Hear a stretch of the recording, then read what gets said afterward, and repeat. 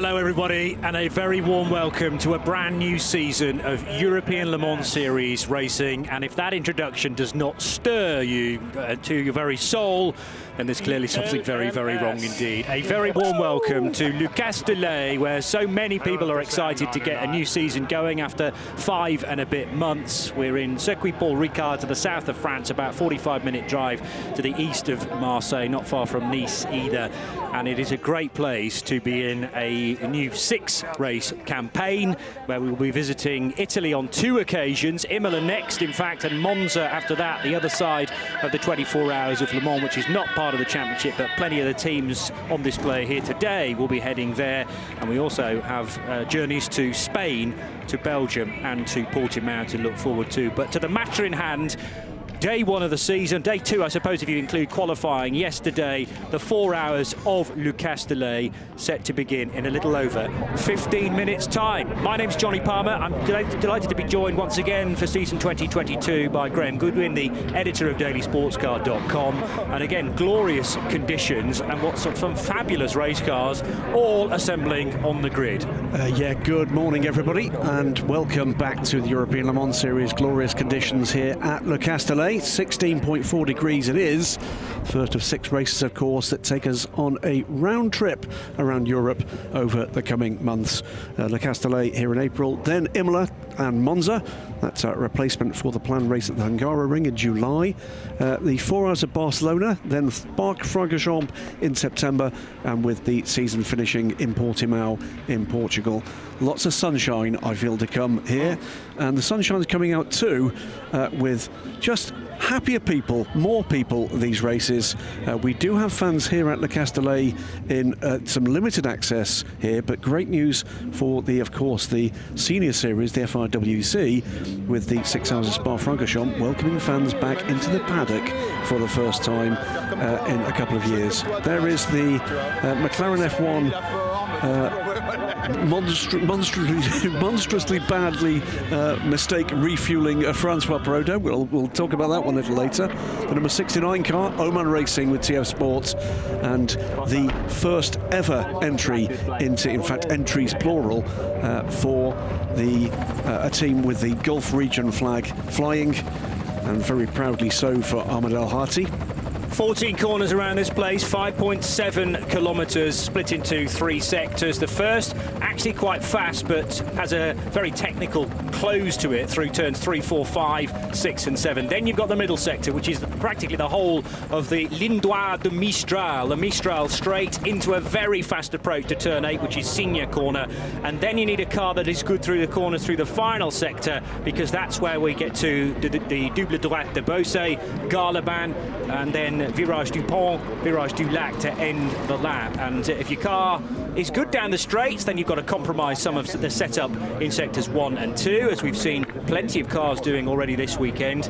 The inverse of that is that you make the car very draggy, but then it's not so good down the straight. So that's the reason why this place is a test track. It deals with all sorts of different corners, high speed, low speed, technical, and then just letting the car flow. And it's very tricky to know exactly which way to go in terms of setup. Maybe we, in the GT category, look completely towards the 32 Ferrari of Renewable Racing, because Mimo Gidley of the USA, a cracking job in the new rule set, which only allows bronze drivers into the LMGTE qualifying. It's only 10 minutes as well, but that brings it into line with the FIA World Endurance Championship and their GT AM category. And I actually think it provided a really good period of 10 minutes, Graham, where, like we see in the Michelin Le Mans Cup, times continue to improve throughout. Absolutely right, and it's been a bit of a work in progress, hasn't it, the qualifying format? But I think they've nailed it. Matt Bell there, and welcome back to the European Le Mans Series 2. Max can be a busy boy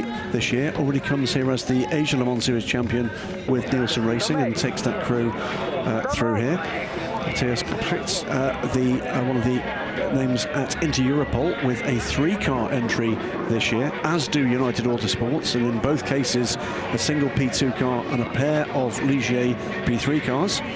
Number 15 car, a very different look to the RLR M Sport car with the Feldmeier colours.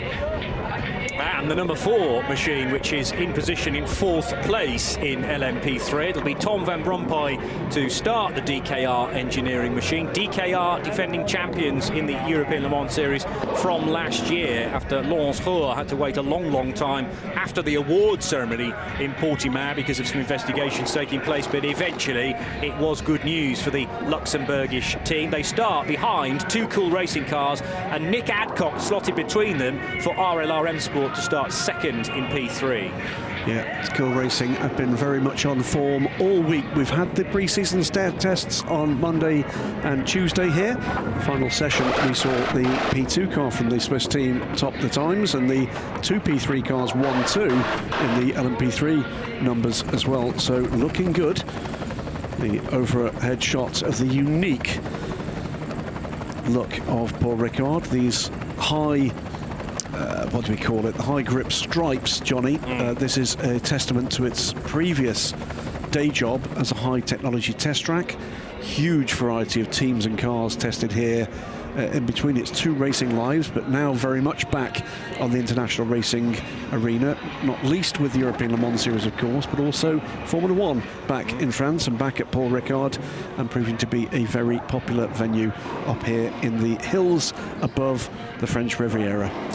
It's a great place to go racing, and also in the evening some fun places to visit for food and drink, and then to come back raring to go for race morning. Built in 1969, first started racing here in April 1970.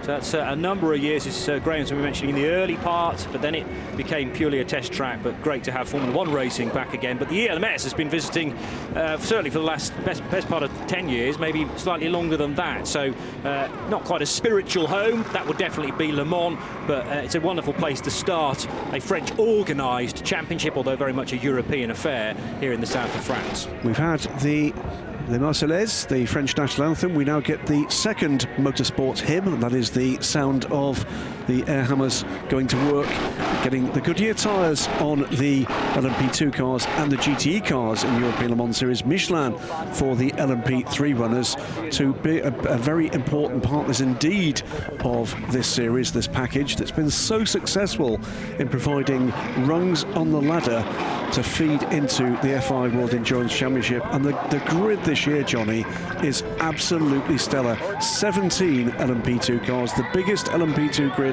outside of Le Mans anywhere in the world, supported by 13 LMP3s and a dozen GTE cars.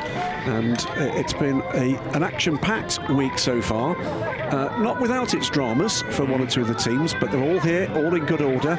One change to confirm this morning, and that will be that we're going to have a second 2-driver squad in LMP2. That will be for BHK Motorsport, because Francesco Dracconi has been called home for a family matter. So it will be the 35 car will be a 2-driver squad, as will the 19 car from Algarve Pro Racing with Ben Fiscal and Sophia Flörsch, another 2-driver squad. It's going to be interesting to see how all this actually pans out in the way in which the driver hours knit together. Yeah, because if you're in the standard entry of LMP2, you must have a silver rated driver, but the other choices are essentially free. So we've got 1 or 2 platinums, looking at Patrick Pilet and Nicolas Lapierre. A great stack of golds, though. Pietro Fittipaldi, James Allen, Gabby Aubry, Nicolo Jamin, Nicholas Nielsen, Phil Hansen. So golds sprinkled in amongst the field. But however, if you want to run with a bronze-rated driver in LMP2, that was previously not possible. It has been allowed now, and this will be the second season that that's the case, but you must be entered into the Pro-Am part of LMP2. We caught a glimpse a moment or 2 ago of one of the cars within Pro-Am. That's the Racing Team Turkey machine for Sally Jolic, who was qualified yesterday in 4th position by Jack Aitken, his teammate, but it'll be the Turkish driver to do the opening stint from 4th. This is the 2nd place car, Phil Hansen gold variety to start, joined by Tom Gamble in the number 22 car, and Duncan Tappy, who moves up from LMP3 to an LMP2 car. And really excited to see how the silver rated Duncan Tappy will get on, joining now 2 golds, because Tom Gamble was champion last year, and he moves alongside, effectively, the same level as Phil Hansen, who was champion the previous year. This is the pole position car from TDS Racing by Vaillant. We're keeping an eye, by the way, on the chat on YouTube, and you can drop questions into the booth through this race. Can't promise we're going to get to them immediately because it's going to be pretty action-packed, but one I can answer immediately comes in from Jan, and he asks whether or not the teams in the Michelin Le Mans Cup who raced yesterday will use the same cars in LMP3 in this particular case in the LMS. The answer is no, none of them do. That's not the way it works with the European Le Mans Series, so the teams that are doing double duty are doing so with additional cars. And 31 LMP3 cars yesterday made a spectacular grid for what was a spectacular race over 2 hours, and remember, you can watch that with the exception of Barcelona for every one of the ELMS rounds this year. They'll be on the support package together with the Ligier European Series. It makes for a fantastic weekend of racing in the sunshine. So 3 lots of qualifying yesterday to determine this starting grid, but we've got a few LMP2s at the back. More on that in a second. It'll be Tijmen van der Helm to start the TDS Racing by Vaillant car, number 31, alongside Phil Hansen's United Autosports car. Then Lorenzo Colombo of Prima Racing. Yes, that Prima Racing from single-seaters, starting from 3rd alongside Racing Team Turkey's Sally Jolic. Julian Canal and Rodrigo Sales for Panis Racing, and Nielsen Racing will start from 5th and 6th places. One of those cars, the Nielsen car, is a Pro-Am, as is Francois Perraudot's AF Corsa car. Paul Lafargue, a former champion for EDEX Sport, starts 8th. Fabio Scherer for Inter-Europol competition 9th, and on his outside, Sophia Flörsch in the 10th place car for Algarve Pro Racing. Gabriel Aubry for Team Virage Duquesne and Memo Rojas on the 6th row. For Moulner Motorsport, it's Matthias Kaiser to start, Sergio Campana alongside. Then Morris Smith in the number 17 Cool Racing car from pole position, the American alongside Nick Adcock. Second Cool Racing car will be started by Jean-Ludovic Fubert and Tom Van Rompuy alongside. Then it's Josh Cahill for United Autosports and Horst Felbermeyer Jr. for RLR M Sport. United Autosports second car Jim Maguire alongside Tom Chloe for Euro International. Nielsen Racing, who were champions in the Michelin Le Mans Cup last year, for Middlesbrough man Tony Wells, and he has alongside him Matthias Kaptrich in first of the 2 Inter-Europol competition cars in P3. Then it's Charles Cruz and Ross Kaiser. Adrian Schiller for Euro International, and the pole sitter in GTE is Rinaldi Racing and Pierre Iret. Then it's Sam Dehan and Sarah Bovey for Oman Racing with TF Sport and Iron Links respectively. The 2 Proton competition Porsches are on the next row, Christian Reed in 77 and Michael Fassbender in 93. Absolute Racing's Andrew Harrianto has Giacomo Petrabelli for company, Christian Hook for Rinaldi Racing and Takeshi Kumira in the Car Guy Kessel Racing run car. It's Duncan Cameron in 55 for Spirit of Race alongside Claudia Schiavone for Iron Links. The second of the Oman Racing with TF Sport Aston Martin's John Hartshorn, and behind him, very unusually, it's Yifei Ye for Cool Racing. Didn't get a qualifying time yesterday in LMP2 number 37, and 2 more P2s, John Falb and David Drew for Algarve Pro Racing number 47 and Graf Racing number 40. I have checked the published grid sheet, and they do indeed start at the very back of the field, not at the back of the LMP2s, Graham. That's going to make for a very exciting opening phase as those 3 cars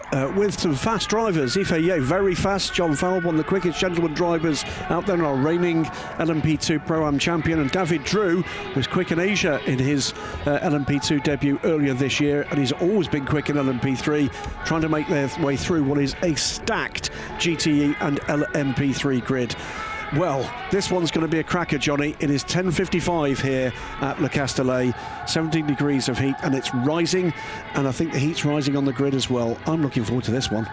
A few people making the observation yesterday that the tyre degradation state in LMP3 on this relatively abrasive surface and warm temperatures was higher than they had expected. It was Jerome de Sadalia and Freddie Hunt as well making the comment about tyres. So that's certainly something for some of the lesser experienced teams and drivers to be mindful of, because the LMP3s will be doing in 4 hours just about 4 stints, so 3 stops, 2 of which need to be to a minimum pit stop reference time. The remaining one, it doesn't have to be a third one, it can be at any point in the race, can be as quick as you like, but that adds an extra variable as well. But I do think tyre wear will be something to be observed, whether we're talking about Goodyears for the LMP2s and the GTEs, all of which now have a controlled Goodyear tyre, although of different compounds for the two different classes, and Michelin for LMP3. And they are built to wear well across something like a 45-minute stint for LMP2, longer though for the GTs and the LMP3s, more like 60, 65 minutes perhaps if there's a bit of full course yellow along the way. But it's not going to be plain sailing, that's for sure. About to get this field underway. So the cars are about to move off for the first time this year onto a green flag lap. It will be a solitary formation lap, and then we will be underway for a brand new season. But this is the point where the nerves start jangling, and if you're right in the middle of your pack, could be very tricky into turn one, which is a natural pinch point. Please follow the leading car. And often we do see incident, whether anybody's fault or not, it's just lots and lots of cars all trying to go for the same bit of asphalt at the same time, and doesn't always end well.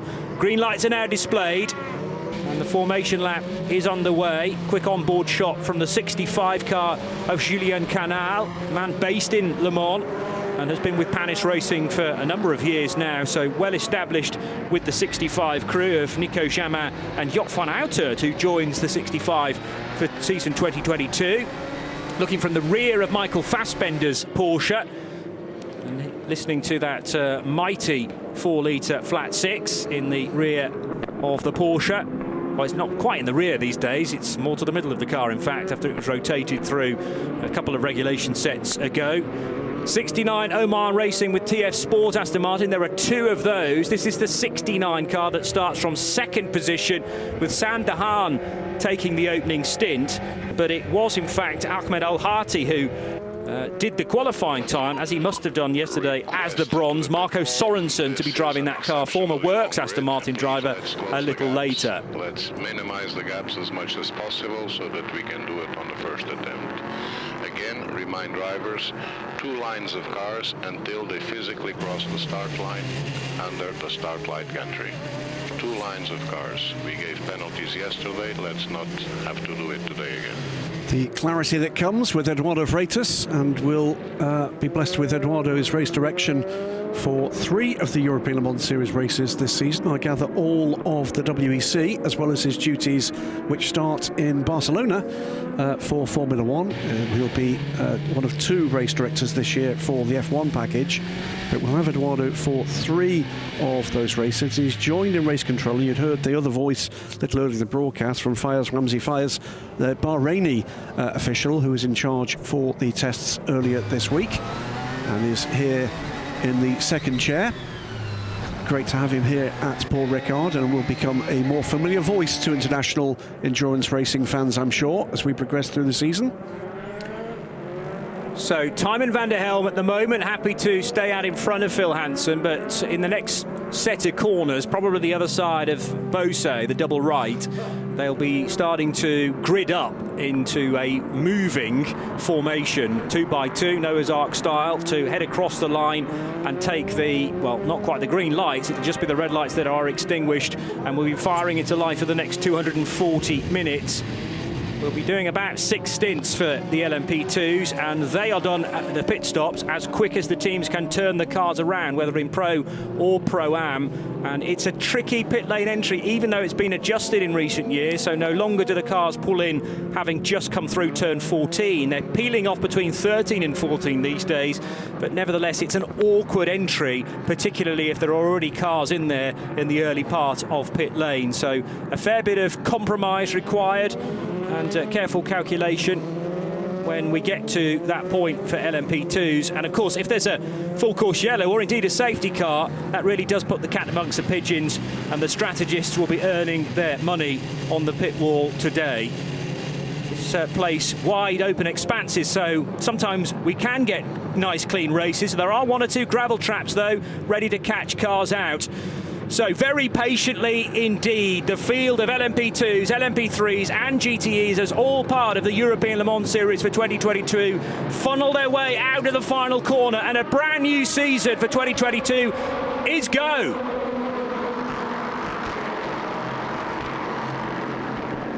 Side by side down into Verrerie, and it is Tijmen van der Helm just about hanging on to things, although one car going straight on and to the lead of the race, which may well have been the Prima Racing car of Lorenzo Colombo. Surely he'll have to give that place back again shortly, but they arrive at Virage de l'Hôtel in that order, turns 3, 4 and 5, back up the inside, so he did indeed concede the place, and to Phil Hansen as well. So Colombo, realising he'd gained a great deal of momentum by straight lining turn 2, allows the top 2 back through. So Van der Helm leads again, Phil, and that's for TDS Racing by Vaillant. United Autosport's Phil Hansen banging in second, and Colombo third for Prima Racing. In LMP3, Cool Racing's Maurice Smith still leading from pole position, and no change in GTE, with Pierre Eret for Renewable Racing out front of those 12 cars. Yeah, lots of tussling there, and tussling behind in LMP3 as they get that all sorted out. The 3 LMP2 starting at the back of the grid, already midway through the GTE pack as we get into sector 2. But fast and furious stuff already, Johnny. Yeah, and we expect this to last probably for the whole race, certainly for the opening stint, as down the inside almost goes the BHK Motorsport car there. Sergio Campana starting that. Rodrigo Sales has lost a number of places from his starting position in the Nielsen Racing car. That's a Pro-Am machine, remember, and starting with the bronze. So all expected there, as now through the left-hander at Bendor and through Virage du Gare-les-Bains, the LMP3 pack go for the first time, reaching the tricky left-hander at Virage du Lac, right next to the lake, and now to Bridge Corner to finish things off. Tiny little manoeuvre up the inside there from Charles Cruz, and that was on but there's a schmozzle at the end of the lap though, and I think one spinner with cars having to go left and right. Yes, yellow flags confirming an incident there. The race leaders in LMP2 will not know a great deal about that though. It's the number 3 car that has gone for a spin, Jim Maguire. Yeah, and we saw a number of cars struggling at that point in the track earlier. Bit of a brush with the 14 car. There is debris there. At least three cars going off in avoidance. That's going to be a delay. To join back in with the front of the field, those 3 late starting LMP2s, or back of the grid starting LMP2s, already midway through the LMP3 pack. Double yellow still at turn 14. Let's wait and see if Jim Maguire can get that car restarted. So down the Mistral straight, reaching terminal velocity around about now for the LMP2s. They need to get the car set up though for senior corner and hope that the balance is there this early on in the race. Tyres probably still coming up to temperature. The Goodyears are very durable indeed.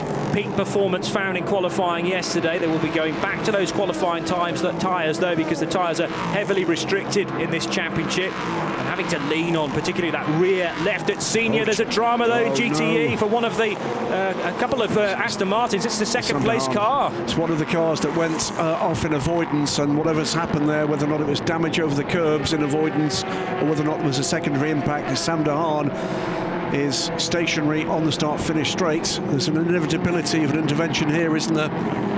2 cars in the line of fire, at least 1 car in the line of fire. It might be that's why we've got the double yellow, just like you see. In fact, yes, Jim Maguire has got going again.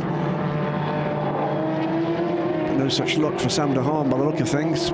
So Sam's the silver in the Aston Martin that started from second position after really good qualifying yesterday for Ahmed Al-Hati, and the man from Ashford in Kent now just waiting patiently for instructions perhaps as to what to do next, but race control might force the issue to go full course yellow. The car is still stranded there. That's not a nice place to be sitting. Double wave yellows covering de Haan's car for the time being as the GTE runners go through and put Sam a lap down effectively. Pierre Eret for Renewable Racing ahead of Christian Reed in the 77 Proton Competition Porsche. He's made a number of places in the early stages ahead of Sarah Bovey for Iron Lynx number 83 and Andrew Harrianto Absolute Racing Porsche car 18. Yeah, and then the next car up, Michael Fassbender with a good start for the race to the 93 Porsche. So after a stellar finish to the season in Portimao, he's in the mix here, very much in the mix. This is the lead group though. It is, yeah. All all four of them. It's a safety car. I'm not surprised about that. Safety car is going to come out for the recovery of Sam de Haan's Aston Martin. So those early gaps will be negated.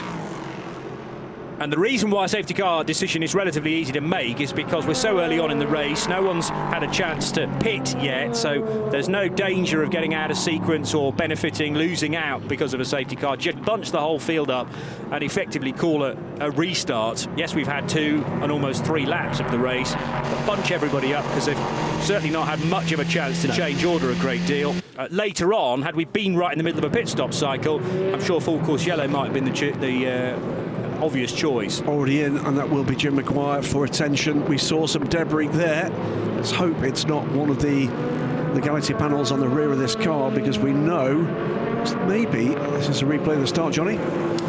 Yeah, so Tymon van der Helm got away well, as in fact did Lorenzo Colombo in the Prima Racing car. So Phil Hansen caught a little bit napping there on the outside of the front row, assuming they were all in the right order as they crossed the white line, of course, and that will all be under investigation. But then, reaching the first left-hander at the S-bend at Verrerie, it meant that Lorenzo Colombo, on cold tyres and coolish brakes as well, couldn't get the car stopped. He's the silver in the Prima Racing crew and had to go straight on at turn 2, took the lead as a result, but then gave that back again, and in fact a place back to Phil Hansen as well. I don't like the look of that rear bodywork on the rear right of the number 3. The right-hand side of it, definitely the legality panel there, what we call the cheese really, is definitely not as the maker intended.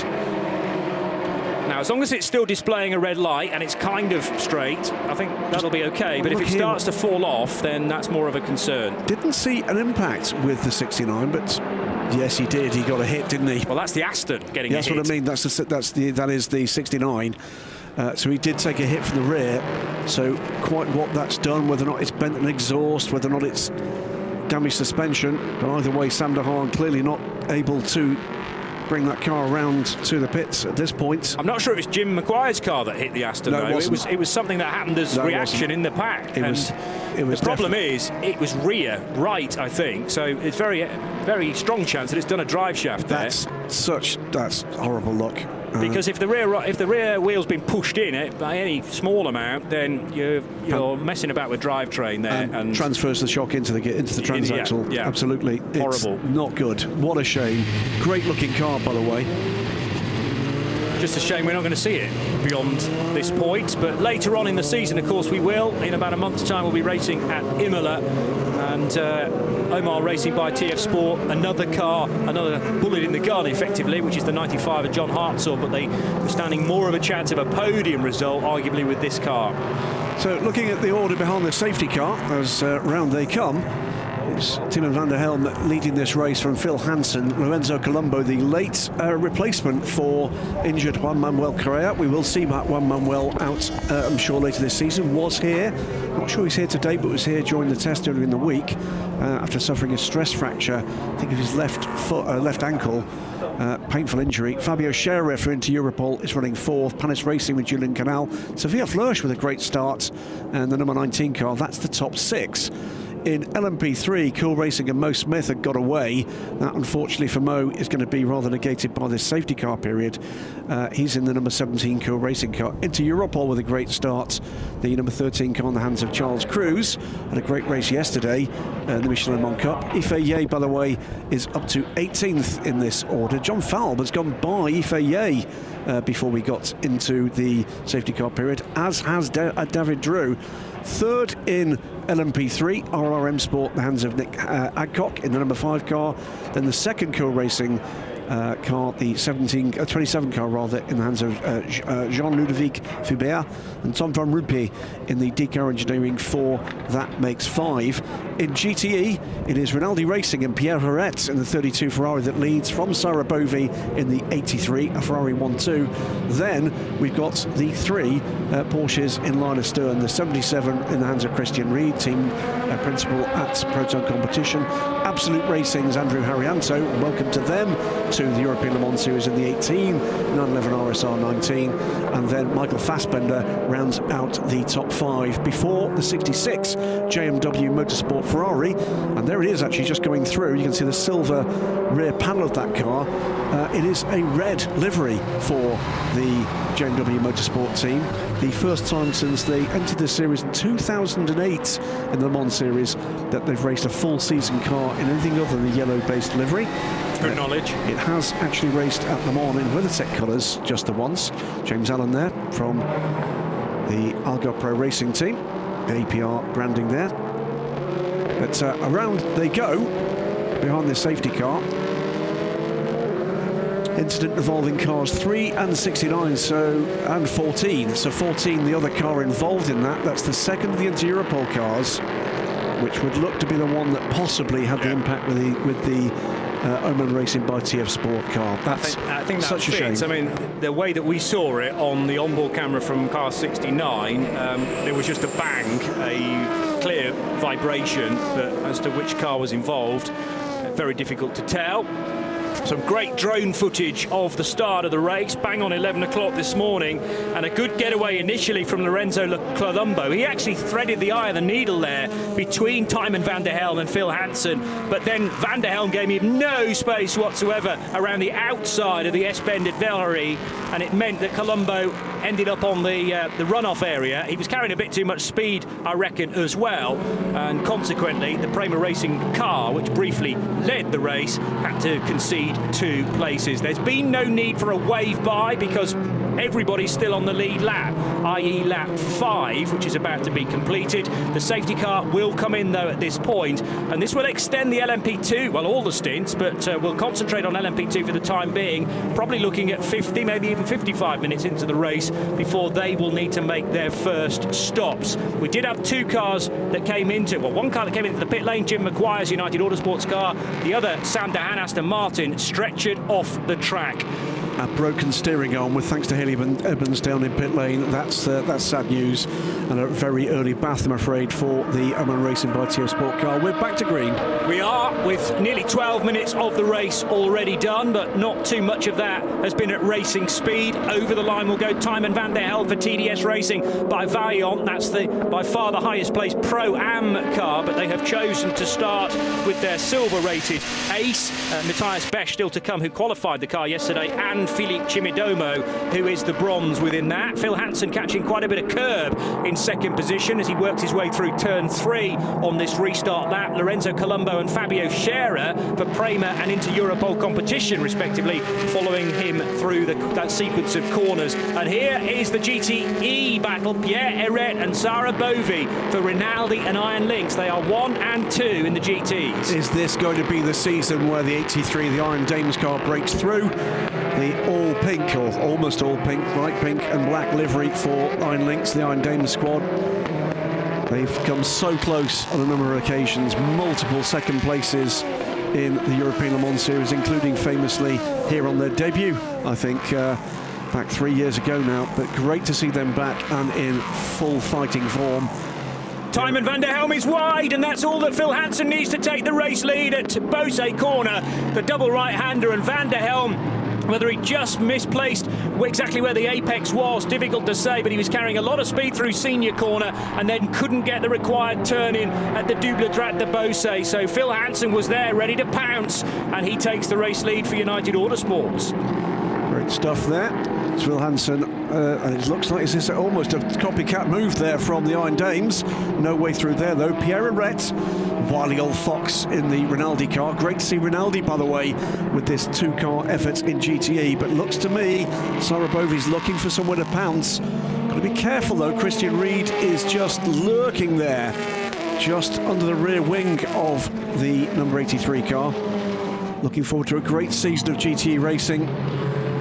The penultimate season for these cars before the GT3 formula takes over in international sports car racing. It's going to be a drive-through penalty, by the way, for 14, the Inter-Europol LMP3 car. That for the contact at T14.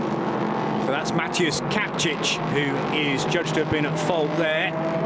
Always tricky when something has happened in front of you, i.e. a spinning car, to then work their way around it and make room for others around too. But they've clearly had a look at that from many different angles and judged that Kapcic could have reacted a little better and avoided Sam Dahan's Aston Martin. Yeah, TDS Sport and Oman Racing would certainly agree with that. Cracking stuff in the remaining GT field here, and making progress behind this group. The JMW car, the hands of Giacomo Petrobelli, has made up a position of 5th ahead of Michael Fassbender.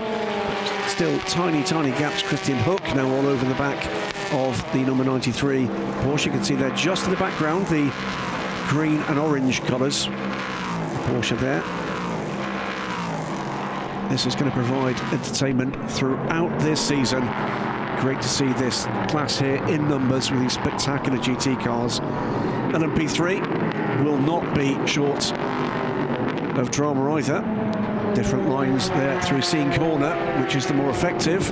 Marginally Sarah Bovey, but not enough room to get by Pierre Arret. You get the feeling, Johnny, here that Sarah has got the pace, but just she's got to make it pay and take the position. Strong arming here around the outside. Is this going to be enough? It's going to be very difficult there at Bendor Corner. Galaban is next, the long right-hander, and Pierre Arret's good car placement, but he is on the back foot here and being sent out of his rhythm. Got him. Well, up the inside is fine, but the next corner's the right-hander, so has to get across the nose of Pierre Arret, and that's brilliant car placement for the Brussels woman, and she stabs up the inside, around the outside, in fact, to take the race lead from Pierre Arret. And now is there a danger that Pierre's going to be taken away from that second place position by Christian Reed and Andrew Harrianto. They're rather ganging up on him in the two Porsches that look similar in the sunshine, but very different paint schemes when you get close to them. 77 right on the tailpipes of that red Ferrari of Renewable Racing. Arret is weathering the storm though for the time being and staying second. Great defensive driving for him for lap after lap in, you know, I thought was the faster driver in marginally the faster car here. We've got car 3 reported to the stewards for pitting at the beginning of the safety car. Pits are closed at that point. Emergency service. But yeah, in and out for the number 3, and also the Europol 14 car has taken that drive-through penalty for the contact from that same incident. Back to racing though. Normally you're allowed to come into the pit lane during the safety car for change of one tyre if it's a puncture and for 5 seconds of fuel. They probably did do a bit more work than that, but Jim just didn't want to continue around because there was plenty of damage to the rear of that car. Maybe bad news, by the way, for the 66 JMW Ferrari. Gather that's being reported to the stewards for possible overtaking before the line. That will be after the safety car. Spin for the number 10, which is the Euro International car of Tom Cloet. Looking very much like a CD Sport car, but it's not, of course, these days. It's an ex-CD Sport car. That's the reason. This is the 3rd number this car has carried this week. So this is the 2nd Euro International car for this full season, a late addition. So a swap between an LMP3 car coming to Euro International and LMP2 Ligier going the way of CD Sport to take up their automatic invitation. Now, the 93 Porsche, being driven by Michael Fassbender, has immediately in front of him Pierre Arret. So Arret has lost further places, to Christian Reed, to Andrew Harrianto, and to Giacomo Petrobelli. So Proton now runs second with the 77 Porsche. The 18 Porsche of Absolute Racing, number 18, is up to 3rd. And JMW Motorsports' red and silver Ferrari has got up into 4th place, leaving Pierre Arret to try and fend off Michael Fassbender, the German/Irish Hollywood superstar, come race driver, but slowly and surely he's getting race driver first mentioned and then Hollywood star after that, because as he gets vastly more experience, particularly within the European Le Mans Series circles, his name being recognised certainly within motorsport circles, and the Proton competition crew getting more used to his likes as far as setup is concerned. He's out for the opening stint, as was very often the plan last year as well. Car 13, which is from the Inter-Europol competition awning, is Charles Cruz, trying to stay in touch with Maurice Smith, and he was very close there indeed, but then ran a touch wide at Beausset, which has cost time. 3 or 4 car lengths lost because of that, but it's definitely visible pushing here for the 13 car to not lose touch with the Cool Racing bronze-rated Maurice Smith. Almost 20 minutes in, so still 3 hours and 40 minutes in this race to run, already providing plenty of pace, plenty of action. Some great overtaking there from Sarah Bovey, and Christian Reed now, and Andrea Harrianto and Giacomo Petrobelli have all passed Pierre Arret. Sarah Bovey, though, is pulling away from that group. So this is at the start of this race, a bit of the battle of the bronze drivers, and that may well be the telling part of the race. Remember, drivers here, regulations differ in each of these classes. Effectively, if you're a newcomer to the European Le Mans Series, and indeed endurance racing, you're watching 3 different races: LMP2, LMP3 and GTE on the track, the same track at the same time. What does that give us? It gives us traffic, real traffic. No DRS, no aerodynamic aids for these cars, just grip, power and real-world challenge with 3 different classes of car of very different performance characteristics racing together on a world-class Class 1 circuit. But also, with the longevity of the race, you're also getting variables between driver abilities and speed. So, depending on how you deploy your combination of mainly 3 drivers, although some teams have gone with 2, that can help and sometimes hinder where you finish the race. It's about the timing of those driver changes, but the timing of the pit stops, mainly dictated by fuel, sometimes by tyres as well. So it's a careful, rich tapestry that you can plan for as much as possible before the 4 hours, and then you get an early safety car as we have had, and you can kind of throw that pre-plan straight out the window. The second and third place cars very close to one another indeed still. Tymon van der Helm for TDS Racing by Vaillant and Lorenzo Colombo for Prima Racing. And as those 2 squabble, Phil Hansen has built himself nearly a 2-second lead for United Autosports in car 22. It's also very tight here. That's the change of lead in LMP3, is it not? Across the line will go CR Cruz. Yes, LMP3 new leader into Europol competition ahead of Maurice Smith for Cool Racing. Mo Smith going for the inside line here. Not going to quite make it, I think. Charles Cruz has got that one done. Yellow flags at turn 10, meanwhile.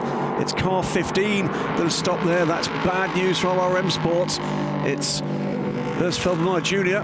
in the blue and yellow coloured RLR car. That's where the move was made. Daily Sports Cars, David Lord walks in front of the camera. Not a safety car. And that'll be for the 15. It's in the wall. Oh, dear me. Tried to catch it, almost did, but had lost the opportunity to pull that car up before the car clattered into the concrete wall. It's in the line of fire, and the safety car is called for the second time in the first 30 minutes. So Horst Feldmeier Jr., that will have certainly grabbed his attention, and there'll be some concern for Horst initially to get the medical crews to him, because it was a big old hit into the concrete wall, which does not give whatsoever. No. The car looking very skew-if indeed. I think most of that is aesthetics, though. Yeah, there definitely was something. It's high on the front left corner. Yes. Which indicates we've got some damage at the rear right. Both headlights still work, though, which is impressive. They build these Ligiers very toughly indeed. Yeah, so good to see Horst Feldmeier. He was with us at the European Le Mans Series for the series finale and raced very well indeed. So again, over the curbs, overcorrected, almost got it back, but ran out of room and bang. Yeah. And yeah, it looks to me like there's damage to the rear right as rear. well. Yeah, it's the right rear, I think that's the problem here. So he'll have done very well to have all 4 Michelin tyres still inflated as well. The bullet has hung on the rear right corner. Clearly he's trying to get it restarted. I think it's suspension that's taken the hit there. It's a family affair, by the way, this weekend for the Feldmeiers. Horst Feldmeier Jr., the son of the late lamented Horst Feldmeier Sr. But his son, Horst Feldmeier Sr.'s grandson, Horst Felix Feldmeier, a welcome addition and indeed podium sitter in the Ligier European Series this year, in a similarly liveried and very good looking Ligier JS2R. The Audi pace car is again scrambled. Still, everybody apart from the cars that have been in dramas are on the lead lap, so again there'll be no need for a wave by at this point. Talk about a couple of the changes in the order in LMP2. Behind that lead battle, Ifeye is recovering up the field, up to 13th now. He's now past the other 2 cars that started at the back. Francois Perraudot has not had a great start to his race. He's down in 14th slot at the moment. He's been passed by Ifeye. So Perraudot, with his 2 Ferrari factory colleagues in that car, he will... a long haul from here on in. Replay here of the start from a somewhat elevated level. It's one heck of a step ladder they've got there. See there the Racing Team Turkey car having a good old go before the Prima car took to the infield to avoid contact and did the sensible thing and gave up the positions gained there immediately. Kept that lead and tidy at that stage. And then the double hit. Not sure it was the 14 that hit the... Maybe it was a double hit from the 14 on the Aston Martin and then the... number 3 car. I'm not sure we've ever actually established what caused Jim Maguire to spin. Did he do it on his own, or was he given a helping hand? And that might have been the 14 that caused it all, effectively. This is the pass from Sarabovi on Pierre Arret, and that was a well-worked and beautifully executed pass. We'll add, by the way, on the subject of Jim Maguire, no further action on that pit stop under the safety car. That would have been for emergency service. Yeah. So, a moment or two ago, a superb manoeuvre to take the race lead from CR Cruise on Maurice Smith. But we're going to go down to the pole sitters, TDS Racing with Haley. I'm joined here by Matthias Best, driver of car number 31, TDS Racing in Bayern. You clinched pole here yesterday. Can you just tell us what it means to you to be back at Le Castellet?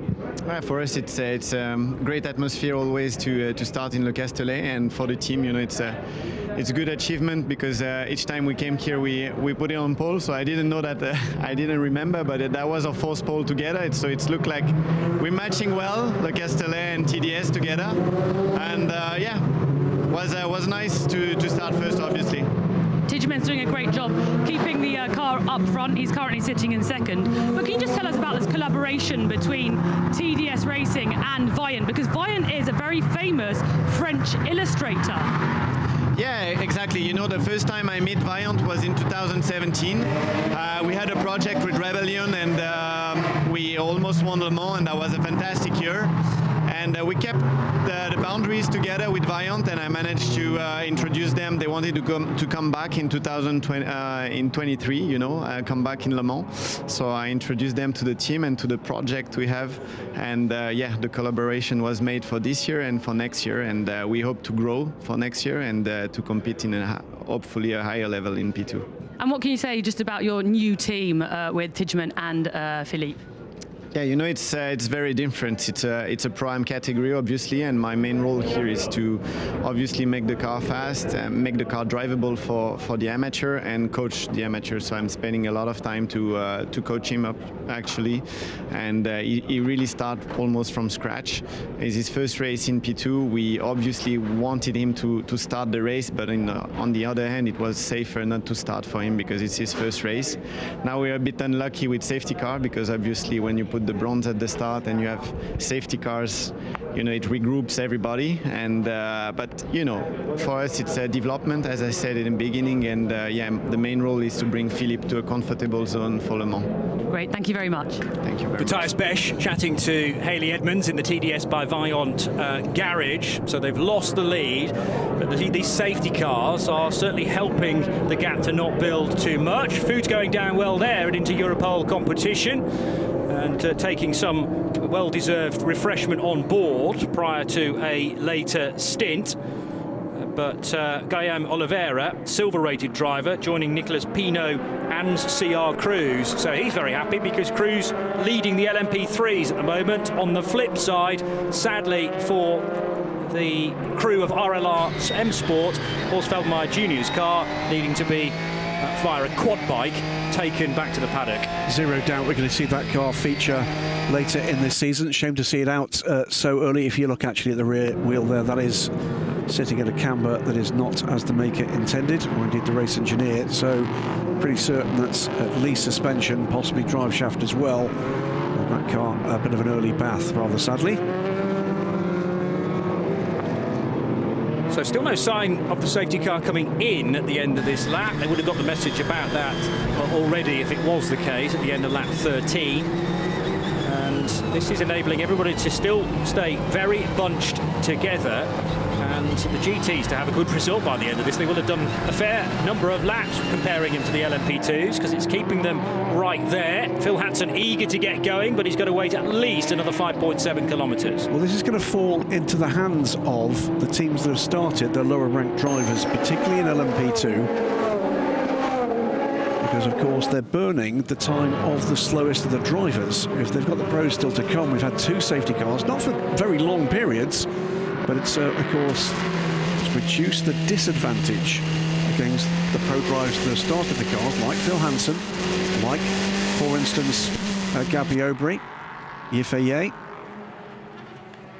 This, again, this is why we've run the safety car. Because Felbermeyer almost gathered it back, but didn't quite have enough room to get it turned back around before it just basically whipped back into the concrete wall. We've seen some big moments at Senior, which actually the drivers involved have escaped hitting anything solid, but because he was beyond the 90 degrees of the spin, so tricky to get it back again. Full speed. So the safety car being given the instruction to up the pace a little bit, which will allow the LMP2s now to build their tyre and brake temperature, but that was just allowing the field to bunch up. Before we get going, let's get straight down to Inter-Europol competition now to chat to one of their drivers. I'm down here in Inter-Europol with driver of car number 13, Guillaume Oliveira. What a great start for Charles, for the car there. He really worked his way right up the field, taking over the Cool Racing, and now he's sitting in first. Yeah, we already sacrificed our qualifying pace for a good race pace, and Charles, it's really strong here, so we already knew that we had a good chance at the start, so let's hope that he can stay at P1 for a long time and give me the car at P1 so I can finish the job. That would be the ideal situation. Yeah. Just one last question. You're in Portimao, starting off the season here. What's the plan for you? You're doing the whole season, and what's it like to be back? Yeah, I've raced in 4 hours of Portimao and the Asian Normal Series in the past few months, so we are focusing on the ELMS and keep on the endurance career. Great, thank you very much. Thank you. Guilherme Oliveira of Portugal, so likes to go to the home race at the end of the season, no doubt. In comes the safety car. We are racing again. Phil Hansen is out front by not as much as he was at the point where the safety car kicked in, which was about 2 seconds. So all that hard work to do again to fend off Tymon van der Helm for TDS, Prima Racing and Lorenzo Colombo, they're Italian, and Swiss driver Fabio Scherer for Inter-Europol competition. There he is in the yellow and green car, working his way through turns 1 and 2. Yes, 17 LMP2 cars started this 4-hour race, 17 of them running in positions. Guess what? 1 to 17 at the moment. Then we've got the LMP3 pack headed, as we're just saying, by the number 13 Inter-Europol car before we get down into the GTEs. And it's at the moment, it's been a batch of the LMP3 cars that have been in some of those woes. The 14 car with that penalty, Your Internationals 10 we saw with the spin, the 3 of United Autosports with a pit stop after damage from contact from number 14, and unfortunately 15 out of the race, together with the 69 Aston Martin, again after we think double contact from the 14 at turn 14 early in the race that brought out the first of 2 safety cars. Johnny. Down the Mistral they go. Just heading up the hill, very slight incline at the end of this long straight, and through Senior Corner, where in an LMP2, it's almost the faster you go, the better you're going to go through that corner, because the invisible hand of downforce helps you out an awful lot. It is 3 abreast on the Mistral straight in LMP3, and that's not quite for the race lead, but the middle order is going to change an awful lot as they crest the rise. Round the outside is the recovering Jim Maguire car, in fact, so he's trying to stay out of this as much as possible as the rest of the field funnel through. Tom Van Rompuy right at the front of that little pack for third, DKR Engineering. And in the mix there, both of the Cool Racing cars with Mo Smith and Jean-Ludovic Fubert made their way past the number 3 car. Did well to just stay out of that, Jim Maguire. But yeah, that was very wide. 3 wide and 2 wide behind them in a pack of 5, coming into one of the fastest turns in motorsports. That's a deep breath moment. Ross Kaiser will be incredibly grateful to have been out of that. He's been building his lead, or trying to at least. 0.8 of a second it sits at now from Van Rompuy's car.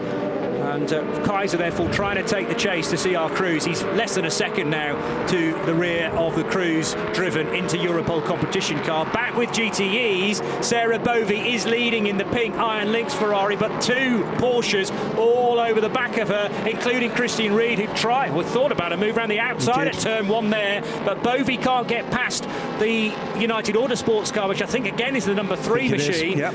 So Bovey in the Iron Lynx, number 83, with Christian Reed now just over her left shoulder and trying to... Does it?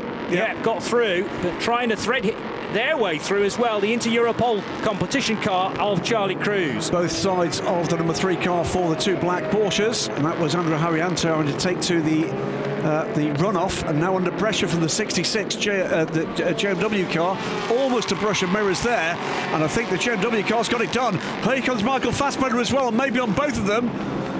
Goes to the outside of the JMW car. I think he's got the position, you know.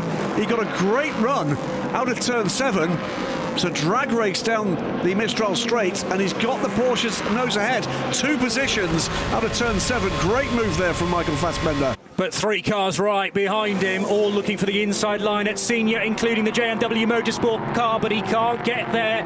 So Petrobelli has to just follow Fassbender through that corner. Trying to gain a place is Tom Cloet. This is all for position as LMP3s trying to untangle themselves from GTs. We've had such a truncated start with 2 safety cars. Sarah Bovey is still leading from the black and gold car of Christian Reed. Michael Fassbender is up to 3rd position now in GTE, although it's level pegging with Petrobelli. Petrobelli gets that position back. Great run from Fassbender in the middle part of this lap, but Petrobelli's recovered one of the positions there. The arrows on this screen for Fassbender can't keep up. Green arrow, amber arrow, red arrow, they're all over the place. That's trying to tell him where the next threat is going to come from. He needs eyes everywhere. That system, by the way, is a system with radar at the rear of the car. It's common to many race cars in endurance racing now to try to help the drivers to make sense out of this motorised mayhem. Harrianto goes through on Fassbender. This is just changing at every turn. It's great stuff with the LMP3 cars getting mixed in with the GTE cars. Sometimes faster in a straight line than the GTEs, slower through the turns, not quite as nimble on the brakes. Here comes a dive bomb from the number 10 car from Euro International. Goes up the inside of Michael Fassbender. This will get itself sorted out in about 3 hours and 23 minutes. So back to the relative serene picture of Inter Europol competitions CR Cruise and Ross Kaiser for 360 Racing in the 2-tone blue livery. So that's your top 2 in LMP3. They are very pleased to not be in the mayhem behind, and both have built this cushion of just over 3 seconds. Then you got Tom van Rompuy, who's making a break for freedom as well for DKR Engineering, but Maurice Smith still stuck in the craziness, along with Jean-Ludovic Foubert for Cool Racing. So the 2 teammates at Cool virtually nose to tail. Nick Adcock is running in 6th place in LMP3. GT's reaching senior corner again. Petrobelli's got back up to 3rd for JMW Motorsport. 4th place now is actually Andrew Harrianto in the Absolute Racing car. So Fassbender climbed its way to 3rd. Now back to 5th. That's Duncan Cameron trying to find a way through underneath Pierre Eret on the exit of Beausset. Didn't quite work though. This is great stuff in GTE. It's that restart having just pulled the cars together with a couple of delayed LMP3s into the mix, and this is what you get.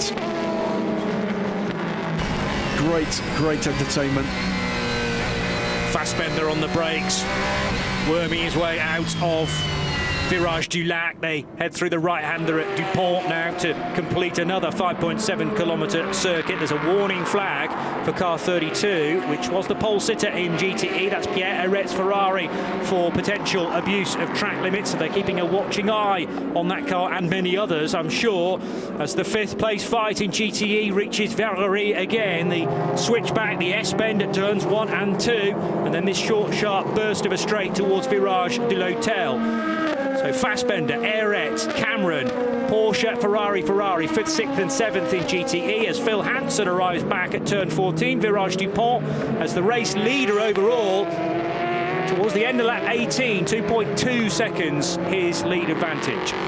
Yep, 2.2 seconds. Phil Hansen from Timon van der Helm. Lorenzo Colombo still hanging on there in third place, and Fabio Scherer right there too. Julian Canal under pressure from Sophia Flörsch.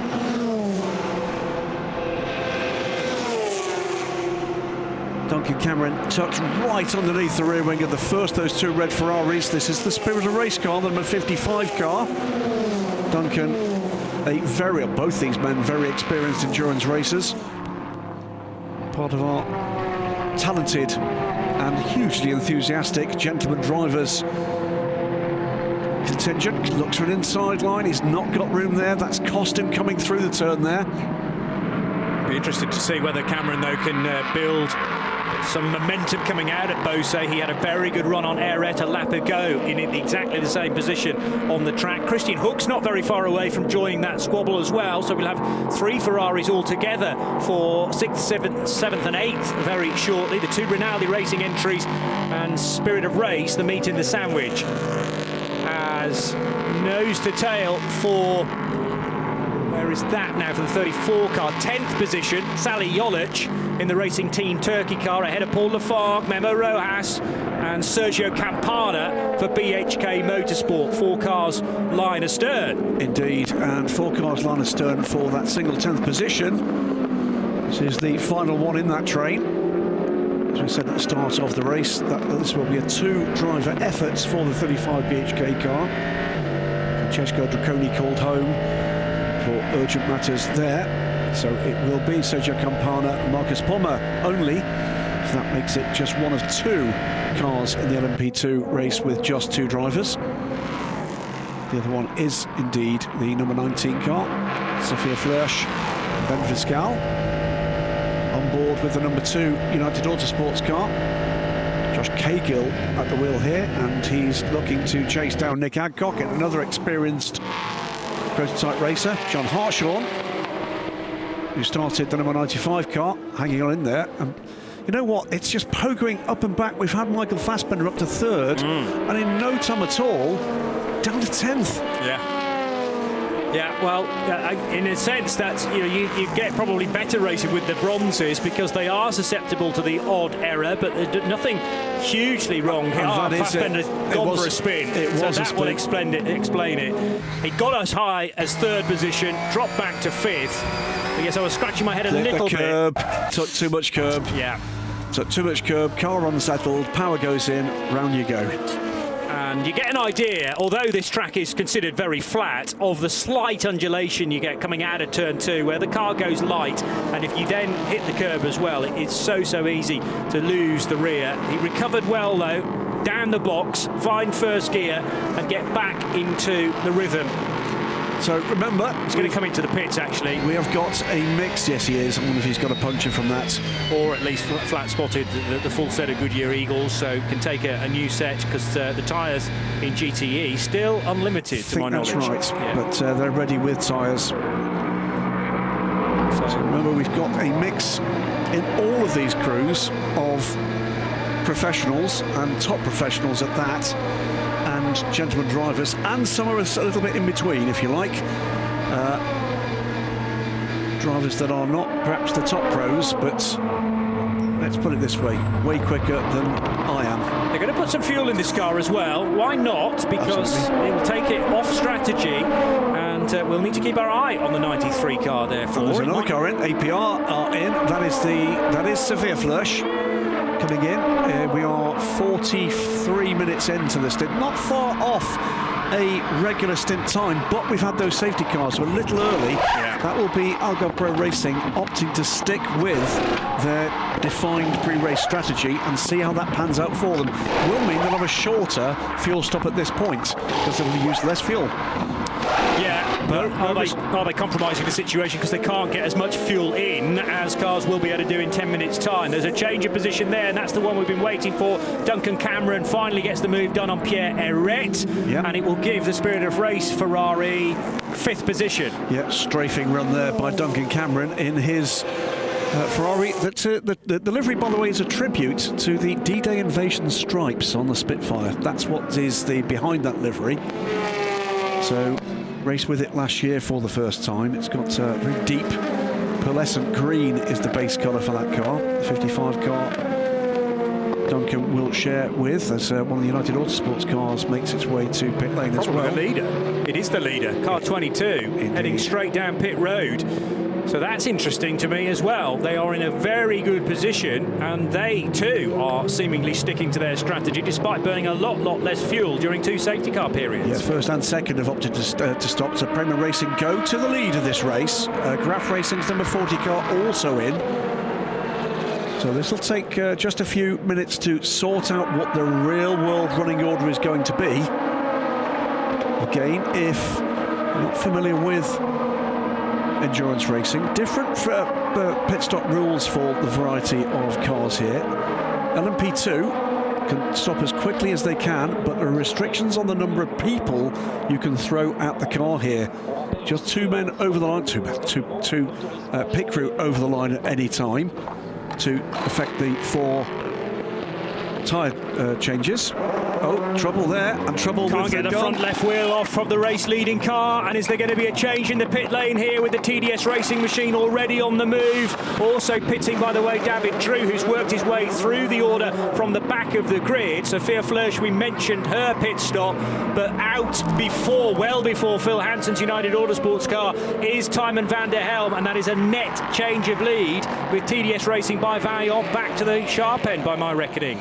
Yeah, I'm thinking that Michael Fassbender had believed he got a puncture. Either that or he's got a mighty flat spot.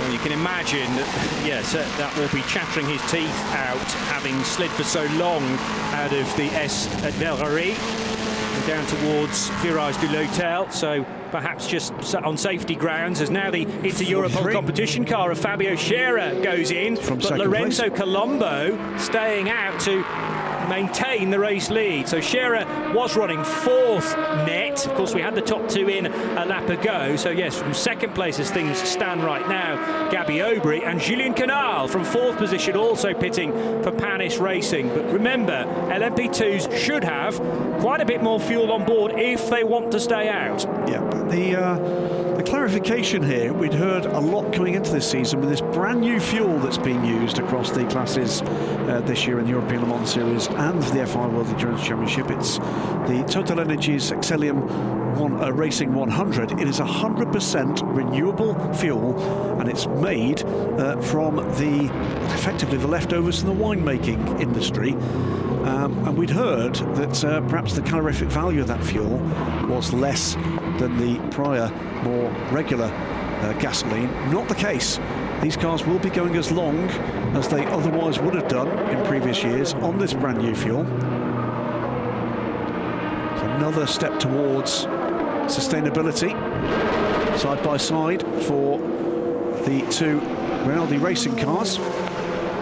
And Pierre Eret, who has always been ahead of Christian Hook, now coming under threat from his teammate in the number 33 car. Duncan Cameron has got away well there, hasn't he? Yes. He's been a race car, and he's trying to home in on Andrew Harrianto.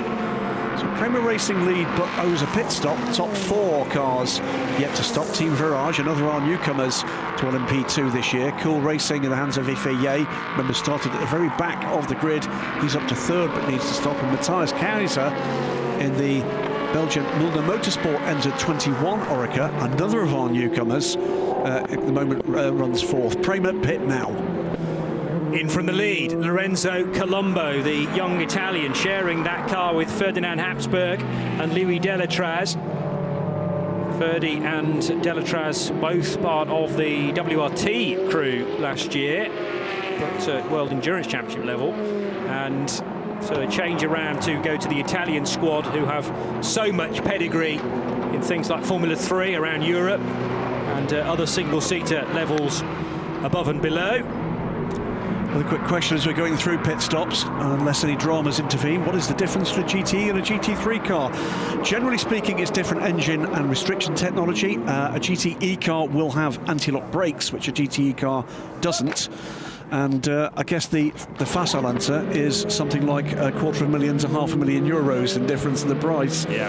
The GT car, generally speaking, a much purer race vehicle, much more production based for the GT3 cars. And we've got this year and one more for GTE. It's the final year in the World Endurance Championship for their all pro crewed GTE cars, and in 2024 GT3 based cars will be coming to ACO rules racing at the top levels in the WEC and here in the European Le Mans Series. I always consider GTE to be that more of a trying challenge as well. You need a bit more finesse to be able to manhandle a Porsche, Ferrari, Aston Martin, particularly around this place if you are a bronze rated driver, a gentleman driver, because you don't have the ABS when you're trying to stop the thing, and you have less. There is still some traction control, but not as much as in a GT3 car. It's very sideways 27. There. Jean-Ludovic Foubert for Cool Racing. Now, he at one point was running third in the LMP3 category. He's clashed with another car which actually scampered free a lot more quickly than the Foubert machine, and the rear tyres exploded there as he's pulled away and taken quite a bit of bodywork with it too. Cause or effect is the question there. Well, if contact was made, that might have been the result. The puncture on the rear right plus the spin. The question about renewable fuel, by the way, fuel from renewable sources is the answer there. That might be another safety car, you know, to clear up the There's damage. a lot of debris there, and it is a safety car. Spot on, Johnny. So, sadly, third safety car inside the first hour. Now, this could play well for teams that have yet to stop. The track's strewn with, yes, bits of tyre and canvas, but more of a threat to future punctures is potential bodywork from that LMP3 car. It might have even taken the rear wing end plate with it as well. So let's just have a look at. There's a car. That's it. That's Foubert rejoining. Yeah, that's a lot of damage. We might get a view of and the bullets as well has been left in the middle of the track. That is effectively race over for a competitive run from that car, because what we know from experience with these new for 2020 LMP3 cars is that portion of the rear bodywork, that underfloor bullet, is not the work of a moment to fix. Fluid pouring out of the car on the left-hand side, which may well be radiator fluid as well. That's very sad. But I still need to identify which car was involved going off at senior corner with it, and whether there was therefore contact prior. We will try and find that out for you, but a familiar sight now, unfortunately, for the opening round of the European Le Mans Series in 2022. I think it was the Nielsen LMP2 car. I think it was the Nielsen LMP2 car, which presumably still has Rodrigo Salas aboard. I'll take another look. From LMP2? LMP2 car, I think. I'll take another look on the preview screen I've got here. But as I say, a familiar sight now to have the safety car, the Audi, out front of the LMP2 field with Tijmen van der Helm leading. He must be thinking, what on earth do I need to do to build a decent cushion over the Prima Racing Lorenzo Colombo driven number 9 car. All, by the way, the LMP2s are Orica 07 with the Gibson engine this year.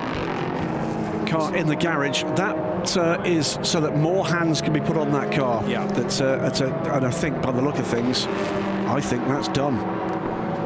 I think that's done. Jean-Ludovic Foubert has limped his way home and may well become not quite the 4th retirement. It'll be the 3rd car out of the race, and we haven't yet hit an hour. Let's just have a look. It is definitely an LMP2 Orica, and the paint scheme would fit. I think it's almost certainly. With the Rodrigo Salas car that you were talking about. It is. So, yeah, as I say, whether there was contact or not, that happened prior to the cars entering frame. But Jean-Ludovic Foubert was already in a mighty moment at senior corner and has collided with the tyre barrier on the outside as well. Thankfully, the car was already through 180 degrees, so speed was being scrubbed off. But the scars can be seen on the front right there, and it's tattered all the way down the right-hand side. I'm perplexed why there was fluid pouring out the left kind of sill of that car as well. Might just be the sheer impact that the car took, but Foubert has done an incredibly good job to get the car home. Unfortunately, that rear tyre letting go very early on, though, and it's left an awful lot of debris for the marshals to clear up under not only double waved yellows, but of course the safety car as well. So remember, if you are watching us on the YouTube stream, do drop in a question or two on the safety car. We have a little bit of time to fill some of this space. It's all about helping people to understand sports car racing, the European Le Mans Series, the world of the ACO's pyramid, and we'll be happy to answer any questions if we can, as we're here and circulating on the safety car while there's a bit of a clear up. The pit lane again will be closed for the first 3 laps of this safety car period, unless you need to get in to replace a puncture. You are permitted to do that, and to give your car 5 seconds of fuel. Actually, all of the LMP2s had pitted prior to this 3rd safety car, so we shouldn't have anybody short on fuel in the top class. LMP3 will be fine now to well beyond the hour, you have to think. I'm not sure whether the 27 car is done, because they've just taken the nose off that car and looking to try and replace it as more debris is being towed away. No, it's being rather the track's being cleaned, isn't it? That's right. It's basically got a cleaning element on the rear of that. It's got chains, I think, just to drag debris with it. I actually saw one side of it and I thought, blimey, that's a big old chunk of LMP3 that requires a quad bike. But no, they are cleaning the track very efficiently indeed, and the rest of the carbon fibre being recovered as well as quickly as possible. Don't need any splinters of bodywork left on the racetrack, particularly at Scene, because it will be so easy for punctures to be picked up by following cars. Glenn Shaw on the YouTube stream asks, what's the difference between an LMP2 and LMP3? Well, generally speaking, technology, speed, power, aerodynamics and cost. Although both cars are cost capped, what does that mean? It means the manufacturers of the chassis are only allowed to charge up to a certain level for those cars, including the spares package. And that means that these, typically, the Orica that's leading the race here is significantly less expensive a package as it sits on your drive or in your garage than one of the GTE cars further back. It's all about accessibility of sports car racing to the professional motorsport teams and to the gentleman drivers that tend to own these cars, but a significant difference in cost. All of the LMP2 cars here are Oricas, but there is the option for other chassis manufacturers, 4 of them in fact. All are driven or are powered by the same Gibson V8 engine, whereas in the LMP3 cars it is again the same drivetrain package. It's a Nissan 5.6 litre engine with an X-Track gearbox. That comes as a package, whether or not you're with a Ligier, a Duquesne, or the 2 other makes we don't have here this weekend from Ginetta and Hades. So it's all about accessibility and the cost, and with that we'll look at the numbers of cars we've got. You have to say they've been successful in their aims and objectives with that. So that's the difference.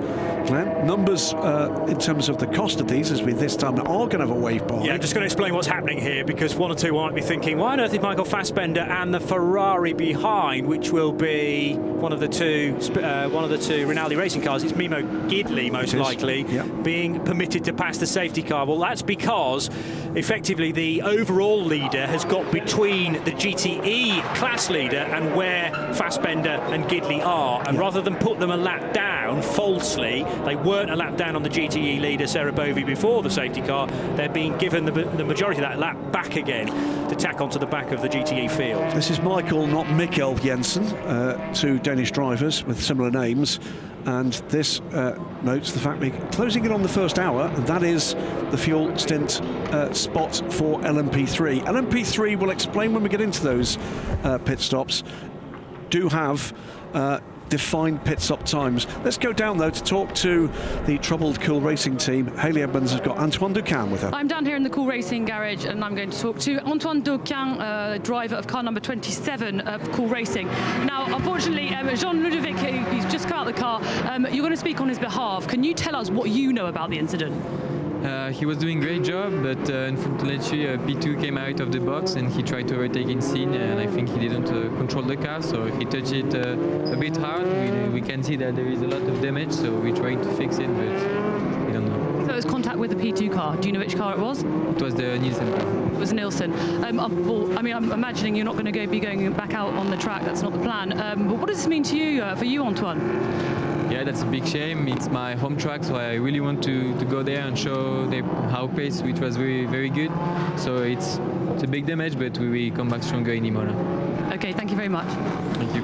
Yeah, 18 years old of France. He was the Asian Le Mans Series champion earlier this year with CD Sport, and back for a second season in the European Le Mans Series. Had done a single race for Euro International last year. He did all of the Le Mans Cup this season, though, with Cool Racing, and real with shame. one win. Real shame. He's a real rising talent. Back to another of the questions. Echo Cobra on the chat asked, are there any female drivers in this race? The answer is there are 4. We just saw the all-pink number 83 Iron Lynx Ferrari. All 3 of the drivers in that car are female and have been since this programme started 3 years ago. We've got a 4th female driver in the leading class in the Algarve Pro car, running 4th overall at the moment, and in the car right now, Sophia Flörsch. And Sophia was part of the Ricard Mill Racing effort in the FIWC, another all-female crew, and has broken through after a one-off appearance for the team at Portimao, which saw her on the overall podium, the first female driver ever to feature on the overall podium in the European Le Mans Series, and has now broken through with a full season deal in LMP2, and that's great to see. Yeah, well, when I first saw co-driver for Sophia Flörsch this weekend was AB Fiscal, I thought, oh, Beitske has changed her name for 2022, but that's actually Bent Fiscal, a silver-rated FIA Formula 2 racer, finished as high as 2nd place in the F1 supporting category last year, and a star of the future from the Netherlands there too. So that is one of only 3 cars in the field that have just 2 drivers assigned to them, and they're perfectly able to do that because they're well within the limits of driver combination in LMP2. 2 silvers in Bent and Sophia. Yeah, it's just about cool enough here to make that. It's going to be taxing. They're trying to get. Well, it's effectively what you've got here is a mobile greenhouse, nicely heated by a 4.2 litre V8 engine just behind your right ear. So it's a very warm package here, particularly in LMP2, and physically very demanding. Someone was asking on the stream, and apologies I can't find the name of the question, talking about flat spots, etc. I can only describe the experience of driving these cars as being violent. Yep. You know, they do seem to ride well, but if you see it from the driver's point of view, whilst these tracks look billiard table smooth, they are relatively smooth, but trust me, if there's a bump, a ridge, anything, it'll find it and it hurts. Yes. So this is no mean feat physically. Safety car is going to be in this lap, and we're going to be back to racing. No mean feat to get these cars round a single corner, let alone a track, and let alone over 4 hours. But remember, tyres are designed to go forwards and round and round. They do not like going sideways, and all that lateral movement caused Michael Fassbender to have to pit very, very quickly when he spun on the exit of turn 2 to change all 4 Goodyear Eagle tyres. The cars leading LMP2 are greeted by the flashing square LED light boards. They are bright green, so we're racing again for Tymon van der Helm, Lorenzo Colombo, Fabio Scherer and Sophia Flörsch, the top 4 for TDS Racing. Still a Pro-Am car leads this outright from Prima Racing, a pro car, into Europol competition, likewise an Algarve Pro Racing. We saw that bit of a fumble with the front left wheel for United Autosports. That cost them something like 15 seconds in that pit stop, but rather more significantly cost them 5 places as well. That's how big a difference just a very short delay in the pits can make. Quite an arm wrestle going on between Julien Canal and Phil Hansen. Remember, Hansen on the back foot looking to catch up for lost time after that hiccup with the 22. So he needs to first of all get by Julien Canal, which is a tough task, racing at not quite his home track, because Circuit de la Sarthe is just down the road from where he's based, but hasn't needed to leave his country to be here at Le Castellet for Easter weekend. Very happy Easter, by the way, to one and all joining our coverage for this Sunday. There's plenty back in the UK of motorsport action to be enjoyed tomorrow as well. So British fans, I'm sure, will have been using this as an extensive weekend to get back into racing after many months away. 65 and 22, nose to tail, heading out of the Double Droite de Beausset. and with the McDonald's sponsorship, courtesy of Julien Canal, just a little bit untidy coming out of Bendor corner and through Garlaban, the right-hander. Hansen is able to draw alongside, but he's going to have to do it on the brave side of Virage du Lac. I think he's just about got there. Up to 5th position goes the United Autosports car. Neat and tidy from Phil Hansen. Julien Canal, a very experienced endurance racer, multiple class winner in a variety of classes at the Le Mans 24 Hours, but had no answer there to the pace of Phil Hansen, who now goes off in pursuit of the leading group of 4. Timon van der Helm, Lorenzo Colombo, Fabio Scherer and Sophia Flörsch running in a strong 4th position, but now we'll have Phil Hansen dragging up behind the 4th place car. CR Cruz continues to lead LMP3 in the number 13 into Europol competition car, the canary colours, green and yellow, but he has for company, well, Ross Kaiser's the other side of Francois Perrault. In fact, we're dealing with the battle for 5th position between Mateusz Kapcic in a similarly liveried car for the Polish squad and Josh Cahill doing the chasing in the number 2 United Autosports car. 13, 6 and 4 into Europol, 360 Racing, DKR Engineering, the top 3 in LMP3. Catching up as a result of that wave by Michael Fassbender. That disadvantage from that tyre stop has been rather negated here, getting back onto terms with still John Hartshorn at the wheel of the Oman Racing with TF Sport, the surviving car of those two after that early bath, I'm afraid, for the 69 car after contact with the 14 LMP3 car. Fassbender and Hartshorn in close contention here. Michael, I think, waiting here to see whether or not the straight line speed of the Porsche can be the telling factor on the Mistral straight. Just a little too far back perhaps to do it here. Pierrette just ahead, wide for 2 of the LMP2 cars. That is the 51 car of Team Virage, and that looks to be in trouble. Rob Hodes doing the driving. He's rejoining right in front of a number of LMP3 cars rather. There was some contact with the 47, which also went for a spin. That's John Falb. Yeah, and John... almost caught the front end of the car as the 2 cars spun in unison. John racing with Algarve Pro Racing this season. So Algarve Pro of Portugal, Team Virage flagged as Polish, but there's a lot of Spanish mechanics and team members involved in that crew. Busy weekend for Virage, lots of cars here this weekend across the various races. The shot of the number 3 car, by the way, on pit lane, that I think will be them getting that car back onto strategy, and I wouldn't be at all surprised if we've seen a change of driver there too. So the number 3 car, much delayed. Yes, Andrew Bentley is now aboard the 3. So we'll wait to see whether or not the 51 and the 47 head for pit lane. Your International's number 11 car does. Mikey Benham has taken charge of the 17 as well, that was started by Maurice Smith for Cool Racing. Mo was on pole, if you remember, just a little more than an hour ago. They've not really had the luck though since then. See how Benham gets on during this stint. Adrian Schiller also into the pits in LMP3 in the number 11 Euro International car.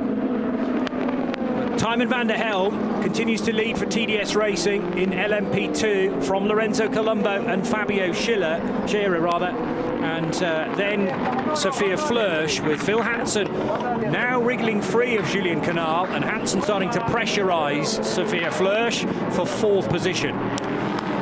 It's going to be a drive-through penalty for the DKR car. The number 4 Duquesne in this field, running 3rd at the moment, and that is for, I think, overtaking under the full course yellow.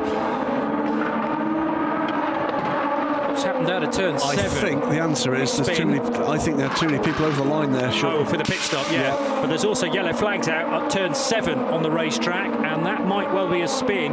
They were dealing with a puncture on the number 11 car, and maybe too many people over the white line tending to Adrian Schiller's car. That was Adrian. I think that was Antonio Ferrari, the team principal, just warning the team because a penalty can come that way. As we explained earlier, there's a limited number of personnel with very defined roles. The track is now clear, by the way, at turn 7, so a car spinning and continuing, perhaps. So lots happening in the opening 60 minutes. Let's get you caught up if you've just joined us. Race started bang on time, 11 o'clock local, under clear and warm skies, and 4 abreast very nearly into turn number 1 for the first time of asking. Something had to give, and that was Lorenzo Colombo having to straight line the second part of the S-bend at Verrerie. And he rejoined right in front of Tymon van der Helm, gave the place back again. Jim Maguire either nerfed into a spin or making a mistake, and unfortunately for Sander Hahn in the Oman Racing with TF Sport Aston Martin, it was straight into a retirement after only 1.5 laps completed, and that was definitely an Aston Martin that would have been well up there, battling with these cars, no doubt. Sarah Bovey in the pink Iron Lynx Ferrari number 83 on the inside of Pierre Herret to take the race lead at the time in the GTE category. Some lead that she's never given up since then, despite the pressure from Christian Reed, Giacomo Patrabelli and Duncan Cameron in more recent times. Mo Smith, the number 17 car, could not hold back car 13, which was started by CR Cruz, and Cruz not going to be invited twice into turn 14, a classic Le Castellet manoeuvre to bag the LMP3 top spot. A spin for Michael Fassbender, also a massive off for Jean-Ludovic Foubert, giving a helping hand according to the team by Rodrigo Sales in the Nielsen car number 24, so contact being made at senior corner, and that was the result. Then the first of the pit stops, including this for Phil Hansen. They couldn't get the front left tyre and wheel off as quickly as their rivals at TDS Racing, so valuable time was lost there for the Yorkshire squad. Phil Hansen rejoining, in fact, in 6th position. We have had 3 safety cars, but now hopefully a sustained amount of running. This is the latest incident, a spin for the 51 Virage and the 47 Algarve Pro Racing cars. So this is how LMP2 looks, with TDS Racing by Vaillant, driven by Tymon van der Helm, leading by almost 2 seconds from the Prima Racing Lorenzo Colombo driven Orica 07. Then it's into Europol competition of Poland, ahead of Algarve Pro Racing, United Autosports and Cool Racing, the top 6. A little further down the order in 11th position, 35 BHK Motorsport and Mühlner Motorsport, making the step up to LMP2 for 2022. Into Europol competition have 2 cars in the top 3 in LMP3 after just over an hour, they being CR Cruz and Matthias Kapcic. Sandwiched between them, Ross Kaiser for 360 Racing running second. 4th position in LMP3 is United Autosports, and in GTE it is the Iron Lynx Sarah Bovey driven Ferrari number 83 ahead of Christian Reed's Proton competition Porsche and Giacomo Petrabelli for JMW Motorsport, their red and silver car for this year. Number 66 is ahead of Spirit of Race and Duncan Cameron, and the Kessel Racing yellow Ferrari for Takeshi Kimura. So also on pit lane, by the way, after that double spin, that synchronised spin, is the 47 Algarve Pro Racing car, John Valb, in a bit of trouble there. So we'll wait and see whether or not that is trouble or just a regular pit stop for the 47. I suspect the former. Meantime, Sarah Bovey 3.5 seconds ahead of Christian Reed in what's been a pretty stellar stint from the Belgian, comes in now for what will be the first regular stop for the GTE cars. This is pushing the envelope of fuel consumption beyond its normal about an hour because of those safety car interventions. The Iron Lynx crew get to work. One of 2 cars from Iron Lynx in their own name. This, of course, the Iron Danes all-female crew car, the 60 car in the bright yellow livery. We'll see, I'm sure, later. And Iron Lynx also combining with Prima to field the number 9 car that is currently running second overall. That's something of an Italian super team now. 37 car through on the 22. Yeah, good move that from Yifei. What a recovery from him. And yeah, Phil Hansen didn't like that, so we're going to have a little bit of side to side. Yifei's going to have the inside line for Verrerie this time around, so can he keep Phil Hansen honest? Phil surely going to try around the outside. No, thinks better of it. I think if this had been the final lap, then he definitely would have kept the car on the right-hand side and made things very difficult indeed for Yifei through turn 2, but with 2 hours and 47 minutes to go, very much about playing the percentage game, staying in the running for as long as possible. So Yifei rattling over the curbs there at turn 5, running in 5th position now. just 2 seconds adrift of fourth placed Sophia Flörsch. Yeah, Ifeye, the defending champion, of course, and also was champion last year in the Asia Le Mans Series, first driver ever to hold those two titles in the same calendar year. Picked up by Porsche Motorsport Asia Pacific as their nominated driver for this year, and therefore now in the Porsche family at a very exciting time for sports car racing. And what sits ahead of the Chinese driver? Well, you can guess, really, can't you?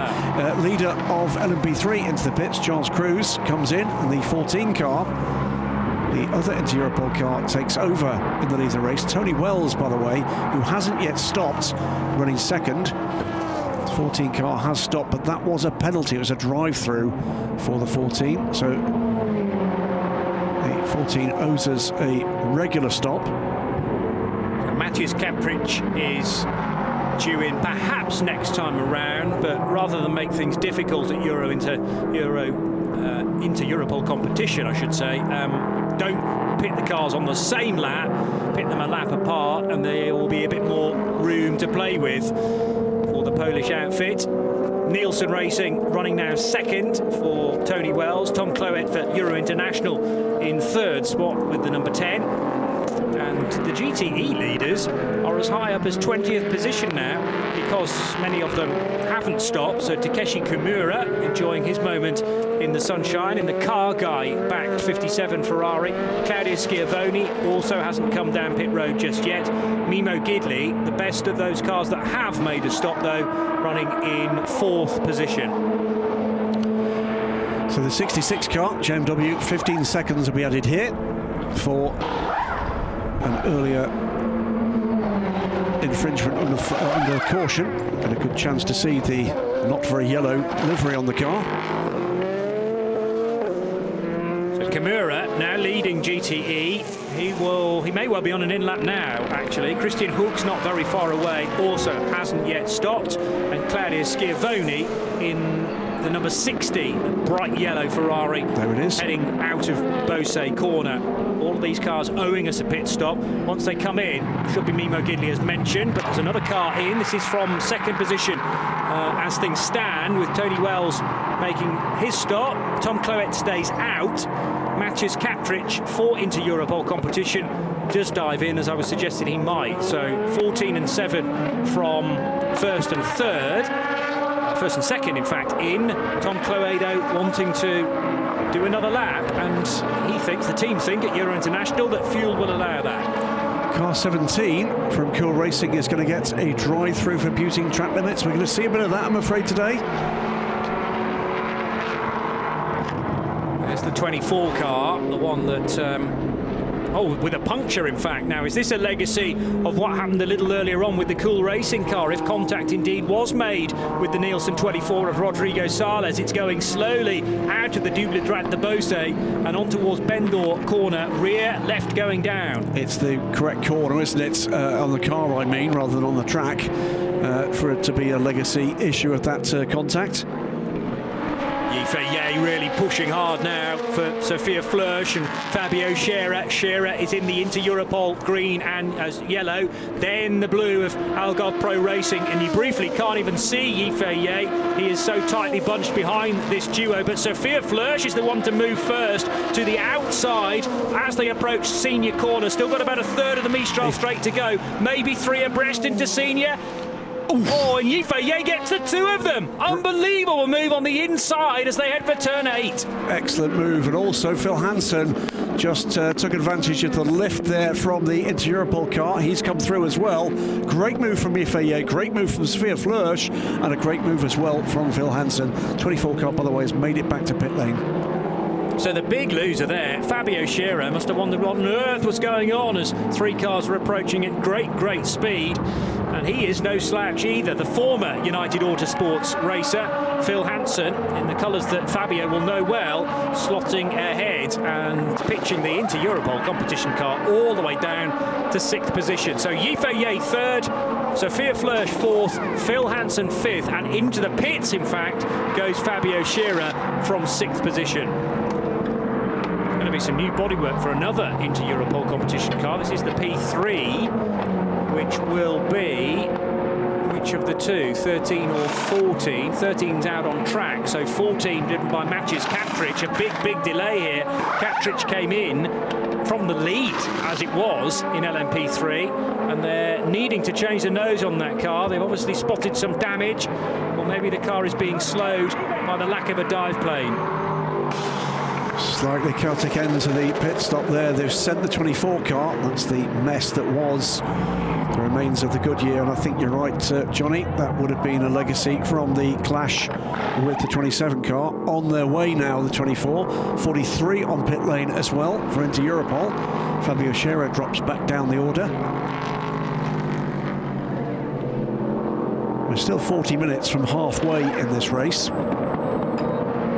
Plenty of action still to come. Yeah, the Scherer pit stop, he certainly pitted once for fuel and had to come in again, but this is way too early for pit stop number 2. So whether he's had a complaint, which might be linked to the fact that he's just been overtaken by 4 cars. Duncan Cameron is struggling on the back straight. That Spirit of Race Ferrari was going very slowly indeed and being overtaken by fellow members of the GTE field. BHK Motorsports LMP2, Sergio Campana under a lot of pressure here from Paul Lafargue. Full course yellow coming. Red and yellow, in the red and white of Edex Sport, but it's the full course yellow either for Debris or is it for the stranded Duncan Cameron car. The 55 has reached Beausset, in fact. Yep. As another car peels off into the pit lane, and that will be identified very shortly. But the first full course yellow of the race so far. So we've had 3 safety cars. It's quite unusual, isn't it? Yeah, it is to have gone on safety car on every single occasion prior to this. But an hour and 20 minutes in, there's Duncan Cameron's slow-moving car. Is that a tyre going down? I think I just spotted the 34 car in trouble on the start-finish straight. It wasn't slowing to full course yellow speed. It was slowing what looked like to a stop. But maybe that was just a faulty speed limiter on the car. Duquesne, number 30 car on pit road, the black and green Orica. Yes, just hearing from Jeff Carter, the press officer for the championship, the ELMS, that it is debris at turn 14, the reason for the full course yellow. So that to be recovered, and it coincides with Duncan Cameron's car that was limping home. Yeah. And it arrives now on pit lane. This will help Duncan in that the field is back at, whatever the problem is, back at full course yellow speed. He's not lost as much time as he otherwise would. They'll fuel the car in any case. No sign he's going to do anything other than get, looks like 1 tyre. It is 1 tyre. So 1 Goodyear Eagle onto, it's the front right.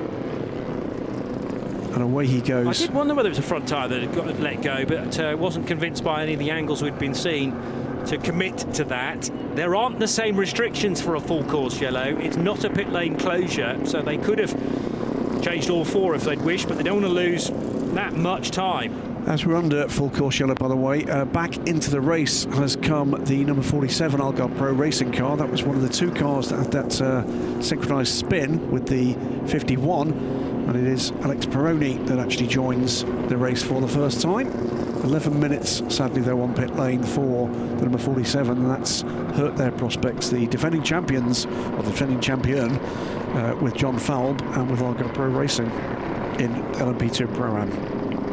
Sally Jolich taking a moment to pull out from the hot air that is being emitted from the BHK Motorsport car, driven by Sergio Campana, to try and keep engine temperature as low as possible, particularly when there's not the airflow across the car. Damage on the front of that BHK car, on the front right, the dive plane. And yes, these cars do have dive planes in the LMS. There was a question earlier. A different specification of LMP2 in the European Le Mans Series from the FI World Endurance Championship. These cars run the non-Le Mans kit, the higher downforce but draggier bodywork kit, which does include the dive planes that don't feature this year on the WEC cars. Other than that, they are mechanically identical. The other question about LMP2, why all Oricas? There you can see there the dive plane dragging. It's simply, this is what's emerged through the history of these cars, is that we have had Multimatics, Ligier's, Dallara's. In fact, Dallara won a race here in the European Le Mans Series not so very long ago.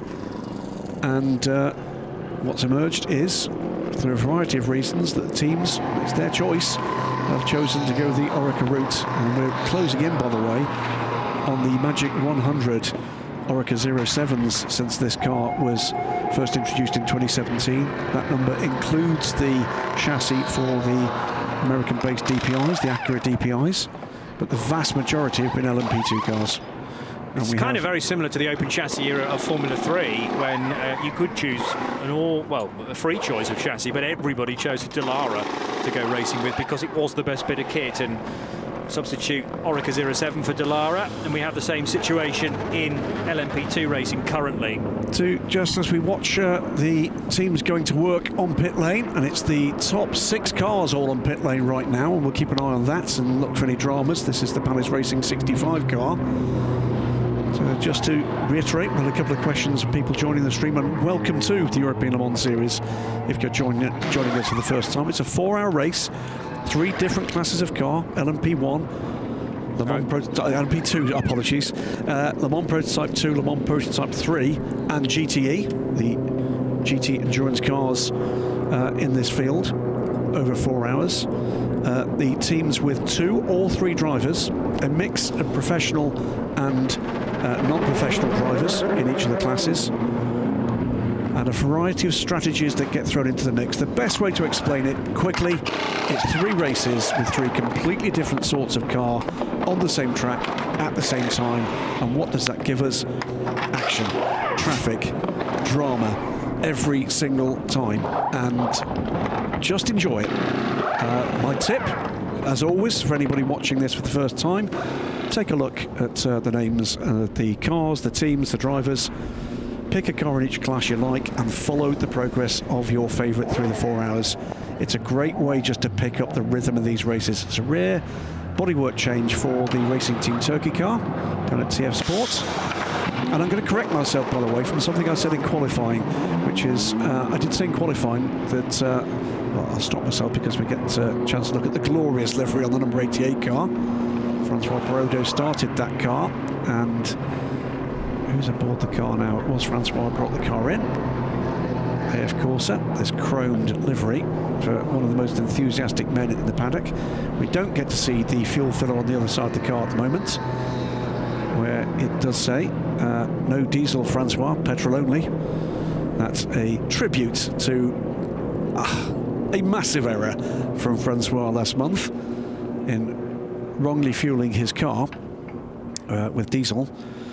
No, why is that unusual, you might think? Everybody's done that, haven't they? Yeah, but not in the 1996 Japanese GT Championship winning GT500 McLaren F1 GTR. Not that. Sounds expensive. I don't think it was that bad, actually. Okay. He's owned it, bless him. Just a thoroughly nice guy, Francois. And here with Nicholas Nielsen, Alessio Rivera, 2 young drivers that have got a massive future in sports car racing. Well, the bad news for him was that the crew at AF Corsa got wind of it and slapped a number of letters on the side around the fueling hose, or where it attaches to the car, saying, remember, Francois, this car, your race car, is petrol as well. But bless him, it would be very easy to take offence.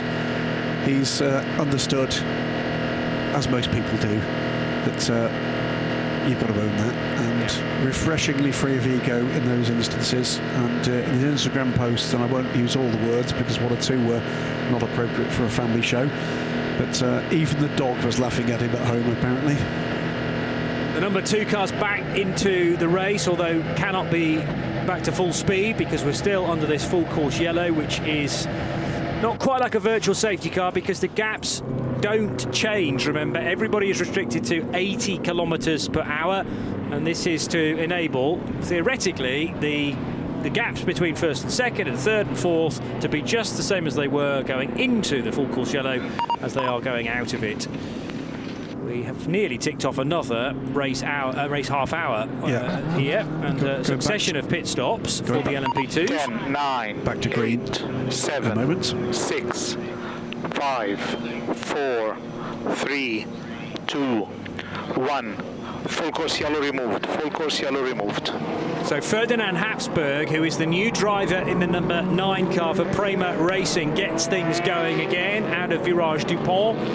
Desperate to try and warm up the Goodyear tyres that have been bolted onto his car. Not sure what stage of their life they are at, but you would think there'll be a decent amount of meat on them for this next 45-minute stint or so. Philippe Chimodomo, the bronze-rated driver for TDS by Valiant, has now climbed on board car 31. That is a Pro-Am car, so Chimodomo, very talented as he is, a bronze-rated driver. We are expecting him now to not necessarily be able to fend off Nicholas Cruton and Duncan Tappy. So expecting the 31 car to slip down the order a little bit. They've got a massive lead on the rest of the Pro-Am entered LMP2 cars. Next nearest is actually down in 11th position, so second to 11th, with Jack Aitken now taking charge of the Racing Team Turkey 34 Orica, taking it over from Sally Jolic. Yep, away goes Ferdy Habsburg, and we call him Ferdy. His real name is Ferdinand Vonomir Maria Maltus Keith Michael Otto Antal Banham Leonard von Habsburg Lothringen. Well remembered. Yeah, but you can't get that on the side of the car because it's not long enough, so Ferdy it is. Understandably, yeah. The dorsal fin would be extending another probably 4 car lengths to fit it all there. There's some good dicing taking place, and as expected, Nicholas Cruton makes short work of Philippe Chimodomo. But as I say, that's not Chimodomo's fight. He is looking to try and stay ahead of the 4 cars that are together on the timing screen in 11th, 12th, 13th and 14th, now being driven by Jack Aitken, Alessio Rivera, Eric Trouillet and Rob Hodes. So Cruton going up to 2nd position for Cool Racing. But we're going to get a word now with the team that currently lead the motor race. Ferdy Habsburg's in the car, but here's the guy who's just got out of it. I'm down here in the Prima garage, joined by Lorenzo Colombo, who's just stepped out of the number 9 car. Now you're actually stepping in for Juan Manuel Correa this weekend. I mean, that was a very impressive start for you. Not easy. Big battle with the interior Europol. Tell us about it.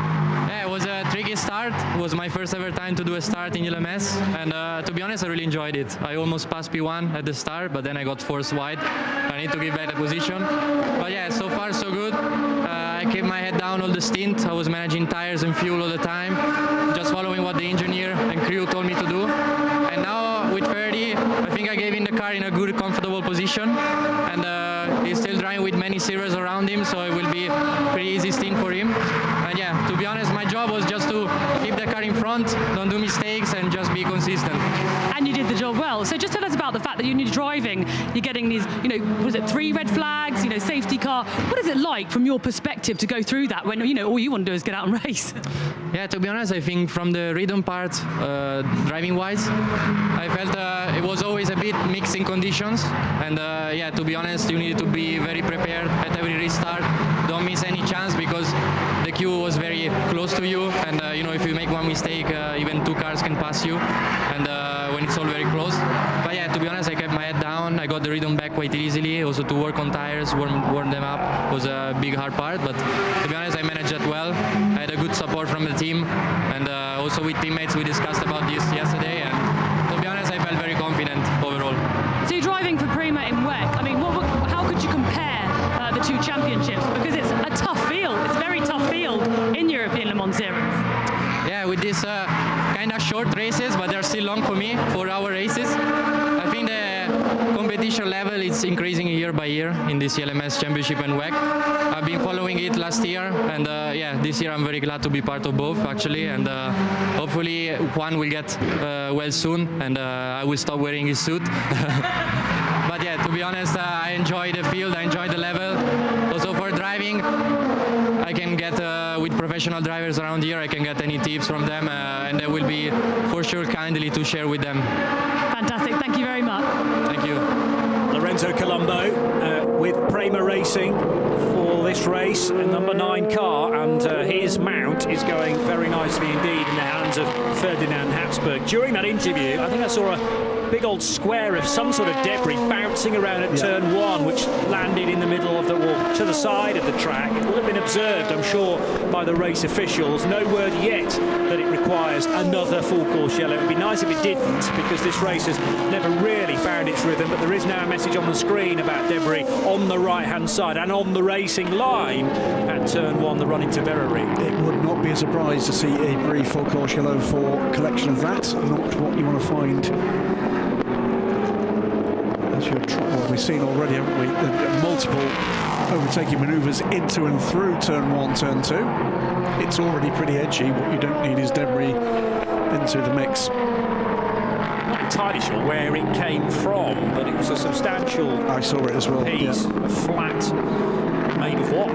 No idea, but it might have come from the underneath of a car and left right in the middle of the track, and not even easy to retrieve because it will weigh a fair bit. Now over the line will go the number 3 United Autosports car. A moment or two ago, within LMP2 and 3, there was a spin for the number 3 car, got caught up behind Nicholas Cruton, who'd just overtaken it, surely, and that was Andrew Bentley, really with nowhere to go into turn 14. It's going to be trouble, by the way, for car 33. That is the second of the Renewable Racing cars, reported to the stewards for crossing the white line.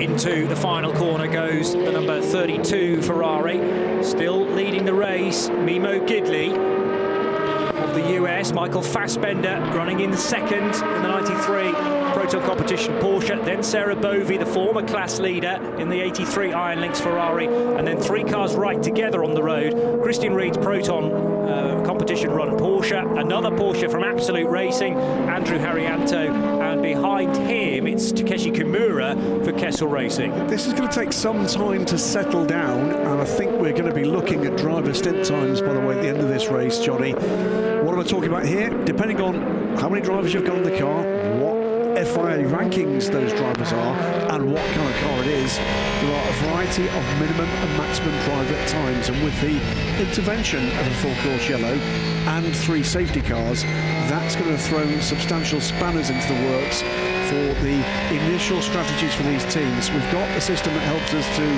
unpick that. It's not time to do it quite yet. We're just going to enjoy racing. Nose to tail between BHK and Mühlner Motorsport. So Marcus Pommer in the blue and orange car, number 35, now ahead of Hugo de Wilde for the Belgian squad, Mühlner Motorsport, based a stone's throw from Spa-Francorchamps. So they'll be looking forward to the later round this season at Spa, the mighty 7 kilometres of the Ardennes track. And through Garlaban corner, the blue and white of Hugo de Wilde, starting to light up the timing screens into the left and right, 13 and 14 to complete the lap. Looks to have the pace on the BHK Motorsport car, Marcus Pommer, but one thing catching, another one getting by. If you want to follow the live timing for this race, available on the European Le Mans Series website, of course. And what you're going to be seeing at the moment is some of the teams that started their non-professional drivers now with the pro drivers aboard, and some quick lap times coming. Jack Aitken in the 34 car in 9th Racing Team Turkey. That's 9th overall and 2nd in LMP2 Pro-Am. Jack just putting in a stellar time and a fastest first sector. He's got a hard afternoon ahead of him. Get a bit of Zeds there, Job. No problem. Good job, Job. Is he listening to an audio book? Probably. Yeah. How to drive faster. No, he doesn't need that. How to drive slower, perhaps. So we'll see Job van Uitert in a short time with a change of team for him this season, with Panis as their gold, 2 golds. Also pushing on Alessio Rivera. He's 3rd at the moment in LMP2 Pro-Am, 12th overall. And again, quick times coming and closing gaps ahead. I think we're going to see Alessio making his way up the order. Someone's been in lockdown for quite a while, haven't they? That's a stag do, I think. I think they've chosen, maybe getting married next week, they've chosen to come to a European Le Mans Series event, and why not to enjoy some sunshine here at Le Castellet. I tell you, the amount of cars with fans pouring in this morning was mightily impressive. Great to see it. And a peculiar sight because we haven't had it for the last couple of years, but so good to welcome, yes, a limited amount of fans back initially, but that will grow and grow. Great news this morning, though, from the sister series, the senior series Series in this pyramid, the FI World Endurance Championship. We will not only be welcoming fans back for the 6 hours of Spa-Francorchamps next month, but also with an open paddock and pit lane walkabouts for the first time since the pandemic, and that is such great news. It's going to be great to see fans back. And also, by the way, if you are one of those fans that did purchase tickets back in 2020 for the cancelled event, those tickets still valid. Oh wow, that's good news. Excellent. I'm sure there are plenty of those happy faces now. Let's hope that the weekend is free for you. Saturday race for Spa, isn't it? It is indeed. And it'll be their first opportunity live, as they'd not made their way with the limited attendance we had at Le Mans 24 Hours last year, to see the hypercars in action, as well as a great field of LMP2 and GTE Pro and GTM cars. Still nothing really to separate Marcus Pommer from Hugo de Wilde and the approaching Alessio Rivera in the livery that's been carried over from a Ferrari 488 from last year to an LMP2. Quite a bit of resizing and refitting required, I'm sure, for that wrap, but it works very nicely indeed on an Oreca 07. And Rivera is getting closer and closer to Hugo de Wilde. It's going to be a two-pronged attack potentially now on Marcus Pommer. Which way will he need to look next? Well, in front would be advisable, because there's a P3 to try and get through as they all exit Beausset together. Pommer's made the gap and forces the issue, in fact, for the two cars behind to get through as well. Yeah, that's the surviving Cool Racing car, isn't it? The 17 car gets out of the way and does so very effectively. Just looking where that car is. It is running, it's Mikey Benham aboard that car, running 8th. Mix up here of LMP3 and GTE cars, and that's come because not only of the different driver combinations, but also because the LMP3 cars have got those 2 time stops to burn. We've not explained that, but the LMP3 cars get 2 of their 3 regular stops have to be, I think it's a minute and 40 seconds here. I think it probably is.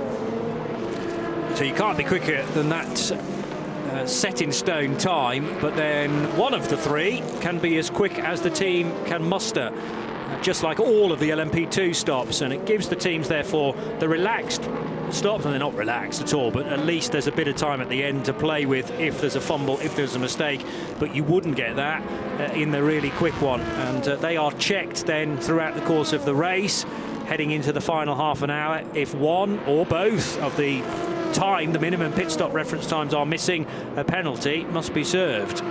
Question on the chat, how fast are these cars? Well, the fastest of them at the moment, looking down at the terminal speed, is 300.00 kilometres an hour. That comes from Jack Aitken. That will be in the tow down the Mistral Straight. That's 186 miles an hour at terminal velocity here. Oh, what a big wiggle there from Hugo de Wilde, and round the outside of de Wilde goes Rivera. Indeed, as he made that stick, because he's now balked by the BHK car. I think he can make it stick.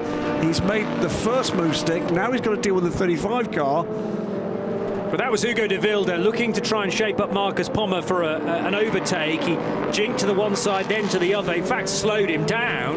And Alessio Rivera was ready to pounce round the outside of the Double Droite de Beausset. Very brave place and a dangerous place to be putting the car. But he has got away with it and now can start to pressurise Marcus Pommer in front. There's a puff of tyre smoke there at turn 4 at Virage du L'Hotel. But everybody's still on the straight and narrow. What's happening in GTE? Mimo Gidley leads that for Renewable Racing in the pole-sitting Ferrari, number 32.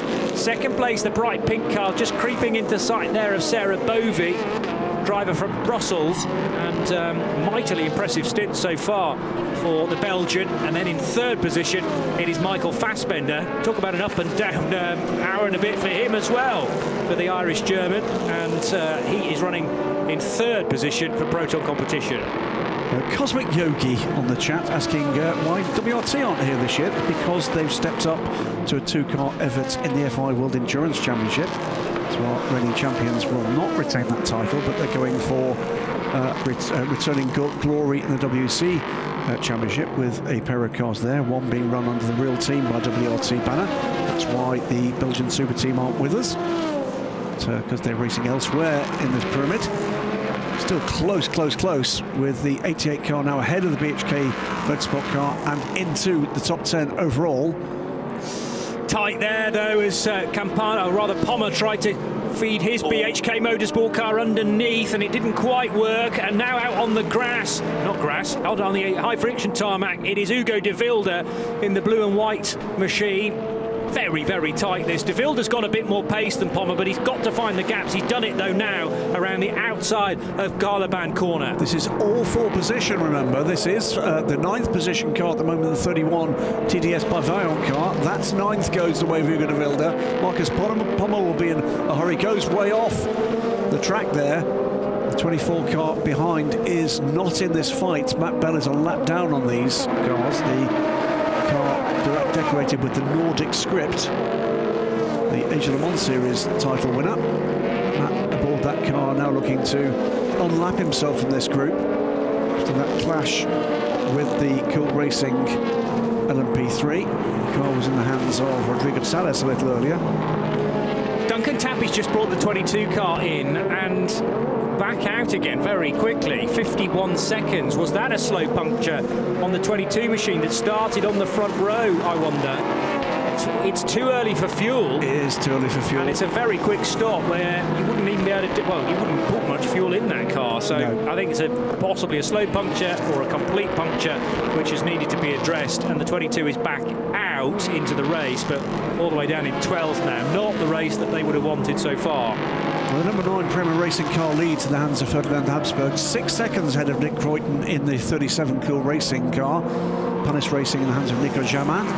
Third, the Algarve Pro Racing car handed over from Sophia Flörsch to Ben Thiscal, now running 4th. Patrick Pilet in the Edex Sport car rounds out the top 5. LMP3 is led by the 13 Inter Europol car, Charles Cruz. The next car in the order is actually the GTE leader.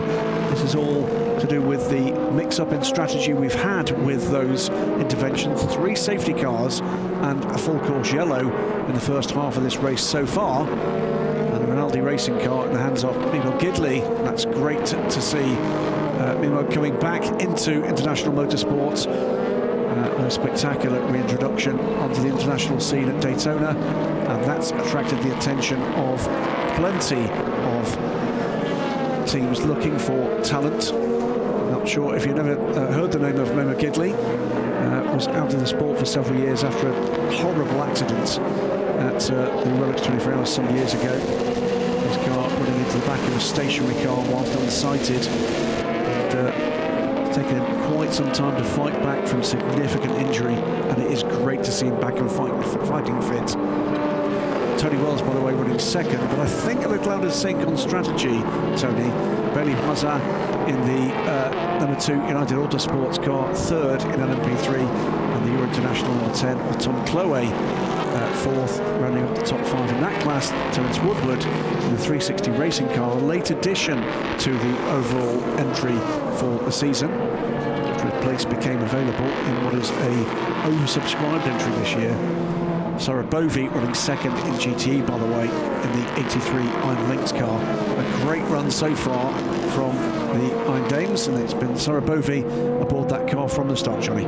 Little bit of a misdemeanor for Fabrizio Crestani. He has been spotted crossing the white line on the exit of the pits for car 33. So there, Renewable Racing Ferrari is going to have to come in for a drive-through penalty, not a stop-go. So drive all the way through at 60 kilometres per hour. That's going to be costly for the 10th placed GTE car, and Fabrizio is in now to serve that. On the flip side, though, the other Rinaldi car going really well. I mean, not terrifically far away from breaking into the top 15 overall. When you consider there were there are still 17 LMP2 cars in this race. Very impressive indeed. CR Cruz leading the LMP3 part of the field, with Bailey Voisin in 2nd position, or Bailey Voisin as he was often called in the UK, and he did a couple of seasons of Ginetta Juniors. I think he doesn't mind too much to have his surname rather anglicised. I'm going to go with Voisin on the basis that I wasn't dragged up. Fair dues. Yeah, I like that comment. Tony Wells is Tony Wells, whichever way you look at it, and in 3rd position. They're off the back of a title-winning season last year in Michelin Le Mans Cup, and at the moment Nielsen Racing are certainly toying with a podium, possibly the top step. They are in the right sort of area to be doing that. I don't like the look, though, necessarily, the 38 seconds that separate We need 40 seconds that separate the top two in LMP3. Is that down to the amount of longer pit stops into Europol competition have done? That would be a fair assumption. We'll take a look at that, and we can. So, we can. Look at that. There's been one stop so far for each of those LMP3s, but it is a significant gap between Inter Europol's number 13 and the number 2 at this still relatively early stage. We haven't yet hit half distance. Substitute co-drivers are preparing themselves with their own individual seat inserts as well, should they be needed, as from a long way back there goes the number 22 car into Beausset corner to gather one of the places back again. So Duncan Tappy on the inside of Philip Chimidomo, and United Autosports up to 11th position ahead of the former race leading and pole sitting TDS Racing by Valiant car number 31. Tappy's first task is to get into the top 10 and then just to inch his way further and further up the order if at all possible. Marcus Pommer is the next car in his way. There'll be a few more laps before he catches Marcus. 8.3 seconds the difference between those two. Ferdinand Habsburg now enjoying a 7-second lead after around 50 laps. 5-0 just been ticked off by the Austrian, leading Nicholas Kruten of Cool Racing for the Swiss squad. And now in from 13th position is Eric Trouillet, who is bronze rated. So this Graf number 40 car running in the Pro-Am division. Eric the bronze, Sebastian Page also bronze, and David Drew the gold. We've already seen a stint from David Drew. So that will be Sebastian Page climbing on board for a 45-minute stint there or thereabouts in the Graf Oreca. So this car running in 4th position in Pro-Am. It is still being led, this subcategory, new for last year, by Jack Aitken in the TF Prepared Racing Team Turkey car, running in 7th place. So 34, 68, or rather 88 and 31 are the top 3 in the Pro-Am division. So that's Racing Team Turkey ahead of AF Corsa and then Philippe Chimidomo in the 31 car. Closing in on the halfway, Johnny, through this first of 6 4-hour races for the 2022 European Le Mans Series. It's not been short of drama, has it?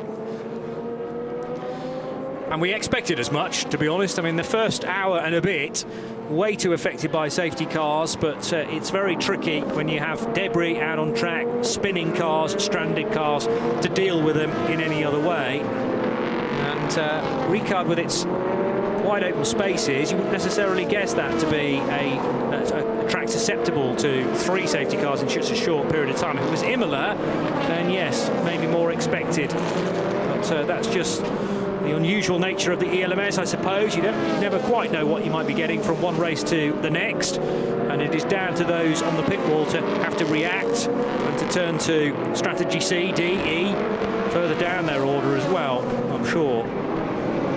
Duquesne team in the number 30 car, Jimmy, haven't spoken a great deal about actually, but they are back for another crack at the championship with Ricard de Guiras at the wheel currently.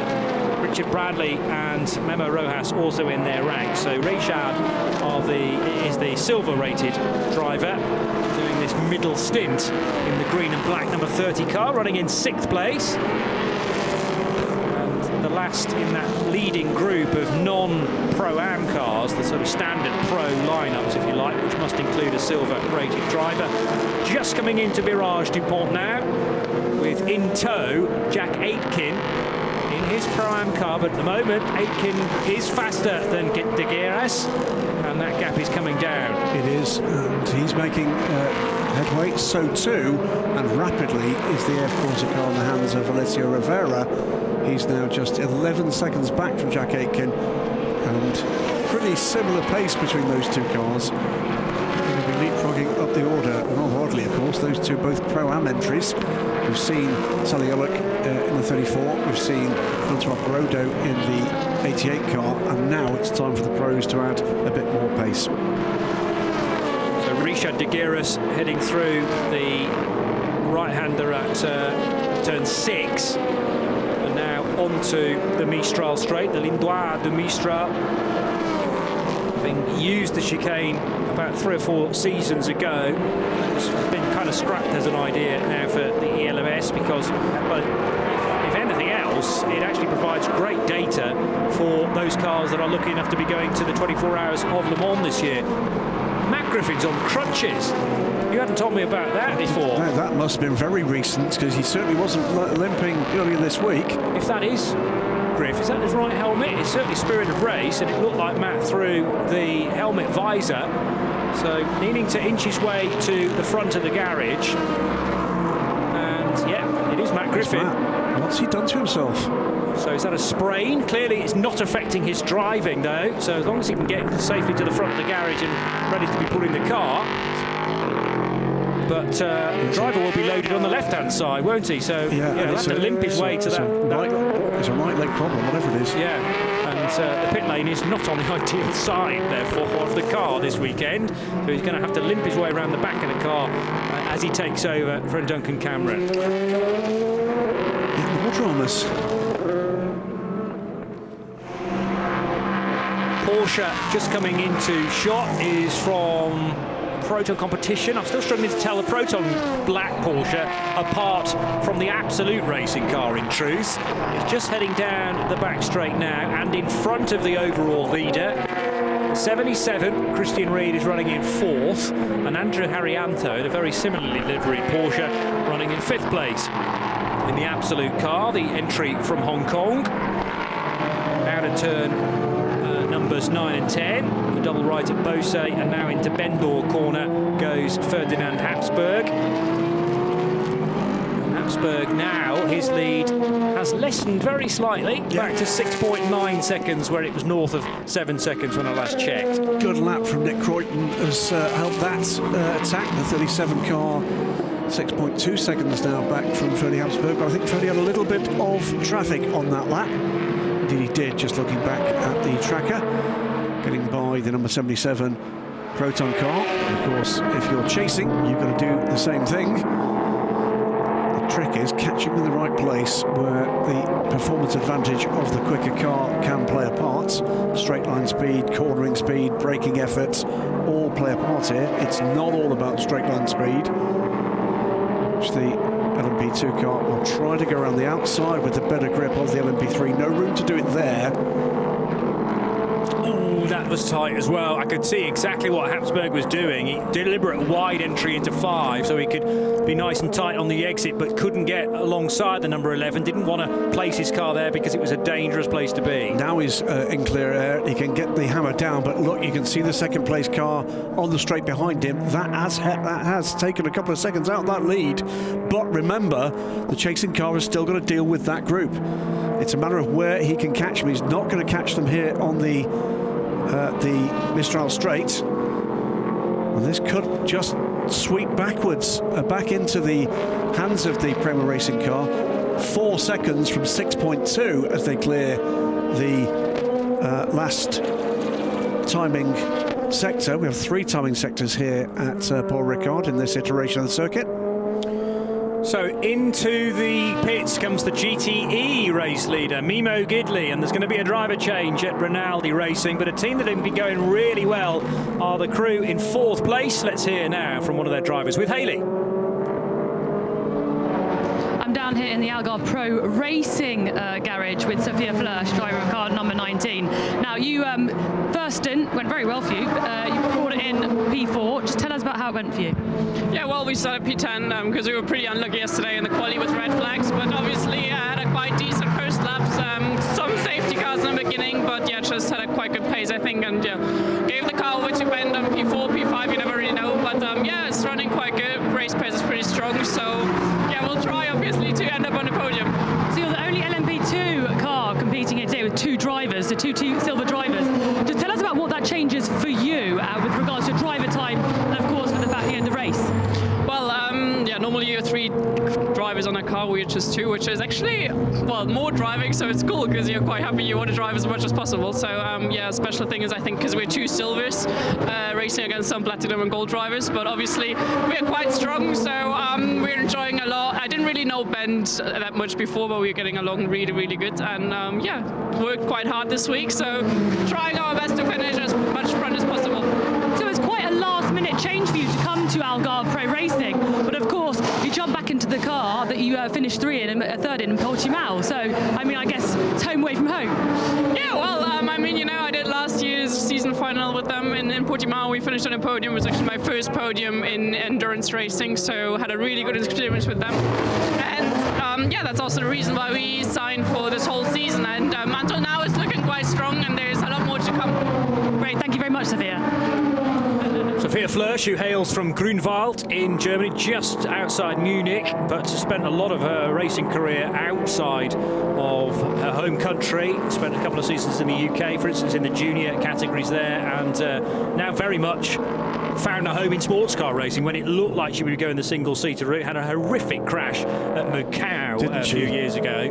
Almost missile-like, wasn't it? It was, but thankfully, you know, not too badly injured from that, and has come back fighting strongly. Has competed at Le Mans 2 separate occasions already. Absolutely. As we said earlier in the show, Johnny, great run from Sophia with debut with Algarve Pro Racing at Portimao. Made the podium overall on that occasion after 2 years with the Ricard Mill Racing crew, the all-female crewed project, and is making her way into the wider LMP2 population and loving it.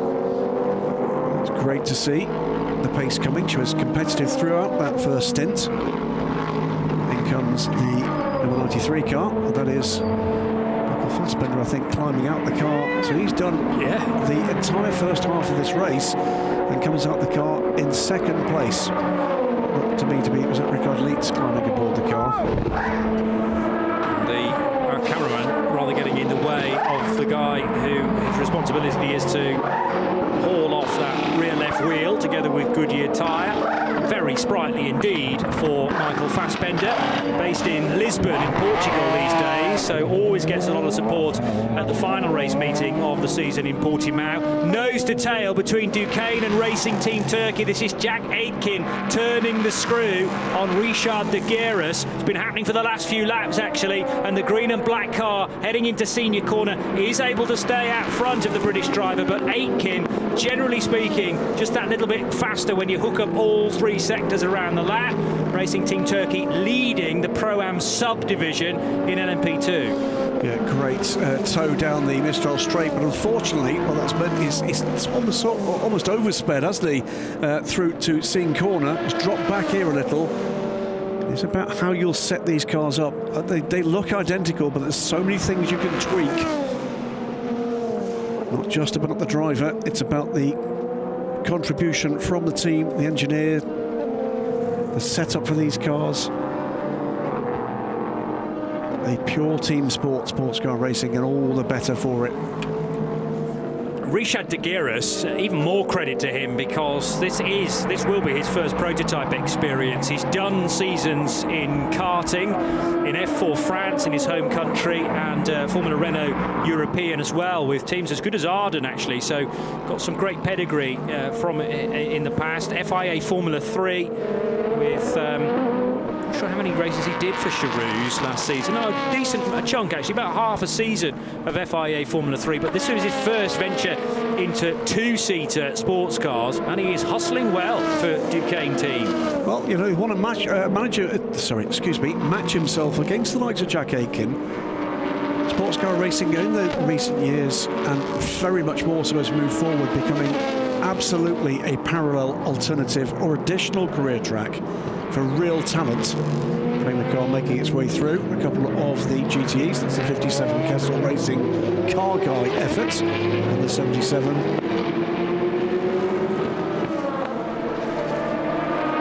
Proton competition guy car. Yeah, so half a car length between them, but definitely the 57 getting the momentum, looking to the inside, now to the outside. Scharndorf trying to make it stick on the 77 car being driven by Lorenzo Ferrari.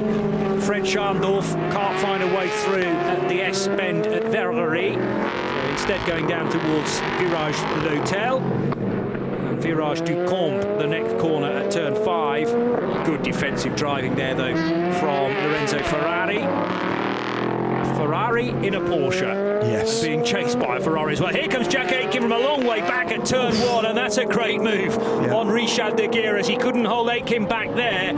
And there's about, 8 years between these guys. Richard's only 18. Jack Aitken's been driving single-seaters and more recently lots of GT cars, and putting his experience to very good use. There's an LMP3 car in close contention. Now I do wonder whether or not the Duquesne driver might have got slightly balked on the run down to turn 1. It doesn't take much here.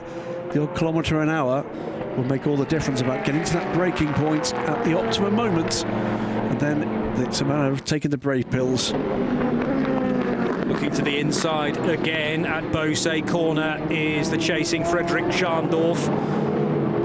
And Lorenzo Ferrari having to keep his Porsche as wide as possible in those stealth-like colours that have been adopted for a second season by Proton Competition. All black but with the gold skirts and trim around the rear wing end plates. Slotting between the two, the second placed LMP2 car is at a big moment for Nicholas Cruton. There was contact there because there's now damage on the front of the car guy Ferrari. That was a touch to the right rear of the Cool Racing car. Let's watch that again. Watch the right rear. So it was the touch from the Ferrari that forced Cruton into that squirrely moment. We know what you meant.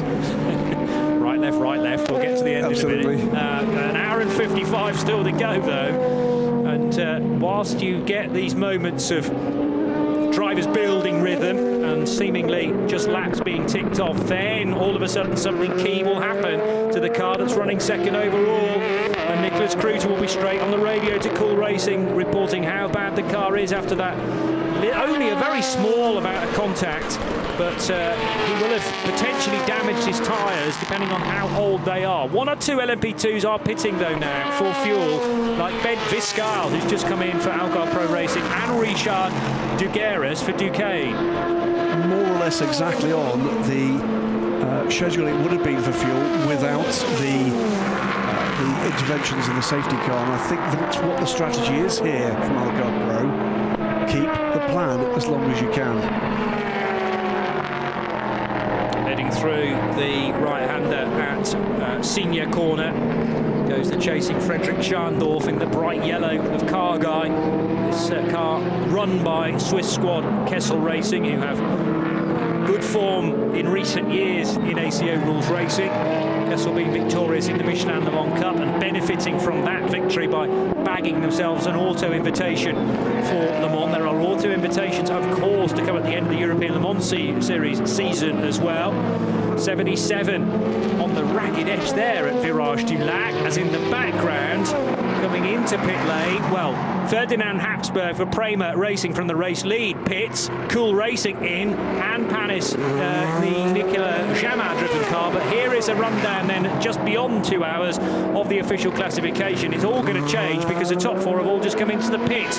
Jamin scored as the leader as he crossed the line in the pit lane for Panis Racing number 65. Edex Sports and Patrick Pilet also coming into the pits second in car 28. Then it is Ferdinand Habsburg who should emerge after all of these pit stops still as the race leader.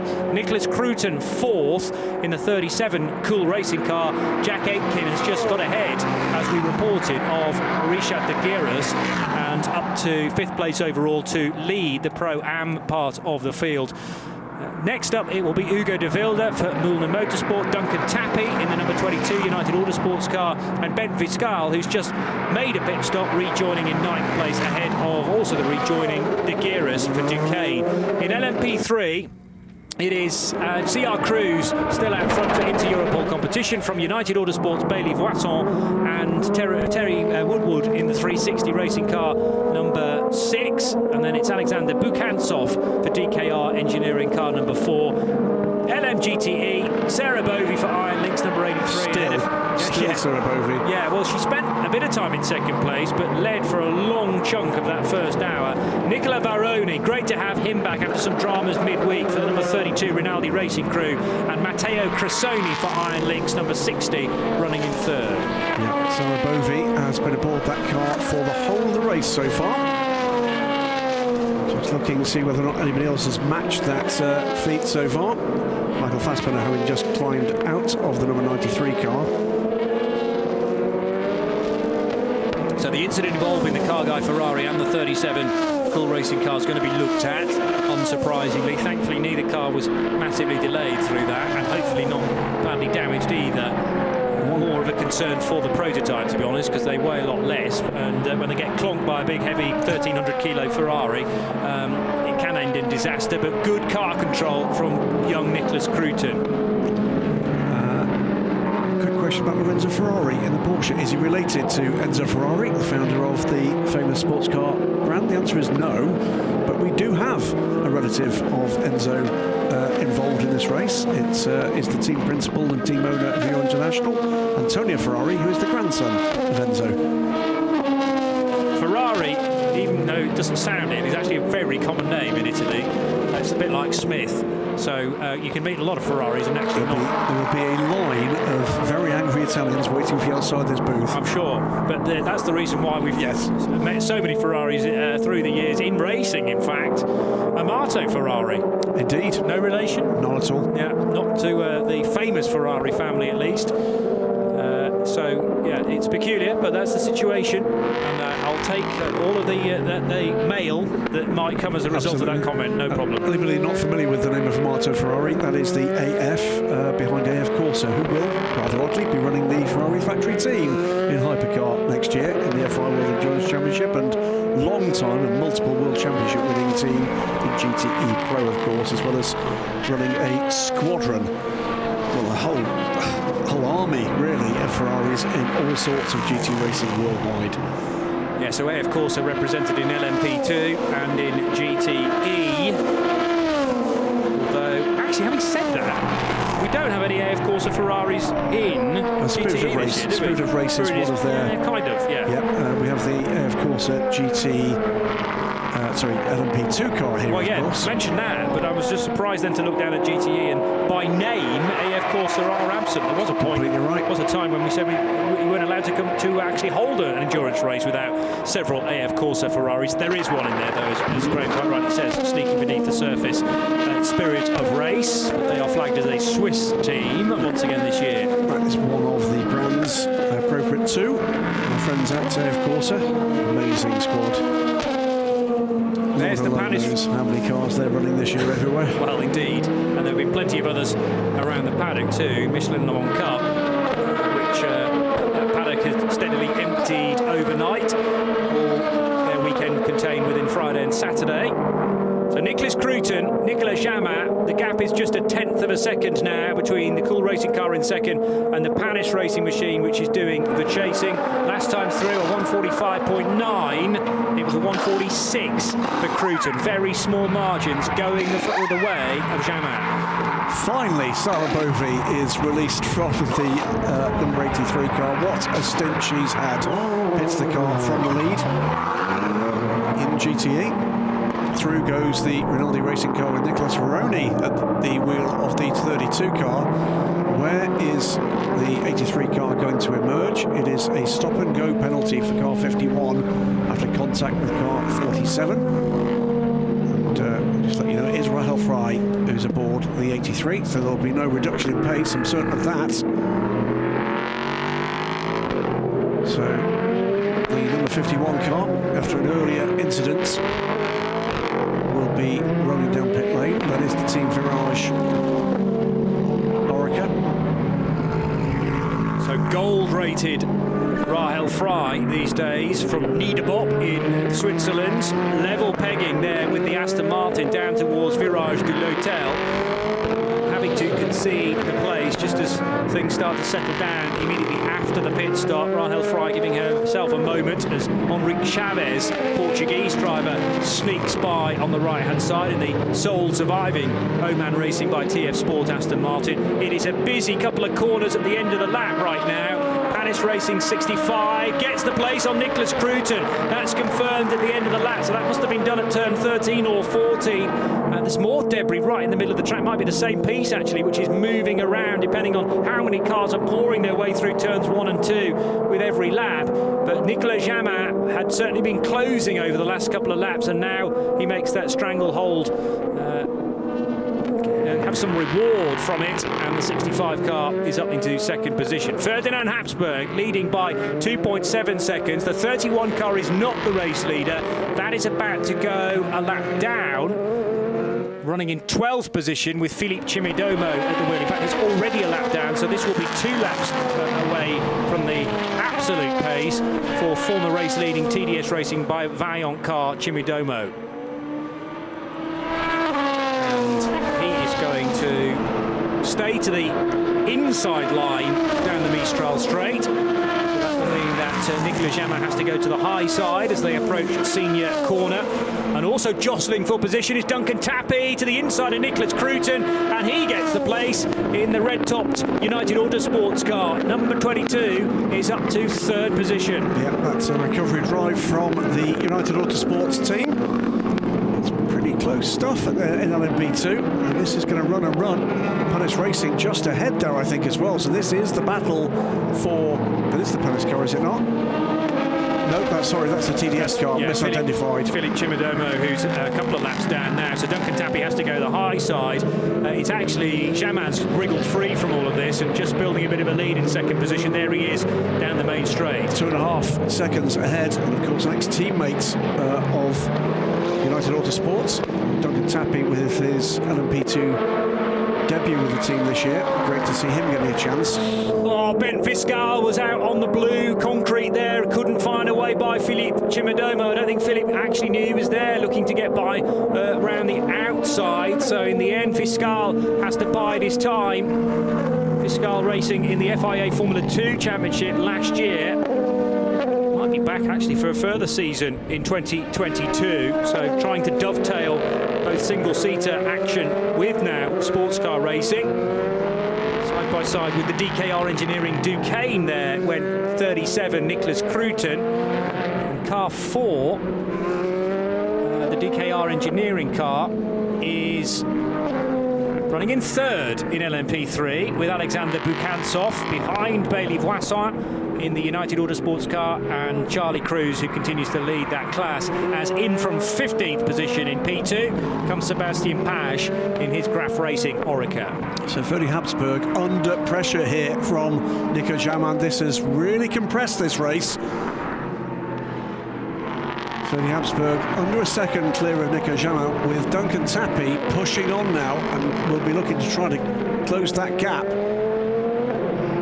15 minutes now into the second half of this race, and there's a lot of action still to come.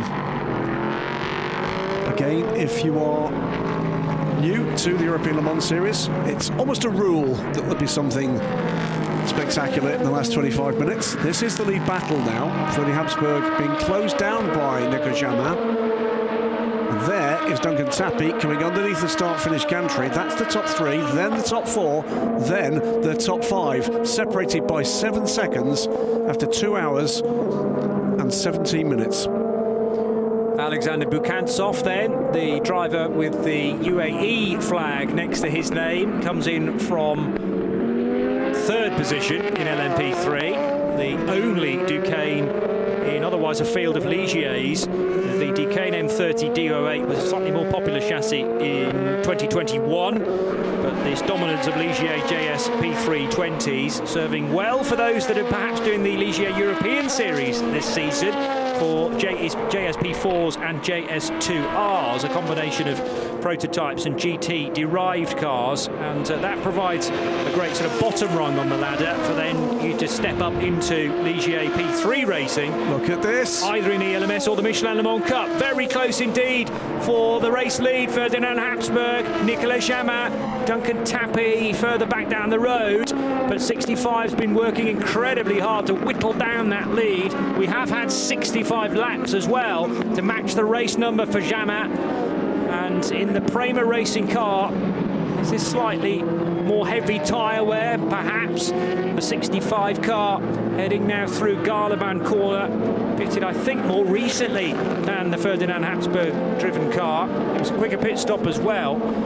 Jamin into the final sequence of corners and back onto the main straight to tick off lap 66. Ferdinand Habsburg, Nicolas Jamin. It was pretty much neck and neck, wasn't it, the last time they came in? Exactly the same strategy. They should be, I think, on the same fuel. And I'd be surprised if it's not the same tyres. It's possible that Habsburg might have got slightly fresher tyres on his car. I think the last round of pit stops actually coincided with a full course yellow from memory, and therefore provided a great chance, too good to turn down for a chunk of teams at the top of the charts. The one that's out of sequence here is the third place car, the number 22 car, with that 51-second stop we think might have been, not quite sure, in fact, Martin Pass at United Autosports. And welcome back, Martin. It's great to see you back in the press room.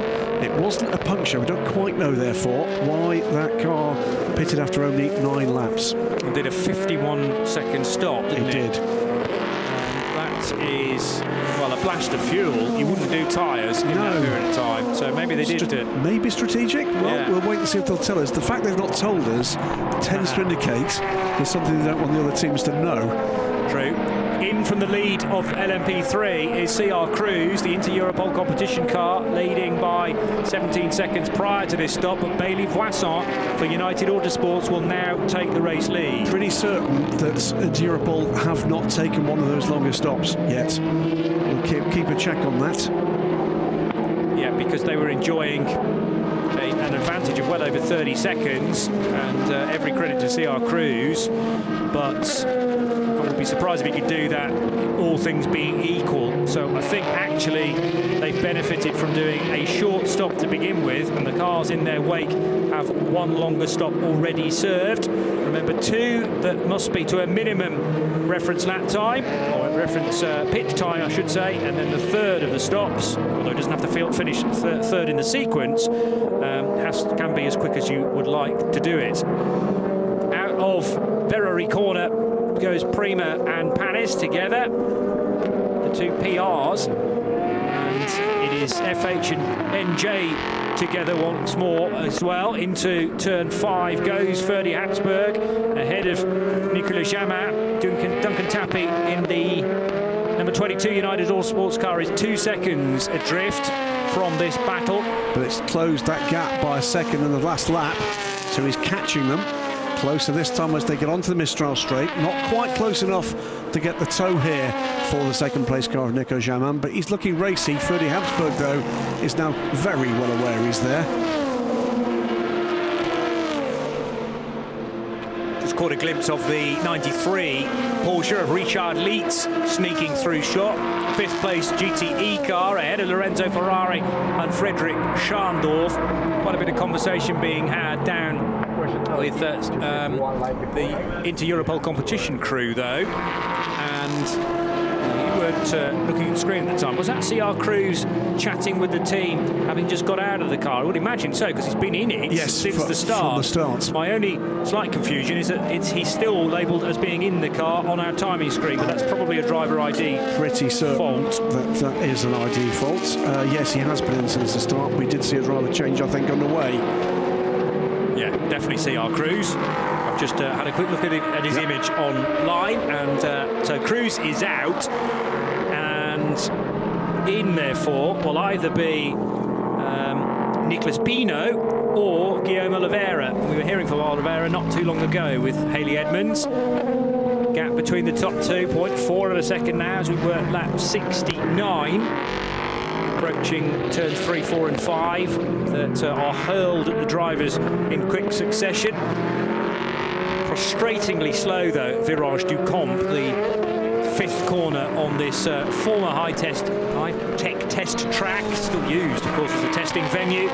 And a very good run from the Prima Racing car on the number 7 of James Littlejohn there. Nielsen Racing's number 7 Ligier. Keeping out out of the way of the top two, but an example of all three classes in this race together on the Mistral Straight, with Sarah Bovey's, no longer Sarah Bovey's Ferrari, number 83, being driven by Rahel Frey, the bright print car, having just been lapped by the top two overall, and the number 7 James Littlejohn driven LMP3 car to give you a side-by-side example of all three divisions. Jamin just turning the screw again and again, looking for the opportunity, whether it's in traffic or just by the pressure he can exert to force a mistake from Fernie Habsburg. But Habsburg, over the last couple of seasons, just his confidence levels have just grown and grown. It comes with success somehow. You know, you win some of those races, you're getting good runs through it, the speed comes as well. We're in a conversation, long conversation with Alan McNish about exactly this, the psychology of a winning driver, and something is unlocked in these professional drivers when the success finally comes. He's been pushing hard in a variety of formulas. He's found his home here in sports cars without a shadow of doubt, and all of a sudden he's just found another level. Yeah. Soka got the pressure at the moment, but for how much longer? In comes the 22. We said that that car was off strategy, and that's I'm getting slightly conflicting viewpoints. One person saying no point yet, another saying there was. That's why that came in. Okay, interesting. So are we getting a party line and then some other... No. Some other truths from elsewhere, perhaps? I don't know who your sources are, and you should never reveal them, Graham. No. But Duncan Tappy has brought his car in, and this is off schedule. Might yet work, though, for United Autosports. On the odd occasion in the past where they've not had the ideal start to a 4-hour race, often these cars have gone off strategy. No, he's on strategy. He's on. That was on schedule. Remember, he was off schedule because of that 9-lap stint, but that's back on a full 22 laps for Duncan Tappy on that stint, and a quick stint as well, right up there with the very quickest in the field right now. But the first stop did not go well. There was a delay there, and I do think United Autosports have had to think, right, we're going to have to think outside of the box here a little bit and go against the grain, because it might just work. It's one of those situations where you see a car down in the middle order, think they've got no chance, and then all of a sudden it rises to the surface. If there's a late full course yellow or a safety car, and they could bag a significant points haul. And the key thing is just to look after your own race, tick off the stints at the right lengths. That was 1 minute and 13 seconds spent in the pit lane for Duncan Tappy. They did not change the driver, but they were giving him a whole lot more fuel and a new set of tyres. And let's see whether he can work back into the top 10 in the next 10 or 15 minutes. Ferdinand Habsburg, the Salzburg racer, 0.8 of a second still. He is dealing with this pressure being brought to the table, though, by Nico Jamin in the Panis racing car. The Panis machine actually caught car 9 fairly easily, but now it's in that dirty air and traffic. Yeah, it just can't get close enough. Yeah, 2 LMP3 cars and the GTE car to deal with on the Mistral Straight. Dealt with the first of those, at least, very quickly. Will have the advantage here that he's got more time to deal with this. He's passed all 3, but if anything, actually, the Panis racing car has dealt with it more quickly. Don't think quite close enough here to have a look up the inside, but Nico Jamin will make a liar of me, won't he? Well, he'll certainly want to sow the seed of doubt into Ferdinand Habsburg's mind, so that's the reason why I just saw the nose briefly emerging on driver's left. Never a full-blooded chance to go for the lead, but you always want to put in a what-if here and there. And out of Bendor corner, the top 2 will go. Virage du Lac comes next, with a Ferrari from Renewable Racing to deal with, and in fact Habsburg was able to do that before the apex at turn 13. This is going to cause Nico Jamin more of a delay, because he has to wait for the Ferrari to work its way through the corner, and now out the other side. That will be, it's potentially the race leader, Nicola Varone there. Yes, it is him. Yep. In fact, crossing the line now, car 32. It's the red car with the black strip across the front, the Arret strip for Pierre Arret's winery, I believe. But did indeed just cost a little bit of time. It's exactly what we were saying a little earlier in the race, Johnny. Traffic can make a difference for good and for bad in terms of close racing. Arriving at turn 5 now. In the background, the team Virage car of LMP2. That's Gabriella Aubry. And even though that car is down in 16th position, one to watch with Aubry on board. He's looking to try and catch up with Sebastian Page, 3.3 seconds further up the road. In from 13th position to the pits is Philippe Cimadomo of TDS Racing. There he is, TDS by Vaillant. And they are joining up again as a combination for the team name for 2022. Quick clean out of all those crevices that can get caked in tyre pickup. And a tear off removed from the screen as well for Philippe Cimadomo. Hearing, by the way, again on the chat on YouTube, and lots of questions coming in. Delightful to interact with almost all of you. Asking whether or not we might see an anime liveried LMP car at some point. Well, that's going to be a choice of the car owners and those that fund these efforts. Well, here's one with a different livery. So this is Nordic Scripts on the number 24 Nielsen Racing car, and this car is the closest we're going to get, I think, to an anime car this year. This is the Michel Vaillant coloured number 31 car from TDS Racing. If you don't know what Michel Vaillant is, shame on you. A legendary French comic strip and racing themed. It was indeed, it begat one of the most truly dreadful feature films in history, filmed at the Le Mans 24 Hours.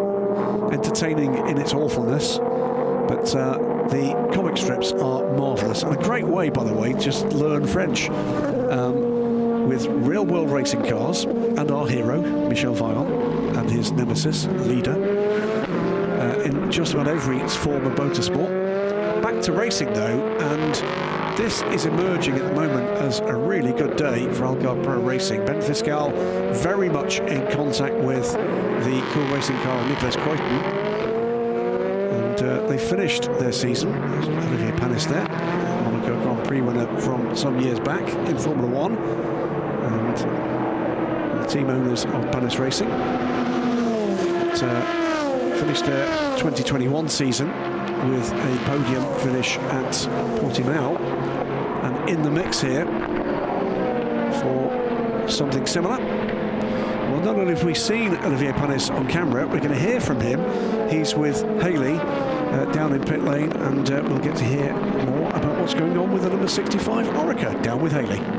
I'm down here in the Panis Racing Garage, joined by the team principal, Olivier Panis.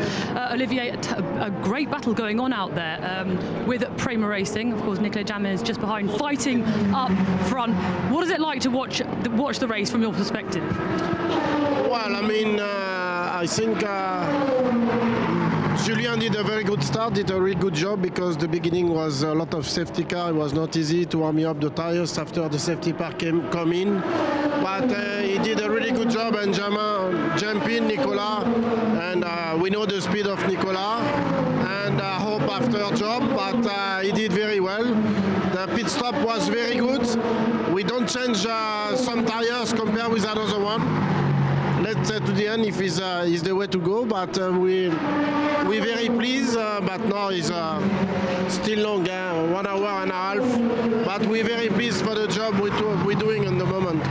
Yeah, maybe a different strategy, and also a different team this year. Julian is joined by Job and Nico. Just tell us about that. Yeah, I mean, the level of the team in the LMS is unbelievable. Every year you think is the best you can have, and the year after some new team coming, very strong, with a lot of budget, and we need still to keep fighting with them. But yeah, I mean, we're on the pace, we're fighting with the best team, is what we want to do. Olivier, Sebastian Loeb drove and won Monte Carlo Rally this year. When are we going to see you back competing? Well, for sure, I love it. But, you know, I'm 55. For sure, I like to drive, but you need to give the chance to the young driver. That's very considerate of you, but age is just a number, Olivier. It's all right. True, but it's a number. All right, thank you very much. Thank you. Well, he's a former driver in this series when you go back long enough, when it used to be called the Le Mans series, raced in LMP1 with Team Orica Matmut, to some success as well, of course, with all of his Formula One trophies as well. But it's a good question from Haley. We haven't got an exclusive yet, though. Panis, lovely guy. Of course, he has his son Aurélien Panis, who is an up-and-coming star in a variety of formulae. But it would indeed be good to see Olivier back behind the wheel. But Double Deuce is just a teeny weeny bit younger than me. I don't feel as if I want to dive in an LMP2 car anytime soon. That wouldn't be good for anybody else out there. Yeah, but you've never been quick in a prototype, though, whereas Panis does have some form previously. Reasonably quick in a meal time, but... front of the queue every morning, noon and night. Yeah, take the inside line every single time. Nico Jamin dropping back a little now from the Prima Racing car, 3 seconds back in fact. Nick Croyton in third in the Cool Racing car, a further 10 seconds back from that. But this has got several cycles to go through. Sophia Flörsch going through the stretching exercises. We're going to see Sophia back in the car, I think.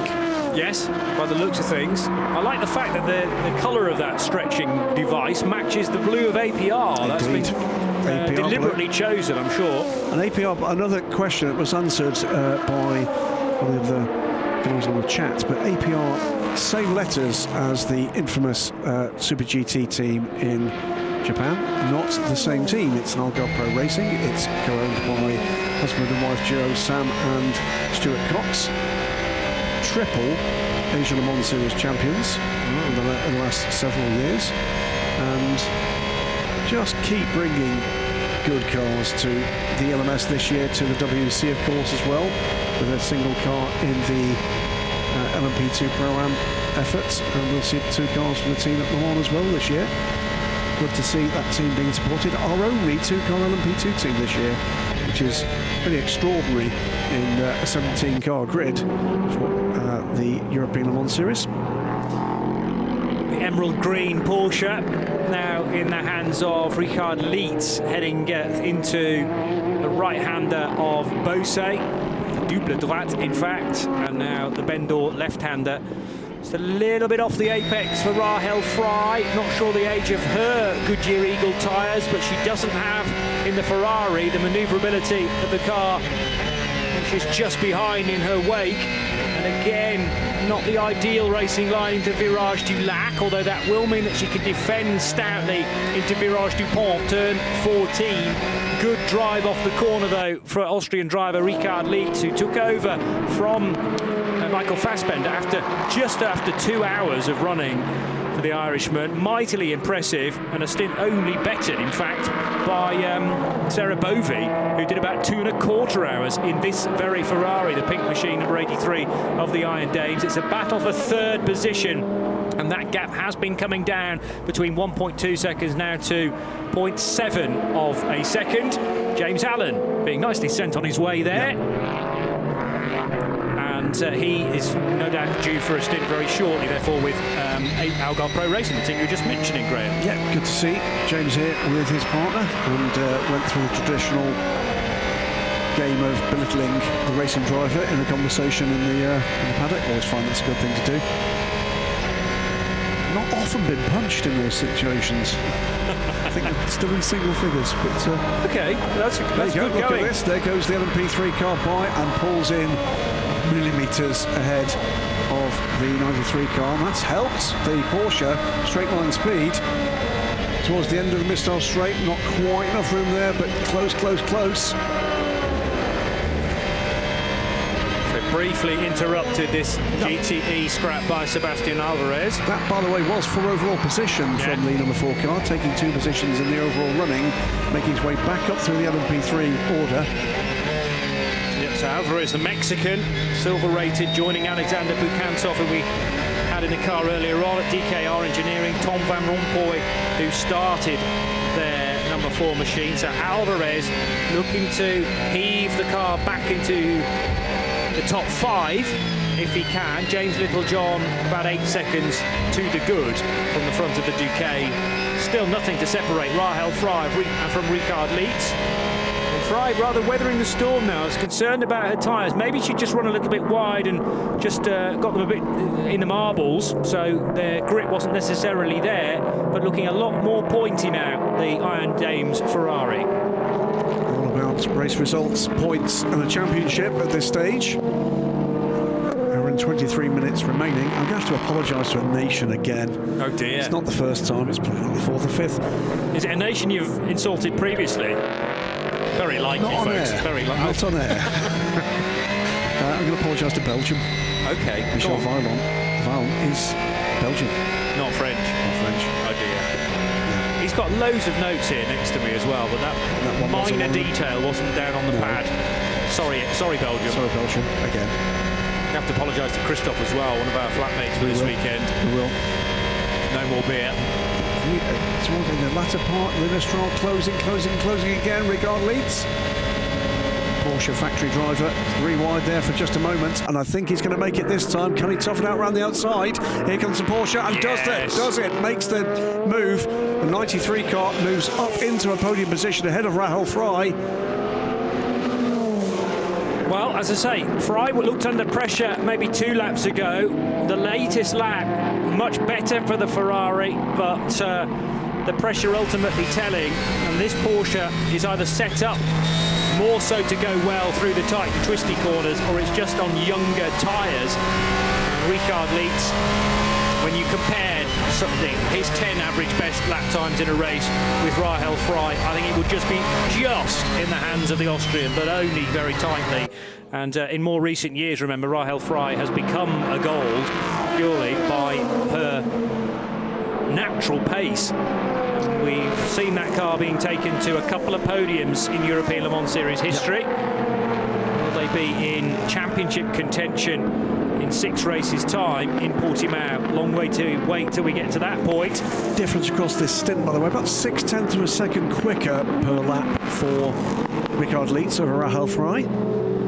So it's been a good stint from Ricard Leitz. That's what he's paid for. He is a Porsche factory driver. I think now the senior Porsche factory driver in terms of the number of years he's been there. The Austrian. Matteo Cressoni's just brought in the number 60 Ferrari for Iron Lynx. It's getting a tyre change. Virtually brand new Goodyear's being bolted onto that. But what it will mean is that Ferrari, should we stay green, will have to pit in an hour's time, and there'll be a 20-minute stint, a rather untidy bit of their strategy to mop up at the end. Yeah, we've got a lot of real talent to come in GTE. Ricard Leitz is out there. We've got Jimmy Bruni still to come. We've got Mikkel Jensen still to come. It's Johnny Adams still to come as well in the number 95 car. I don't think Johnny's climbed aboard there yet. Enric Chavez is aboard the Oman Racing car, running at the moment in 8th in this 12 car, what started this 12 car GTE field. Ricard de Guiris in the Duquesne car, still there, chasing down Patrick Pilet now. That Pilet, having just got by the young Frenchman though, yes. And Ricard might well learn a thing or two for prototype racing by sticking with the Frenchman for as long as possible, fellow Frenchman for as long as he can. Yeah, with a pit stop for the 37 car, by the way, the 19 Algarve Racing up into 3rd, but under real pressure from Racing Team Turkey and Jack Aitken right now. Not too much between these two, heading into Beausset corner.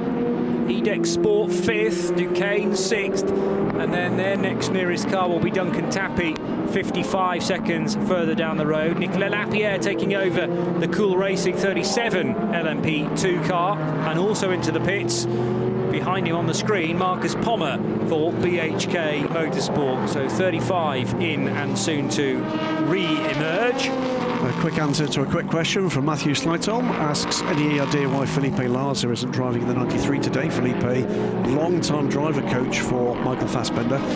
Pretty simple answer, I'm afraid. Not a great one from Felipe's point of view, is to go side by side with the 55 and 66. We'll let this one play out before I answer that question. 55 under pressure, keeps the place. So whatever is wrong with Matt Griffin's foot, it's welded to the loud pedal. The answer is because Felipe, I'm afraid, from his point of view, the bad news was elevated to gold status for this season, and the way it works with the driver mix, with a Porsche factory driver in that car, as is part of the deal with Michael Fassbender, there is no place for Felipe. I can tell you he's not very happy about that. Not the team's fault. He was, however, in the Michelin World Cup race yesterday with the Fricadelli car. Yeah, well, strong ties to a few German teams, actually. Felipe Fernandez-Larzer has raced Glickenhaus around the Nürburgring before, yeah, Nürburgring 24 hours, and indeed with the Glickenhaus project prior to them reaching the World Endurance Championship, with the cars that have competed against GT3 machinery in the past. So, Patrick Pilet leaving not a great deal on the table here for EDEX Sport, using every inch of the racetrack available to him. But Richard de Guiris is keeping the vastly more experienced Frenchman honest, and Duquesne team's car not really fading too much. In fact, that's because his car was very, very light indeed. It peels off to the right at high speed. Needs to make sure he's down to 60 kilometres per hour in time for the white line, and that car will be refueled and possibly given a new set of tyres as well. Yeah, relatively recent change here to the circuit. The pit entry was always quite an awkward pit entry on the exit of turn 14. It's now from the outside of turn 13.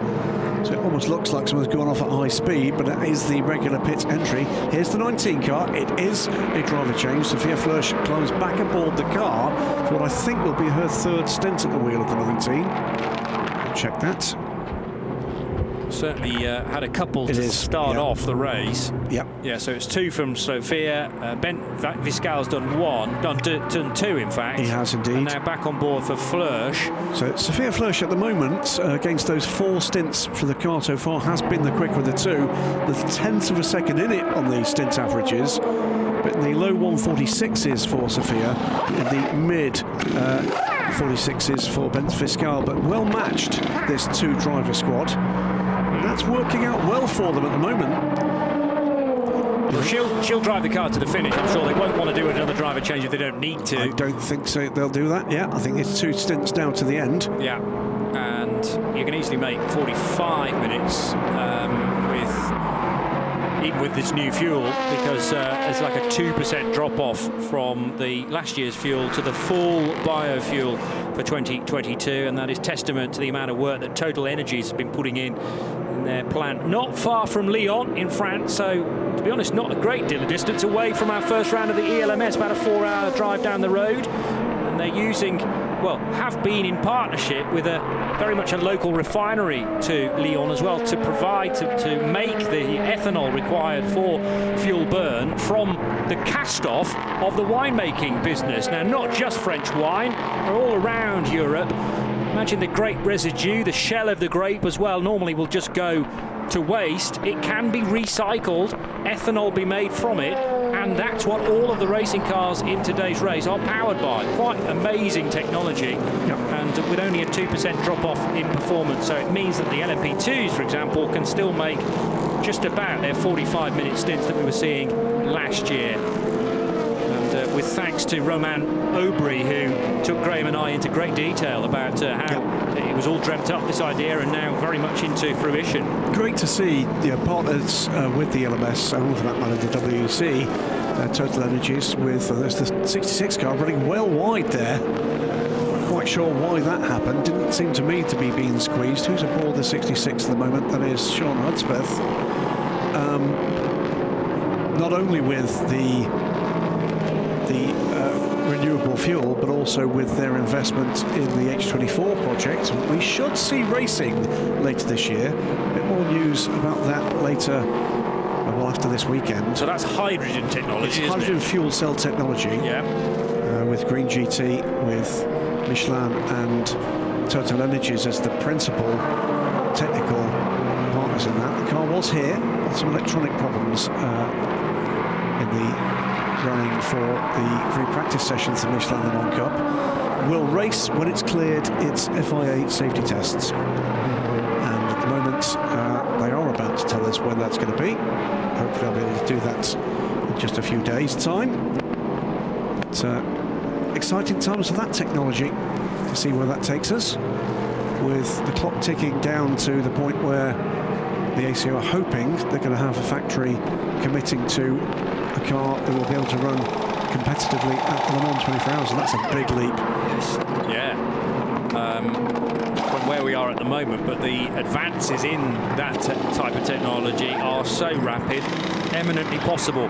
New sets of tyres for TDS Racing, for certainly Prima as well, and Racing Team Turkey have pitted with Jack Aitken coming in. I think Jack's been at the wheel for quite some time now, so we're probably going to see another driver change there at 34. Matthias Charlie Eastwood, I should say, yeah. Board. So Charlie Eastwood, we'll see in just a few moments. We haven't seen Matthias Besch in the 31 yet either, and car 31 hasn't yet come down pit lane for its penultimate pit stop. Besch is in the car, beg your pardon, so that happened at the previous stop. So Louis Delatraz at the wheel of the 9 car. It is Jan van Utet at the wheel of the 65, and indeed it is Charlie Eastwood aboard the 34. So this will start to wend its way through. Sophia Flörsch just pops up there into 4th position after those pit stops. She's 5 seconds back from the 3rd place car in the hands of Job van Utet, Dutch driver, and a new berth for Job this year. So Job emerging into 3rd position. Sophia Flörsch, who was put into the Algarve Pro Racing car a lap ago, runs 4th. New driver into Racing Team Turkey, as Graham mentioned, is Charlie Eastwood. They still hang on to the Pro-Am subdivision lead in LMP2. Their nearest rival being the 88 car of Nicholas Nielsen now for AF Corse. Car driven earlier by Francois Perrodo and Alessio Rivera. Rivera regularly having it on its door handles.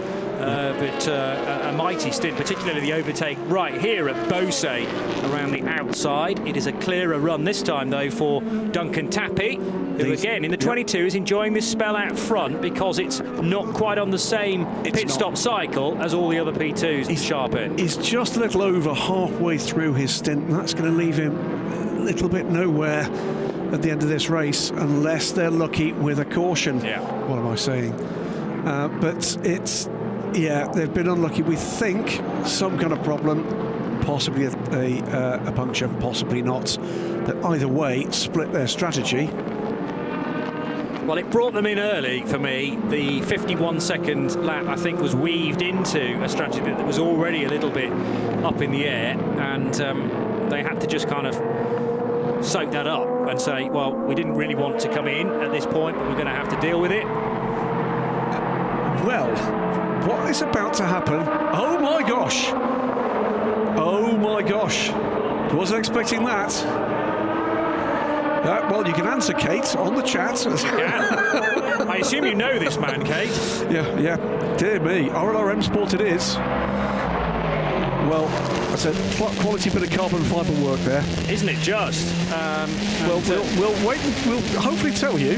The same lettering perhaps stolen from AF Corse, where they put that message for Francois Perrodo. Nothing about getting married for Francois, far ruder. But Kate, you're a lucky woman, quite possibly, if you know this guy. And we'd like to know the answer. Won the Bolton Boy Band from RLR Motorsport. Let's hope she hasn't darted out for a coffee and missed that whole situation. Well. News to follow, folks. RLRM Sport might have to buy a hat. An hour and 10 minutes to go of the opening round of the European Le Mans Series. Twists and turns, both on and indeed off the track. Alex Capadia for RLRM Sport running in 6th position ahead of Nielsen Racing's machine of the Nielsen car doing the chasing in LMP3. 7th place is James Littlejohn, and then Mark Richards for 360 Racing in car number 6. The class is led by Guilherme Oliveira, Portuguese driver, after his good experience late last year at his home race at Portimao. So back with the crew and into Europol competition. And fending off at the moment Malte Jakobsen, but that gap's surely coming down. It is. And rapidly. The Cool Racing. And Jakobsen, if he weren't around yesterday with the bit between his teeth, because as he took over his Michelin Le Mans Cup mount from his co-driver on, I think, the outlap, the car cried enough, and he wasn't able to complete that. So Malte Jakobsen with unfinished business from yesterday, looking to try and finish today's 4 hours of Le Castellet with the race win.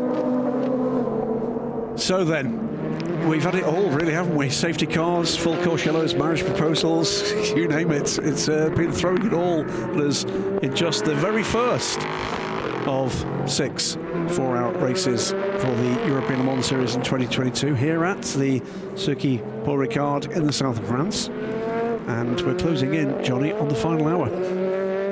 Just 8 minutes away from it. Race leader in LMP3 is Oliveira, as mentioned, and he's in a relatively serene part of the racetrack. We don't have this very often, but not a great deal of traffic in front or behind.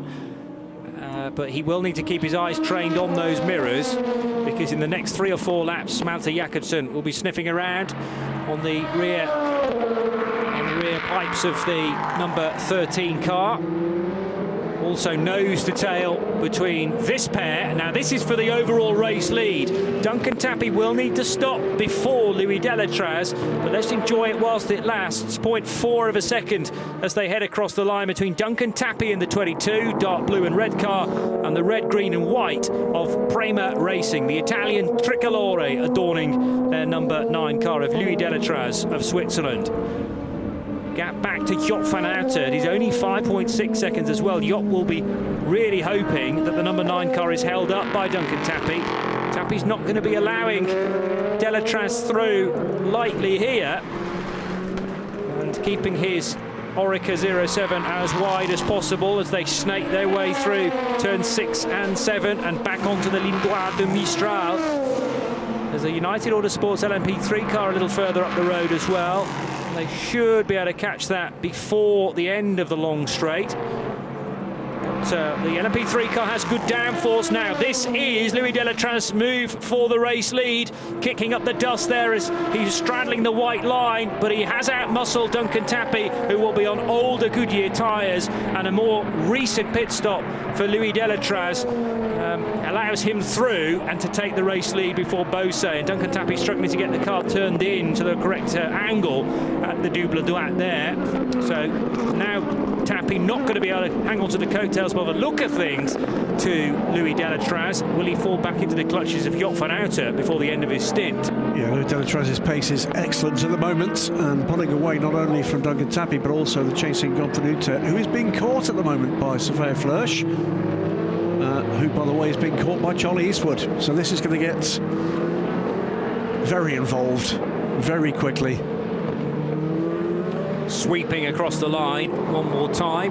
Temperature is just above 18 degrees Celsius ambient, but warmer than that certainly at track level. A reminder of who the leaders are then in all 3 of our classes. Louis Delatraz for Prima Racing, Guillaume Oliveira for Inter Europol competition, and for Rinaldi Racing it's Nicola Varone, the Argentinian, up to first position in car 32. Ricard Leitz is 12 or so seconds away from catching up with a young man from South America, and Rahel Frey not really been dropped by Ricard Leitz by a great deal. It's less than 5 seconds to the pink Iron Lynx car, the Iron Dames machine, running in 3rd. She's got a buffer zone of 6.5 seconds to Lorenzo Ferrari in the black 77 from Proton Competition, the Porsche, and then it's Frederick Schandorf for Kessel Racing in the Car Guy 57.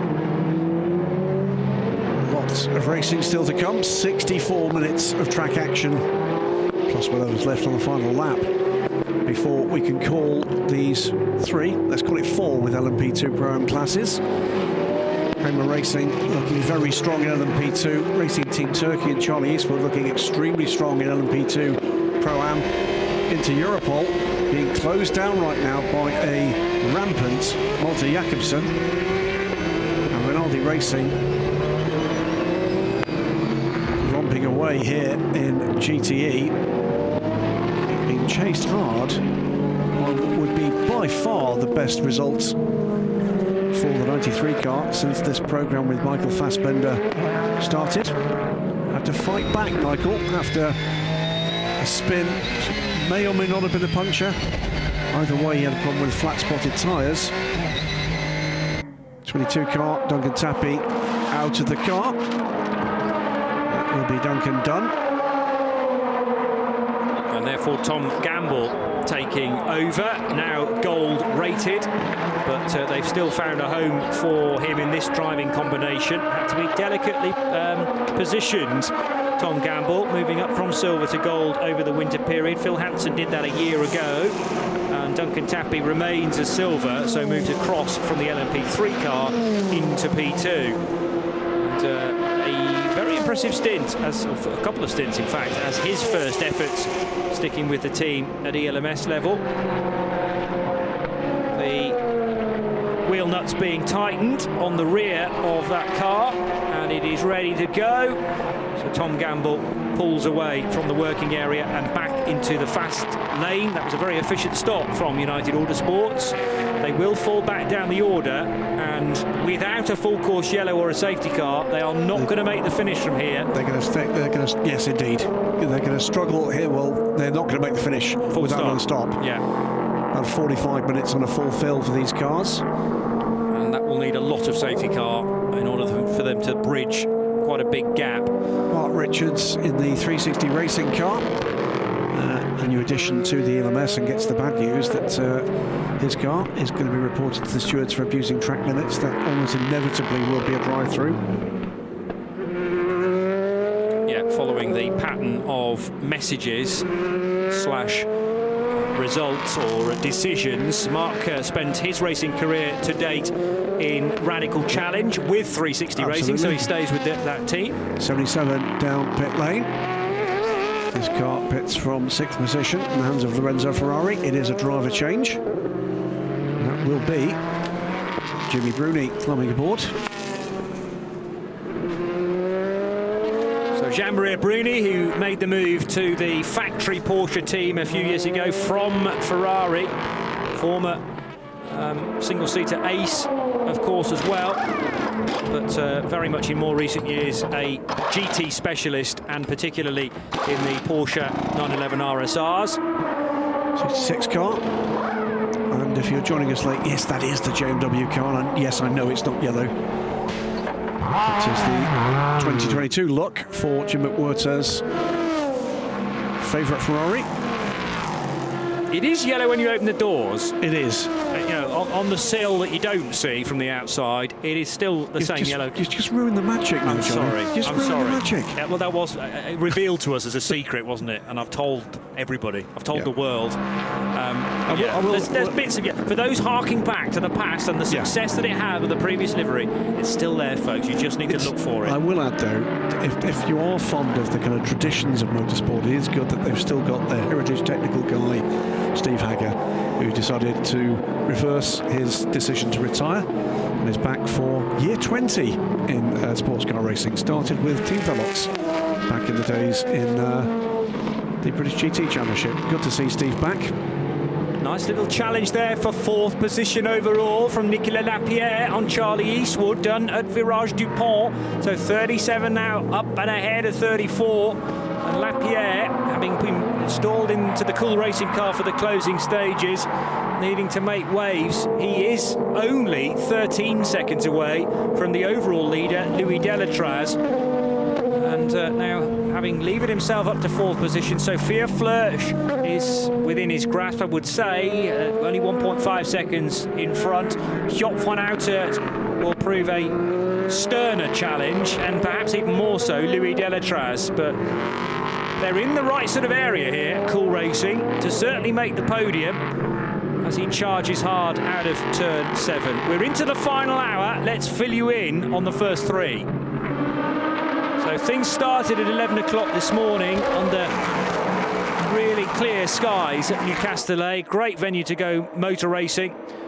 On the twists and turns in the early part of the lap, the long Mistral straight and the very technical end. And amazingly, apart from this little whoopsie from Lorenzo Colombo, the first corner. Everybody else got through the first sequence of corners. However, then there was a spin at the end of the first lap for Jim Maguire that sadly accounted for Sander Hahn's Oman Racing with TF Sport Aston Martin. It was really assaulted by something that happened as a reaction as the shockwave worked its way down the order as those cars behind tried to avoid Jim Maguire's spinning United Autosports machine. Really good dicing in the early stages in GTE. This was Sarah Bovey taking the race lead away from Pierre Eret for the Iron Dames, and car 83 to the delight of Iron Lynx out front for well over a stint then. The number 10 car from Euro International, bought from CD Sport, having a spin as well at Beausset corner. Change of lead in the early stages of LMP3 as well, as into Europol competition got the move done on Cool Racing. This was the spin for Michael Fassbender that we were referring to earlier on, but he did recover to 10th place, and his car now in fact runs in 3rd position, in fact to the lead of GTE, although these cars are all pitting. Frightening moment for Cool Racing as well, with a spin for Jean-Ludovic Barret in the number 27 car, and that car had to have quite a lot of repair work for Jean-Ludovic Foubert, I should say, and Foubert recovering, but too much damage done to the rear of the number 27. Into another yellow flag period. We'd had 3 safety cars prior to that as well, and this an untidy manoeuvre for John Faub and the 51 Team Virage car of Rob Hodes. Synchronised spinning at Beausset corner. Both were able to rejoin. A pit stop for Sarah Bovey to put Rahel Frey into the car. We're still waiting for Michel Gatting, actually another silver-rated driver, for the final stint in that car. Here's the current race leader, Louis Delatraz, for Prima Racing then, leading Jock van Houten and Hannes Racing. And after a great overtake not too long ago, the number 93 car into this latest wave of pit stops, taking the race lead with Ricard Leitz round the outside of Rahel Frey. The Eret-backed car, number 32, from pole position. Somewhat of an up-and-down race, but young Argentinian Nicola Varone is currently at the wheel of that Renewable car, running in 3rd position of round 1 of the European Le Mans Series. There's an hour to go. And the first few minutes of this final hour, sadly, start with more dramas for Sebastian Alvarez, this time for DKR Engineering. His Duqueine is off the road and has found just about the only gravel trap here at Le Castellet, the exit at turn 7. Yeah, that's just sliding backwards and wide at turn 7, and it's been there for some little time, dropping down the order. We're going to full course yellow, and we're going to be doing that in about 10 seconds time. 8, 7, 6, 5, 4, 3, 2, 1. Full course yellow, full course yellow. Okay. Gravel is laid down there because it's a very high-speed exit out of 7. There's some floppy markers as well, just to arrest the speed of any cars heading in that direction, and then a tyre wall the other side. It's important to protect cars leaving the road at turn 7, because actually the approach to turn 3 is just the other side of this wall, and the last thing you want are cars going in one direction, potentially colliding with those in the other. Car 3 into the pits again. This will be pit stop 5 total so far for Kai van Berlo, who had an entertaining run in yesterday's Michelin Le Mans Cup race. And this will be for fuel, so a more standard stop for the number 3, as the Manitou is called to recover the Duqueine of DKR Engineering and Sebastian Alvarez, who've been going pretty well to this point. Yeah, we should make clear the Manitou is a brand name for that piece of machinery, and it's not that we've got a very large Floridian marine mammal approaching the car. That would be extraordinary, though. Wouldn't it just? It would just top off the afternoon, really. We've had everything else, it seems. Nielsen Racing's 24.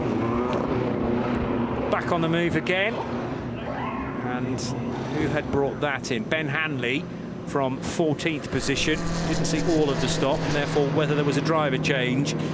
But if he has only done one half of a double stint, Ben will be able to stay in the seat of that car. Matt Bell, have we had a stint from Matt Bell yet? Yes. Yes, so Ben Hanley does indeed stay in the 24, rejoining in 14th position. That's finally that piece of debris. That looks like it's one of the planks from underneath the car.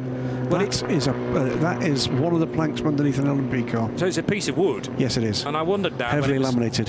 When it was flying up in the air, I thought it looked like wood, and therefore something that sits on the underneath of the car, but couldn't be sure. Well, that could be interesting if that's a leading car, because if that's missing at the end of the race... True. Yeah, there needs to be a designated distance between the bottom of the plank and the floor, but they also the thickness is important as well. Does it say in the regulations that they must be there? It does. Okay. Right.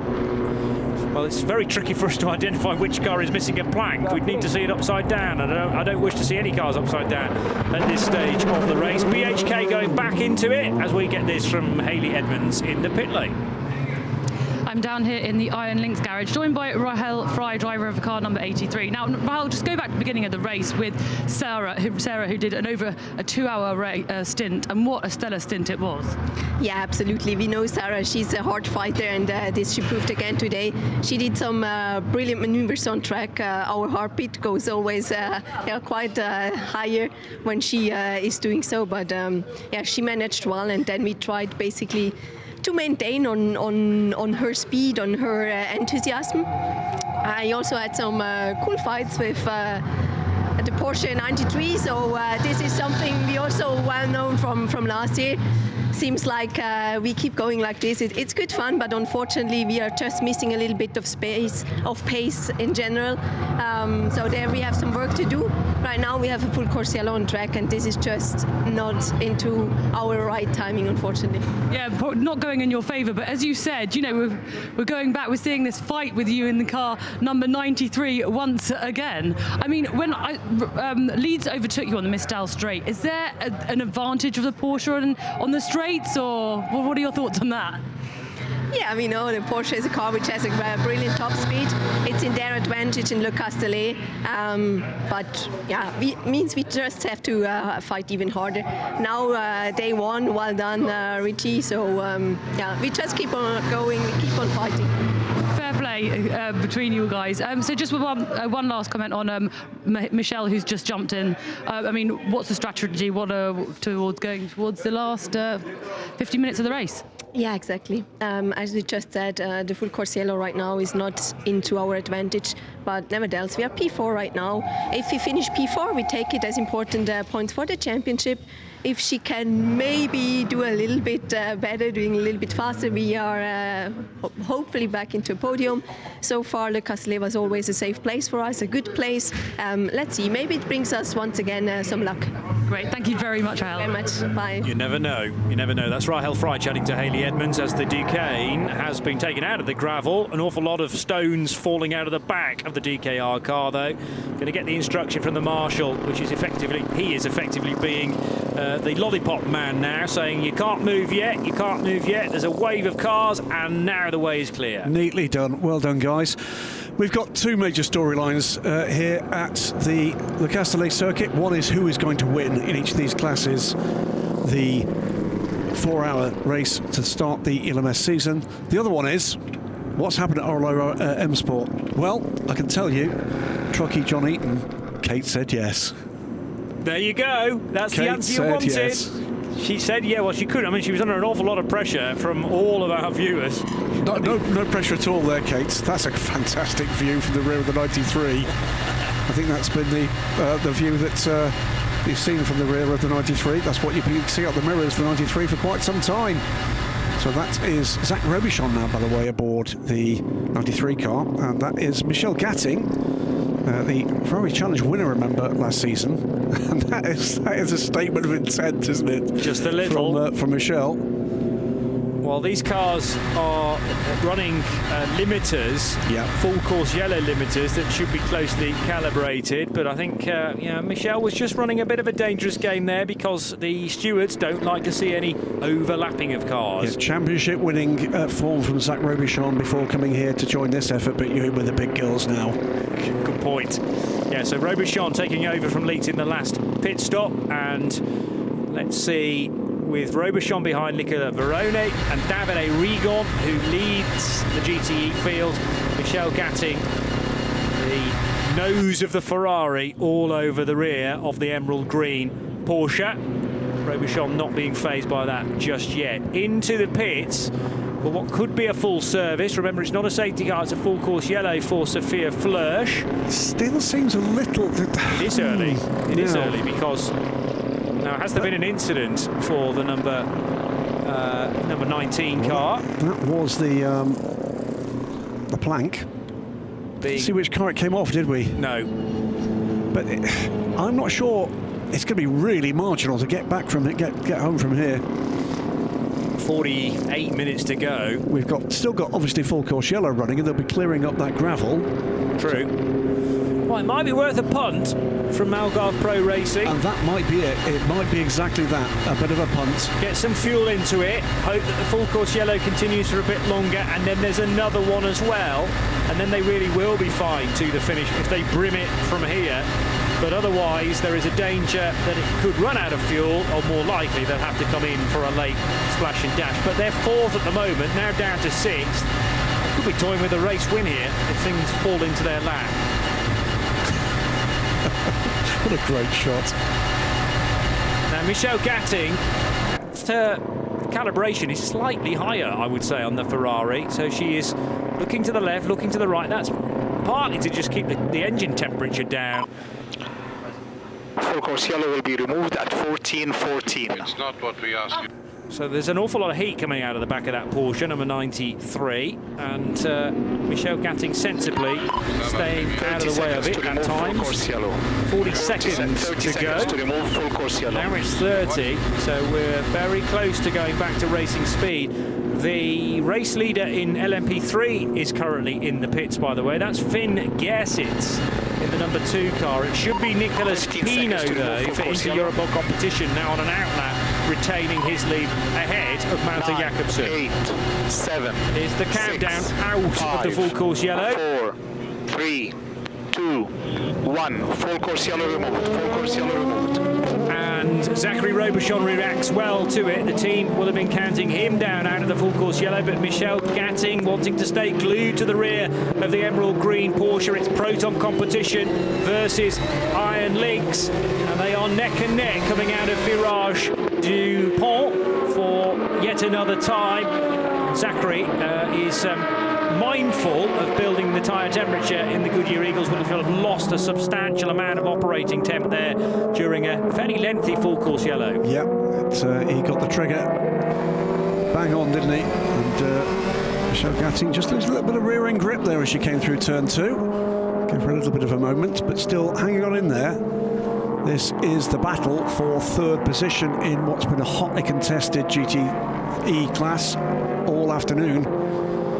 46 minutes remaining. That right now, that's an LMP2 fuel stint. Finn Gersitz did get out of the number 2, by the way. Josh Cagill's got back on board. United stay as the leaders in LMP3 despite that pit stop. I was waiting for them to go through another split to make sure that that was all still correct. But on the same lap, the 13 Inter-Europol competition car made a stop as well.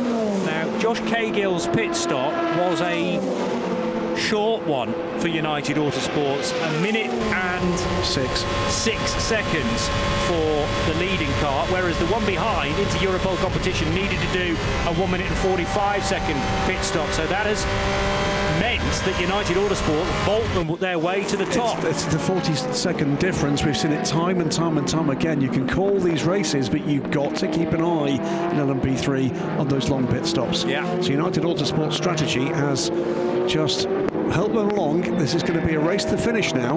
Nicolas Pino, though, whittles the 5-second lead as it was as Josh Cagill rejoins, down to 3 seconds. Malte Jakobsen is a full minute behind because Malte's car at Cool Racing also did a minute and 45 second pit stop, which is the longer of the 2 varieties. You've got to do 2 pit stops that amount to a minute and 45. The third, but not necessarily final stop, is a free stop. You do it as quickly as you can, basically. Porsche and Ferrari combination back across the line. And the Iron Lynx Ferrari doing the chasing to Zach Robichon in the Proton Competition 93. Nicolas Ferrone for Renewable Racing running second. They're all trying to chase down Davide Rigon for Iron Lynx, but good luck with that. The number 60 car, he's almost 10 seconds to the good. It is 10 seconds now, 10.1 that separates Rigon from Verone. Aston Martin number 95 taking a fair bit of curb there on the short run between turns 2 and 3. That's Johnny Adam being overtaken by the overall leader Louis Delatraz into Virage du Camp for the 96th time. We're only 5 laps away from 100 laps being completed. Delatraz 8 seconds up the road from Joop van Houten for Prima Racing. Nicolas Lapierre's a further, well, only 1.6 away from Joop van Houten, so he's been reeling in the young Dutchman as Frenchman Nicolas Lapierre at Cool Racing, and Charlie Eastwood also the same margin back for Racing Team Turkey. Not done yet, and pit stops still to come for all of these cars. So there'll be work to be done on the pit lane as well, and then we find out what tyres they've got left and whether or not they take them. Yeah, and that's been a balancing act all weekend, all race meeting long, effectively. Although the tyre allocation is free during free practice, as the name suggests, you then get a new allocation for qualifying and the race. And in actually the 10 minutes that we had for P2 qualifying yesterday, it was effectively split in half using 2 sets of tyres. All teams did pretty much that, pitting at about the 4 minutes to go marker for a new set. 1.4 seconds the difference between Joop van Houten and Nicolas Lapierre, although Lapierre will be catching up with the turbulent air from the back of Van Houten's Panish racing car fairly soon, so his task will become all that more difficult. Over the line goes Louis Delatraz, young Swiss driver for Prima Racing. New, remember, to Endurance Motorsport Prima Racing in this connection with Iron Lynx. So it'll be interesting to fully get to the bottom of where those team members have come from. Certainly a lot from the GT side and Iron Lynx, some from the single-seater world as well. They're having to learn on their feet. Prima Racing proving that for yet another season, a debut team could well take a victory. Delatraz, Van Houten, Lapierre, then Charlie Eastwood for Racing Team Turkey. They look at the moment to have the Pro-Am victory in the bag, because their nearest rivals are down in 8th position, so 4th to 8th for the top 2 in Pro-Am. 3rd place within that subcategory down in 13th position with the TDS Racing by Vaillant car of Matthias Besch. And then 3 more cars in Pro-Am behind: Ben Hanley, Nielsen, Jasmine Jafar, who's taken over the Team Virage car, and David Drew for Graf Racing car number 40. LMP3 led by Nicolas Pino now, so there has been that lead change, although United Autosports and Josh Cahill had worked the strategy very well indeed to get up ahead of everybody else, holding back that 40-second advantage till the very final point that they could. Nicolas Pino for Inter Europol competition has made short work of Josh Cahill in car number 2. Cahill again is new to endurance racing, being a bronze rated driver. Nicolas Pino, who hails also from the UK, silver rated, and used some of the traffic to get through and now build a lead to almost 2 seconds between those 2 new young signings for their respective teams. 3rd position, Malte Jakobsen. Well, the gap was 1 minute and 8 as they all emerged from the full course yellow. It's already down to 52 seconds. So Jakobsen well within the ability of catching Josh Cahill and maybe making 2nd place. Can he be quicker on the road than Nicolas Pino? At the moment, yes, because Jakobsen's down in the 1 minute 50s. Last lap around for Nicolas Pino was a 1:54, but that was a slow one in amongst the traffic. This was the point where Nicolas Pino took the LMP3 lead, though, ahead of car number 2, Josh Cahill. It was done in the latter portion of the Mistral Straight, and right at the inside went the Canary yellow and green into Europol competition car. So they now leading LMP3 from K-Gills United Autosports and Jakobsen in third position for Cool Racing. In GTE, the 93 Porsche now with Zach Robichon at the wheel, still under almighty pressure from Michel Gatting. The gap from Robichon to Nicolas Ferroni is growing, now up to 8 seconds. Davide Rigon back 10 seconds still. Rigon and Ferroni matching one another really for speed between Iron Lynx and Renewable Racing. Venuta here trying to get away from Nicolas Lapierre. We're seeing it from inside the 93 Proton competition car. And that gap is coming down still. Venuta running second. This is second, third, fourth, with Charlie Eastwood on the other side, but just trying to get onto terms with them by the battling GTE pair, Michel Gatting and Ricard Leitz. Here comes Charlie. Great angle of this. Looks like a tracking shot, doesn't it? Very high speed one, but yeah, take the point. And Charlie Eastwood having to go to one side of Michel Gatting, quite possibly the other of Zach Robichon. It's cost him a little bit of time there. He caught him in the wrong place compared to the two cars he's trying to get onto terms with. Lapierre is flying right now and pulling away. Louis Delatraz making the most of this battle behind him. Cars in the background, by the way, negotiating turns 3, 4 and 5. That gives you an idea of how this circuit folds around other segments of it, and they disappear away to the sunset at Virage du Combe and then curve around and through the kink at 7 and onto the Mistral straight. These cars reaching the end of the Mistral now, turn 8. 37 is Nicolas Lapierre, 1 second behind Joop van Uitert. He in turn has got a 2.7 second buffer zone on Charlie Eastwood just behind. So Eastwood wanting to get his Pro-Am entered car, remember, and they should be capable of winning that category fairly comfortably at this stage, but wouldn't it be great for Racing Team Turkey to reach the overall podium? Still got one stop to make for pretty much all of these LMP2 cars as they work their way through 13 and 14 and back across the grid hatchings to complete another lap. We're on lap 100 now for Louis Delatraz and Prima Racing. They can smell victory, but still got over half an hour to go. 37 minutes to be exact for a debut win once again for a team that has come in with much pedigree, but from other disciplines in motorsport. Yeah, Jan van Uitert in Claire has got the hammer down and pulls away a little, gets the gap over a second, in fact over a second and a half from Nicolas Lapierre next time around. So a better lap there. Still, Michel Gatting trying to get onto terms with Ricard Leitz. Just see what was happening here in terms of their attack. Sorry, it's not Ricard Leitz, it's Zach Robichon, my apologies. About 9.5 seconds back from Nicolas Ferroni, who is right with and has caught Davide Rigon for the lead of the race. So the 60 Iron Lynx car leads from the Rinaldi 32 Ferrari. Then this battle for third, but there's as close a battle ahead for the lead in GTE here.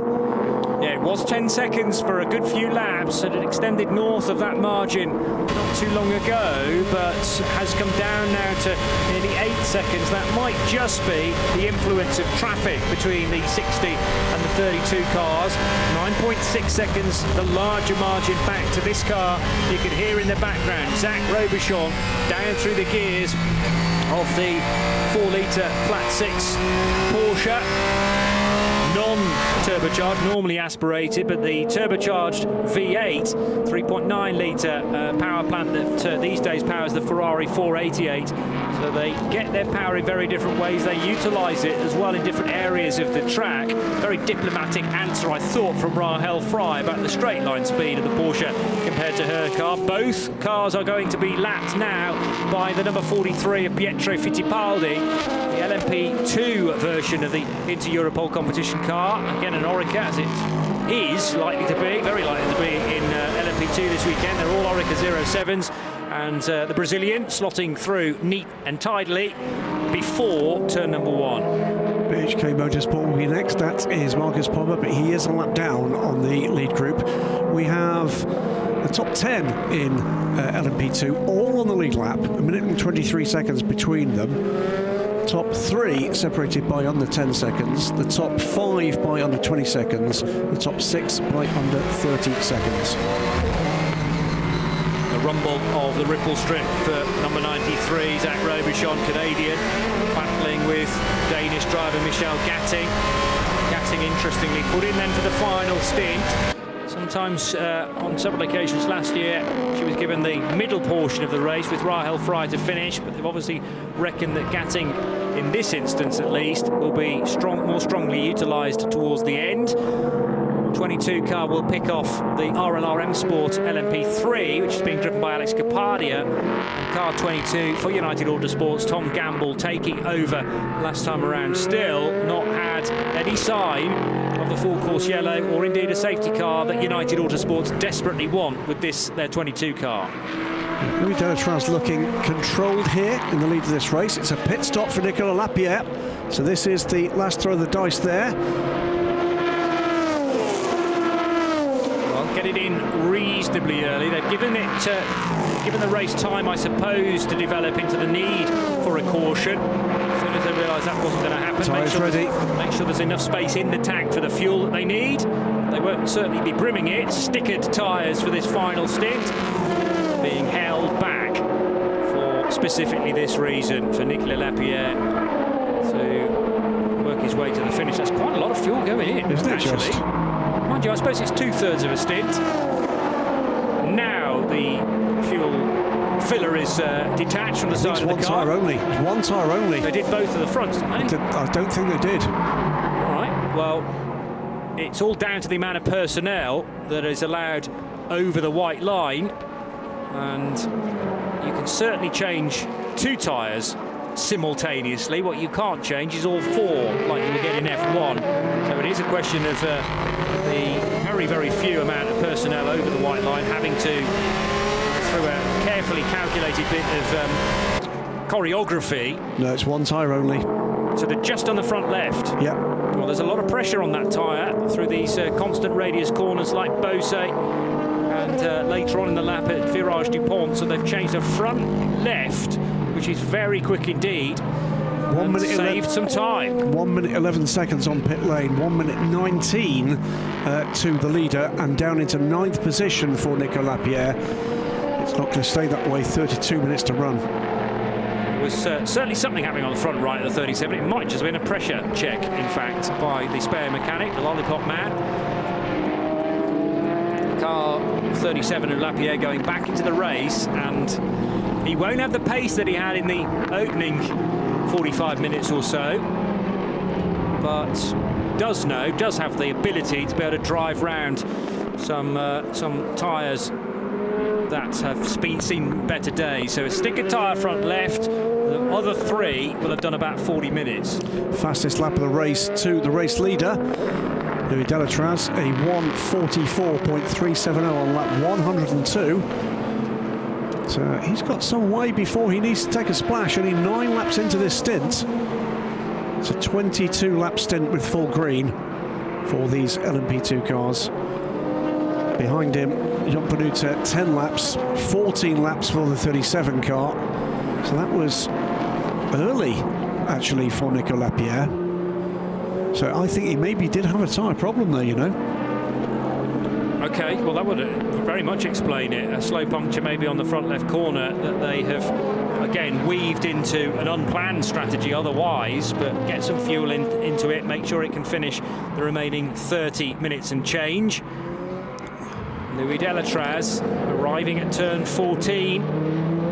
He really is a great guy to have as part of your crew. Team WRT found that last year, and Louis Delatraz at the moment is on course to take back-to-back opening victories for debut teams, because he did it with WRT last year, not here but in Barcelona, and might be able to do it for Prima Racing. Stow that. We've had a data problem. The internet's gone down, I'm afraid, so that's not 9 laps in. It's significantly more than that. Fine. So we will worry a little less about potential issues with Cool Racing, therefore. the amount of fuel that was going in, I did think that was a pre-planned stop and that they had plenty of warning about it. But it's a question of how much the drop-off, the performance drop-off is for Nicolas Lapierre when you get to the point where those three tyres rather, have really seen better days. Down into the first corner goes the GTE race leader. This is Davide Rigon then, who is being caught at times by Nicola Verone. That gap is closing a touch to now 8 seconds. So we'll stick with the GT part of the world and head now to Renewable Racing with Hayley. I'm down in the Renewable Racing garage, joined by Memo. Memo, just you put the car in pole yesterday. Pierre kept the car in pole, and it actually currently second. But Iron Lynx are gonna have to pit before the end. Right. I mean, we're just like counting down the time right now, but you know, the Renewable Racing team is just awesome, and their strategy has just been great. And I think the racing gods have smiled on us a little bit. And then Pierre did a great job starting, and then Nico, Verone is like unbelievable in the car. He's just fantastic. So it would be an awesome weekend if we could just pull off a podium finish at the very least. We're used to seeing you in an LMP3 car, so you're here in a GTE car. You're also first time in France on a track driving here. I mean, there's a lot of firsts to take in. There's been, a lot of people remember 2014 Daytona, that accident I had there. So there's been a lot of drama that I've had to recover from. And, coming over here, it's just getting opportunities. I haven't had a full year in car racing for something like 10 years. And so one-off opportunities coming over here, new country, new track, new team, new car. So my mind was like maxed out and overloaded. And all you can do, luck is like preparation meets opportunity. And this is preparation and opportunity. And hopefully we'll have a little luck and we'll nail a podium finish today. Great, thank you very much, Memo. Thank you, guys. I think originally from Mexico, but very much with the American flag for his racing career. And Hayley alludes to the fact that he's raced in LMP3 in the past, in the IMSA Prototype Challenge, for example, and doing that again this year. Did Daytona this year and was very impressive. Great to see him back on form. Here come two of the leading cars with what will be their final stops. Out comes the number 34 and the 28.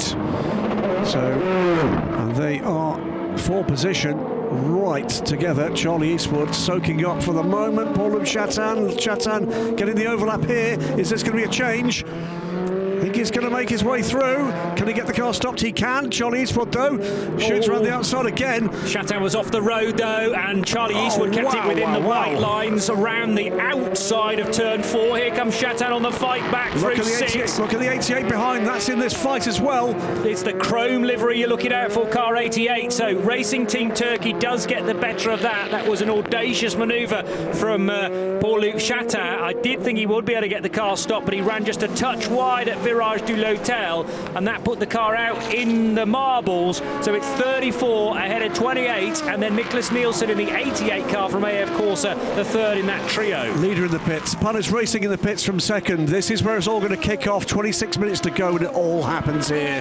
This is about keeping the pit stop clean, and then coming out with the right position when you rejoin the track. Also Nielsen coming back. The 22 is in this. Tom Gamble's right there. This is a 4-car battle for position. Nicholas Nielsen to the inside of Charlie Eastwood, and also trying to work his way through, as you say, Tom Gamble around the outside in the dark blue 22 car, but cannot get the better of Charlie Eastwood. Paul-Loup Chatin did get ahead, though, of the red car from Racing Team Turkey, and then a couple of corners later, up now another position is the 88 of Nicholas Nielsen, biding his time, probably drawing on all of that GT experience where it normally explodes in an ELMS race within GT. We're getting the same in LMP2. To the lead for the moment, the number 19 Algarve Pro Racing car. Remember, that was the one that threw the dice on strategy. 48 minutes, I think that car came out with. I think they're going for gold here. I think they're going to be going for gold with Ben Fiscal be tippy-toeing through this, fuel saving as he goes. Louis Delatraz is back out into second place with Joop van Uite 10.9 seconds back after those two cars make their final stops. Behind in fourth place, Paul-Loup Chatin, Nicholas Nielsen in the 88, Charlie Eastwood in the 34, and Tom Gamble in the 22. That is the order from first all the way down to seventh, and it is, 50 seconds between that group. Well, it's about a second and a half between the four of them battling for fourth. Yeah, I hadn't spotted at the time that Algarve Pro Racing had switched drivers from Sophia Flörsch to Ben Viscal. I think it's Sophia doing her driver time. I think that's what it was. Well, it's tough when you've got two drivers, but they are both silver. Yeah, so I'm having to recheck because there appears to be a mistake in the regulations that suggests that both of them need to do 2 hours and 15 minutes each, which of course they can't. That is Stuart Cox standing in the pits and watching. This is if they win this race from here, that's an amazing result, and it will be because they've saved fuel like no one in history. Well, yeah, I think this is a couple of minutes beyond the outer limits here, but they've got a gap, and quite a big gap, and that's what you need if you're fuel saving. True. I was just about to say there's not a hint of fuel saving from the Dutchman, but maybe there is wriggle room for that, and just for him to be able to lift and coast in the odd few corners around Le Castellet. It's a tough ask, and are they just going hell for leather, hoping then that there's a late caution which will just give them the required fuel mileage to get the thing across the line? It's a dangerous game to play, but it reaps so many rewards if it comes off. Louis Delatraz sitting waiting for it all to go a bit wrong at Algarve Pro Racing in second position. He's got this 11-second margin over Joop van Aerten, who's then got 12 seconds back to Paul-Luc Chatin, but it's crazy in and around the Chatin, Nielsen, Gamble area of the timing screen. Side by side again with Tom Gamble at turn 5 and Charlie Eastwood. Still though, the Irishman stays ahead of the Brit. No, he's behind him. Well, he was through the split there, and it's confirmed now. Yes, you're right. Oh, I don't know. I'm not sure. I need to see that again. They were certainly flipped around as they came through the timing split at turn number at the end of sector 1. Yeah, let's get a view of them at the end of Mistral before I'm fully happy with that. He's gone around the outside before we've got into turn 6. And there's another United Autosports car in there that's confusing me. Yes, okay, it was the P3 car that was sitting behind Charlie Eastwood. Tom Gamble now. No, he's not done. He's having a crack here at Nicholas Nielsen. Gamble pushing very hard indeed. Yeah, out of Bendor corner. Garlaban is the long right-hander. Nicholas Nielsen, Tom Gamble together on our screen, together on the road. 3 car lengths between them, probably, if that, and Gamble looking to brake as late as he can. Nicholas Nielsen is newer to this type of car than Tom Gamble, who did a full season last year. The two Oricas then look very, very different in their very recognisable paint schemes. For United Autosports, been carrying the dark blue with the red and white for many years now, and the chrome livery for Francois Perraudot's cars. This car, though, with co-driver Nicholas Nielsen currently at the wheel. Now, what happened in GTE? This has changed. This is we're about to see Michel Gatting passed by Gianmaria Bruni, and through goes the 77 car. It's 1-2 overall for the Ferrari team's Iron Lynx is bright yellow number 60 car. That car is leading from the 32 Rinaldi car, but after that it's the 2 Proton competition Porsches now. This has got plenty still to offer. We're inside the last 25 minutes. There was a questionable overtake about the 31 car not long ago, but that doesn't have to be looked into again. It is side by side between Tom Gamble and Nicholas Nielsen. He's got him. Gamble getting a much better exit, remember, out of the turn 7, but he's on younger tyres, isn't he? 22 car must have pitted later than the 88. Unfortunately, our data's gone, and I think the answer is I'm not convinced he doesn't have to stop again, Tom Gamble. Well, it was a 37-second stop for the number 22 car, and they were going further than all the other P2 cars around them. That's what makes me think it's been a more recent stop for car 22, and they are reaping the benefits there. So car 22, the least likely to have to pit in the remaining 20 minutes. Everybody else is a little bit questionable until you get to car 19, and that is a definite that we'll have to make a stop again, unless absolutely certain they can't make it. Has the ability to drive on pure fumes of fuel. I know this Total Energies biofuel is very efficient, but goodness me, to do a 50-minute or 48-minute stint is a big, big ask. That was a 37-second run through the pits, same as the Tom Gamble pit stop for the number 30 Duquesne team. That's just a breath of fuel. It's longer than a drive-through, though, It is, isn't it? yeah. It's about 25 seconds, I think, for the drive-through. So Richard Bradley's just done that in the green and black car, which emerges right in front of Nicholas Nielsen now. We could be seeing some real strategic genius here, including potentially from United Autosports. Richard Bradley as well, by the way, has come up in between Tom Gamble and Nicholas Nielsen. That will help the United Autosports man. Helps Nielsen actually briefly, because Nielsen's able to pick up the toe on the British driver Richard Bradley, and Moja's on by. Gamble closing in on Paul-Luc Chatin for fourth now. So Richard Bradley not on the same lap as these cars that are getting by. That's the reason why he's being rather gentlemanly and allowing Nicholas Nielsen through. Leader in LMP3 is Nicholas Pino for Inter-Europol competition. Car number 13 with the first caption next to it on our graphics. So the yellow and green of Inter-Europol enjoying a 34-second lead now. Pino and Cahill were actually in the other order when Cahill came out of their shorter stop at United Autosports, but Pino needed to pick him off, and he's now built a massive lead of over half a minute. Yeah, but he's been caught as well here in second place, Josh Cahill by Malte Jakobsen. Yes. Just 1.4 seconds back, so that's one's up for grabs with 18 minutes left to go. Davide Rigon into Virage du Lac.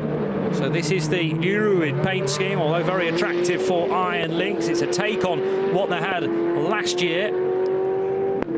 Little sideways, well, very sideways for the number 14 car, so that's not the LMP3 leader. It is the car instead that has struggled and is down in 9th position in LMP3. Noam Abramcic doing the driving there. Noam hails from France in the sister Inter-Europol competition car.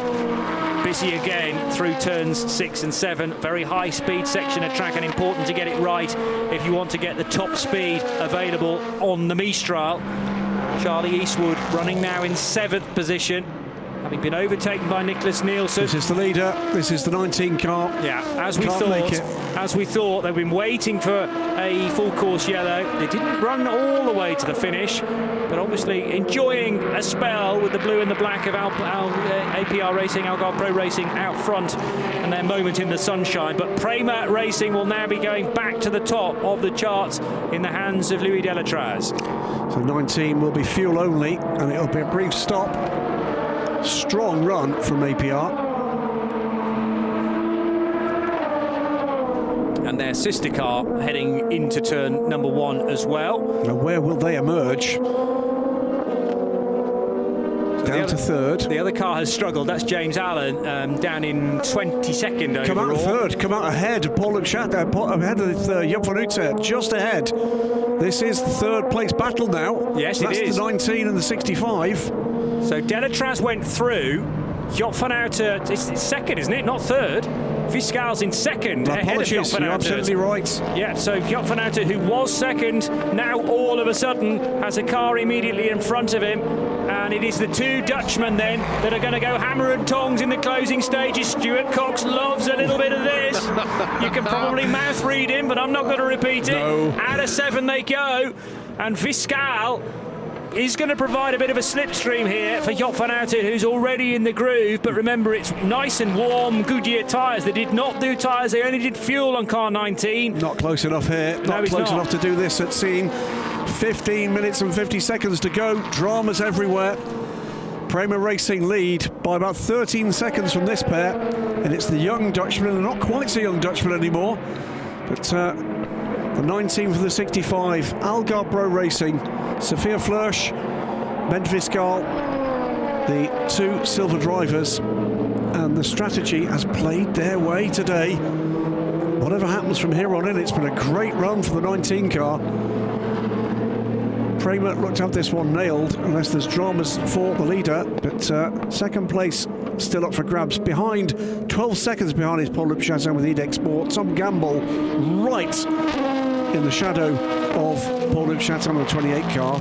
In GTE, that's a change, isn't it? That's Zach Robichon now behind the 77 car. That has changed. Jean-Marie Bruni has gone through to third. But Bruni gains the spot on the sister car at Proton competition. Bruni, Robuchon, Gatting, 3rd, 4th and 5th places. This is the battle between EDEX Sports and United Autosports. By the way, Jean-Marie Bruni is catching the Rinaldi car for 2nd place. We're running out of time for that, but that gap is now down to, what, 8.3 seconds. That's a gap to watch. And last time around, he took a full second out of that gap. I'm going to defend Job van Houten here and say, by the way, that there's less than a year between van Houten and Fiscal.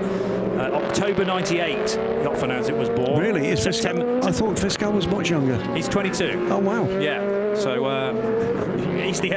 I suppose technically Van Houten is the elder statesman, but it's 9 months between them, and therefore they are going to be of similar speed. You've got to think 0.6 of a second. Fiscal, though, far less experience, because remember, Job van Houten was a previous champion at LMP3 level. He then worked his way up into LMP2 to compete in lots of different teams and be championship regulars in terms of podium finishes in the past. And Job van Houten now with a new team again, Panis Racing. Nose to tail once more. He's looking very racy. Tom Gamble attacking Paul-Luc Chatin. They head into Bendor corner.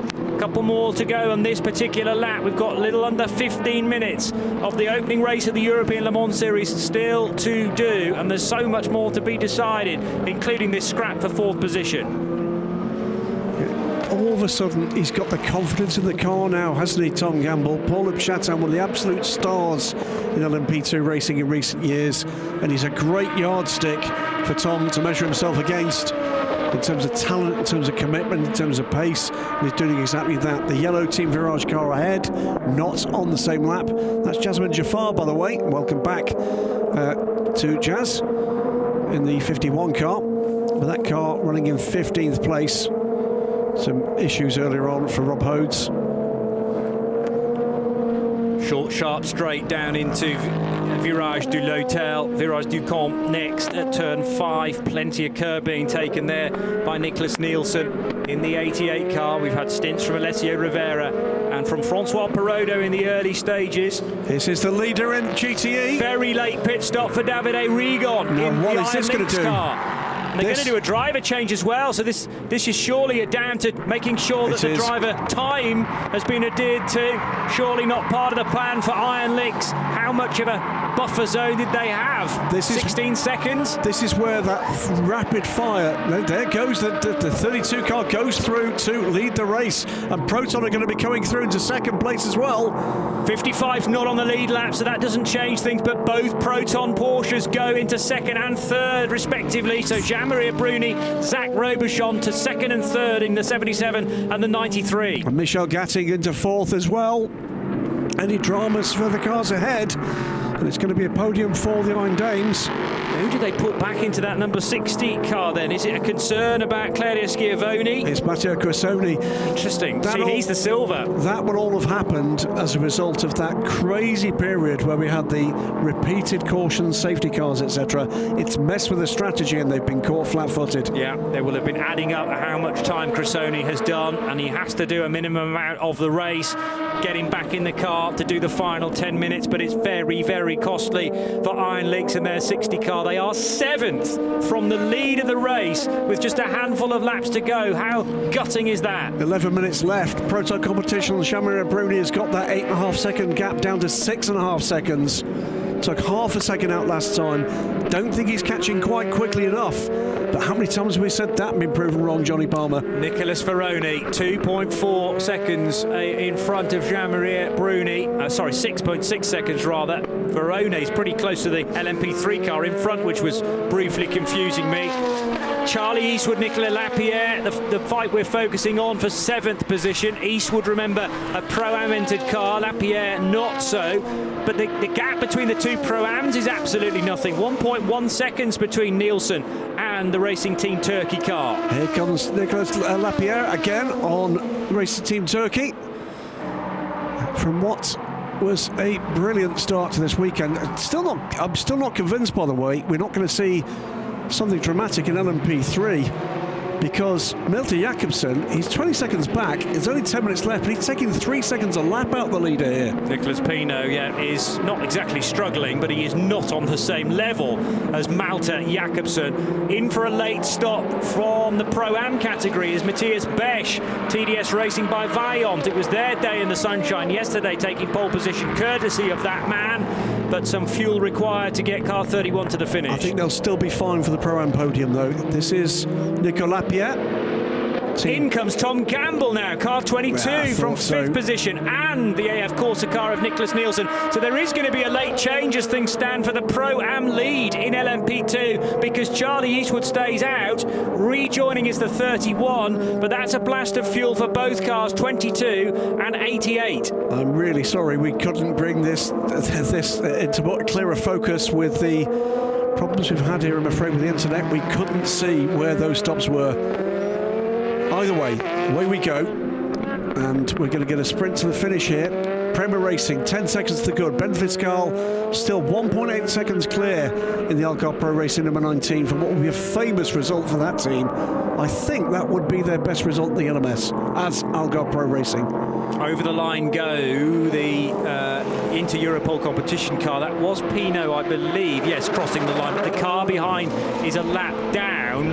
Ross Kaiser's 360 racing car. The gap we're focusing on is that back to Malte Jakobsen that now stands at 16.8 seconds. He's got 8.5 minutes to try and close that. It does look like a big ass, but he's still taking 3 seconds a lap out of the race leader. He's just going to run out of laps, I think. It could come down to exactly where, with the clock running, the end of this race comes. 3 seconds can make a huge difference if another lap has to be taken by those two cars.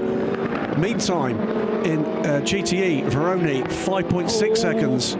Eastwood's off the road, and that's because the two cars jostling for position between Pro-Am leader and the 6th place standard entry, if you like, but it's still a race for position. They were both stumbling across a Porsche from the GTE field, and Charlie Eastwood just ran a touch wide.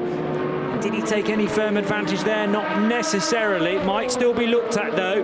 Racing Team Turkey nose to tail with Cool Racing, and now Lapierre to the outside line, but Eastwood's seen that, parks the car right in the middle of the track and doesn't allow the Frenchman through. Significant positions in LMP2, the overall lead in LMP3 and the overall lead in GTE, all up for grabs with 7 minutes of this race to go. It's all come together after the carnage we had in the first hour, Johnny Palmer, to create an absolutely classic finish. Here it goes, this time up the inside for Nicolas Lapierre. He's got him, got it done. Well, Eastwood was all over the curbs at 5. That massively unsettled the car, and then brilliant car placement for the Swiss crew. Cool Racing, French driver Nicolas Lapierre smelt the inside line. That's all he needed. And right behind them, now is that a car doing recovery, isn't it? It's a 31, so that's not a concern, folks, for Matthias Besch. Although isn't it interesting to see the sort of speed that the Swiss is offering here late in the piece? Yeah, it is. But Besch gets a lap back on Charlie Eastwood. May well do the same on Nicolas Lapierre very shortly as well. Aston Martin number 95 being driven by Johnny Adam rumbles the curbs. Back up to 5th, by the way, that car. This is Mikkel Jensen all over the back of him, though, in the 57 car. So that would be for 5th and 6th if Jensen can get in front. There's the 28 just trying to find a way through. Does so by just breaking up that battle for a moment or two, and it's not delayed, Mikkel Jensen. That's the Duquesne team car going way wide, but rejoining. The 30 car, 11th place. He's lost him a place there to the number 43 of Pietro Fittipaldi. Fittipaldi in 11th place at the moment. Still no way through for Mikkel Jensen. Johnny Adam knows exactly where he is, knows exactly what he's going to need to do to get by, and utterly determined not to give him that opportunity. 5.5 minutes to go.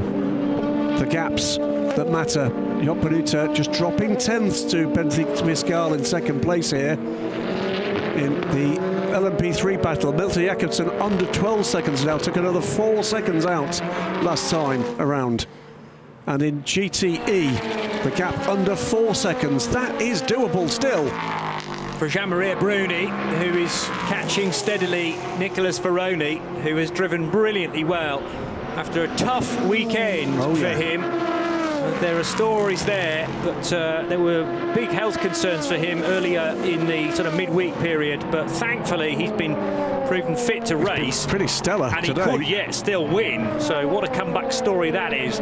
Nose to tail still between Johnny Adam and Mikkel Jensen, as they are both lapped by Charlie Eastwood in the Racing Team Turkey car, still on course to take victory in Pro-Am because of the late pit stop for the AF Corsa. Nicholas Nielsen driven 88 car. Could be in trouble though, Charlie, under investigation for overtaking beyond the track limits. A drive through here could be disaster in Pro-Am. Yeah, it would be as much of a delay as AF Corsa had to suck up because of a late fuel stop for that car. 25 seconds or so driving through the pit lane, but you are decreased speed as well. 4 minutes to go, and still Delatraz with a double figures gap. Still 2.3 seconds down the gap for second and third between Algarve Pro and Panis. And in LMP3, it's coming down even more quickly. It's another 3 seconds. It's under 10 seconds. Malte Jakobsen is going to be on the rear wing of this car at the flag at this pace. That final lap could make a huge difference. And in GTE, it is under 2 seconds now. Jimmy Bruni, is he going to take this? He's looking like he's going to catch him before the end of the race here. The 77 car reeling in the Rinaldi car now. It's 1 minute and 46 around this place. The race leader, car 9, Louis Delatraz, is heading into the Double Drac de Beausset now, so we'll probably be back across the line in the next 30 seconds. It's going to be 2 more laps, you know. It's going to be 2 more, I think, yeah. And then depending, as you say, on where the class leaders are in relation to that, as to how much extra this is the lead they need to take. It's the red car, not this car. That car is a lapped car, the 55 Sprinter race car. Then it's this car, the black menacing shape of the 77 Proton Competition Porsche. Needs to get through and by the 55 car, which I think has got David Perel aboard now. So next time around for the race leader Louis Delatraz, he'll have less than a lap time on the clock. So just starting the penultimate lap now. I make this a 120 lap race. Where are the class leaders? The GTs will finish very soon after the overall leader. Yep. It's going to be a longer finish though for the LMP3s. 6.8 seconds rather between Pino and Jakobsen. That's coming down. And Jakobsen's probably got a sighter on Pino now as they head down the Mistral Straight for the penultimate time. He's very much got him in sight. I think this is doable for both class wins, and it will be, if it's going to happen, on the very last lap. Yeah. This is going to be an amazing finish to the opening round of the European Le Mans Series in 2022. Louis Delatraz looking comfortable, 11 seconds to the good. Ben Viscal for second place for Algarve Pro Racing. A two silver driver squad there. 2.5 seconds ahead now. Joop van Utrecht looking comfortable for the final podium position, but it's all about the classes here. Rinaldi Racing, Proton Competition, 1.2 seconds between them as the Porsche continues to push on, being lapped all the time. Nicola Baroni needs not to concentrate on that looming black mass behind him and just fully focus on the road in front. He'll have the remainder of this lap, plus one more, and he's gone a bit wide coming out of senior corner, but so has, in fact, the chasing Jean-Marie Bruni, so about the same sort of time lost. Prima Racing's Louis Delatraz crossing the line now, a minute left on the clock, so this will be the last lap. It's confirmed on the top of our timing screen for the debut team, Prima Racing, and this time last year, Louis Delatraz was doing exactly the same thing for a brand new team to the ELMS on that occasion as well, Team WRT. 2.8 seconds at LMP3, under a second in GTE, as they've still got to start their final lap. So one more lap to go for the GTs. There's about a lap and a half to go for the LMP3s, but it's going to be tight, you know, Graham, because the number 9 car might yet lap the LMP3 leaders. It could be the saving of him. It's in the fastest part of the track. It's going to be about the speed of the number 9 car down the mid-style straight. And the important thing here is that if Delatraz gets ahead of the battling duo in LMP3, that will lock in their positions the next time they cross the line. It is nip and tuck, and actually the 9 car hasn't gained as much ground as I thought down the Mistral straight. So still 13 Nicola Pino for Inter-Europol competition is ahead of Malte Jakobsen by 1.5 seconds. They're both into Beausset now. Astonishing. The clock is run out. It is about when the number 9 crosses the line and what happens either in front or behind him. Not going to do it. I think the 17 may have passed him, you know. Quite possibly, the 17's already in front. Malte Jakobsen, although 13 is still displayed as the race leader. They're heading into Virage du Pont now and about to stream across the line, but they are not going to be lapped by this car, the number 9, Prima Racing, Louis Delatraz. For the second year running, the young Swiss driver for a brand new team to the ELMS will take victory at their first attempt. Well done to Prima Racing for Lorenzo Colombo, Louis Delatraz and Ferdinand Habsburg. Malte Jakobsen is now in the lead of LMP3, even though they've got another 5.7 kilometres to do. And here's the GT battle for the final lap, Graham Goodwin. Cracking stuff in every single class. Ben Viscal brings it home for a famous second place for Algarve Pro Racing overall. He's 2.5 seconds clear of the Panis Racing Orica of Japanuta. That's the overall podium. But it's all about the classes here. Malte Jakobsen romping away in LMP3. An amazing closing gap here, and here we go to the flag in GTE. They're together. Is there going to be an overlap? Is there room? There's not going to be quite enough. It's going to be Rinaldi Racing take the win. An amazing one again, a debut for Rinaldi Racing in GTE, and they take that win by 0.12 of a second. Unbelievable finish for the pole-sitting car, Rinaldi Racing, ahead of Proton Competition, who get 2 cars on the podium. What a finish to the first round of the 2022 European Le Mans Series. We're going to have to be diving deep for the rest of this week into the stories here, but Prima Racing on their debut are the winners. Racing Team Turkey take LMP2 Pro-Am. There might be something hanging over that result. AF Corsa and TDS Racing by Vion complete that podium. Waiting for the LMP3s to come home. We can tell you United Autosports are home with the number 2 car in third. It's 32.77 and Michael Fassbender on the podium in the ELMS. But it's not this car. The number 13 car is not the winner. We've already had the winner across the line now. Malte Jakobsen in car 17, victorious, and that is confirmed on our screen. Cool Racing, and Malte Jakobsen, after a stupendous drive from the young Dane, is the winner. Car 17 ahead of the 13 of Nicolas Pino, the Inter-Europol competition car. We're giving them plenty of love at Inter-Europol competition, but sadly it is disappointment. They've just missed out on the win. So 17 it is. Cool Racing in the hands of Malte Jakobsen. Got back about 20 seconds in no time at all.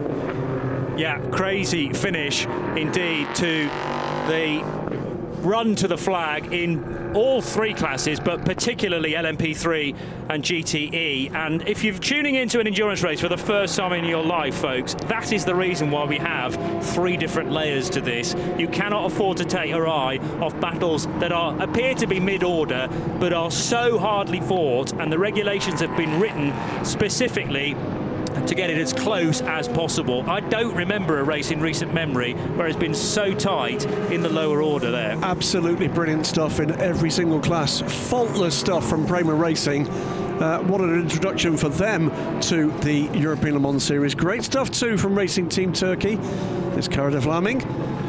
Disappointment there for the young crew of the number 13 car, but that's still a great result for Inter-Europol competition. Back to form in LMP3. And the trio of Prima Racing drivers are now clambering, or 2 of them on the top of the car, driven by Louis Delatraz, down pit lane. Lorenzo Colombo and Ferdinand Habsburg, slightly more tall gentleman on the left-hand side there, although Colombo's not short of height either, in fairness. Either side of the cockpit of Louis Delatraz. And Ferdy Hatzberg, Delatraz, the linchpins in that, if you like. They're the gold-rated drivers, but a race is so often won and lost in LMP2 on your silver-rated driver, and they may well have unearthed a gem there in the form of Lorenzo Colombo. Despite an early mistake, they recovered from that very neatly. Lorenzo, a late replacement for Juan Manuel Correa. Indeed. With his stress fracture, unable to race, and that was great stuff. Brilliant race, absolutely brilliant race in every class. Couldn't have called that one with or without that strategy laptop. I'm afraid the internet failed us, but in some ways I'm glad it did. Well, kept us guessing, and there may well have been a few other people out there that knew that certain cars needed to stop, and we'd worked out that one or two were short on fuel. But even before you get across the line and submit the victory, you don't know until it's done, and Verona is still processing this whole last 4 hours, I think. I'll tell part of the story now. It was 3 days ago that Nicholas Veroni was lying on the floor of the garage and requiring an ambulance. You know, the details of that, I think dehydration was the main issue for Nicholas, maybe a little overtrained. But to come from that to this is a staggering result. It really is. 17 car has stopped.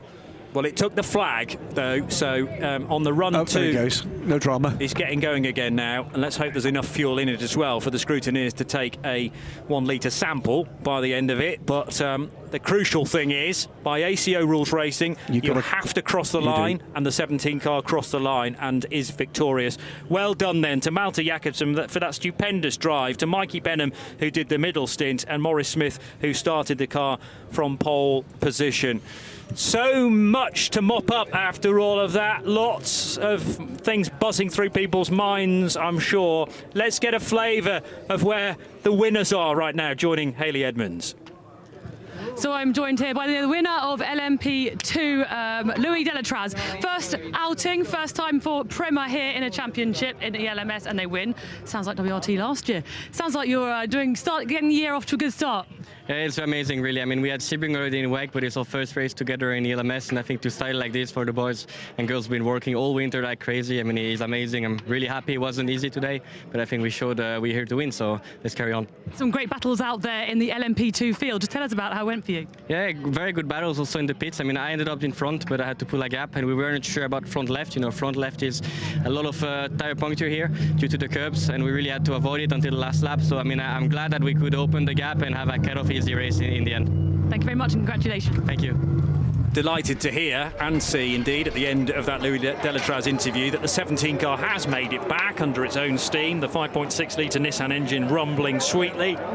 And it has on board Malte Jakobsen. We knew he was a star a couple of years ago, and he's backed that up once again. Now getting out of his machine, reeling in Nicholas Pino in the closing stages, getting past him with actually a full lap to spare, and was then able to open up a gap by the flag of 3.3 seconds. Absolutely. Remember this name, because he's going to be a very big name in sports car racing for a long, long time.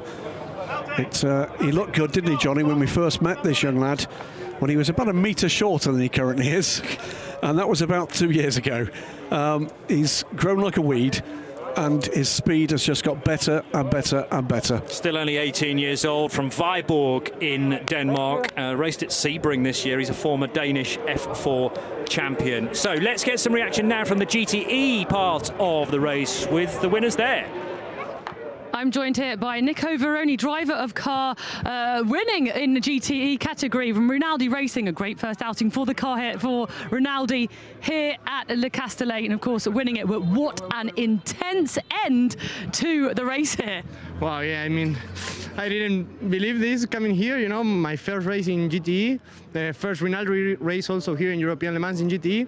So yeah, I mean, I have to say thanks to the whole team, to Michele first, because he's the one who put the faith in me always.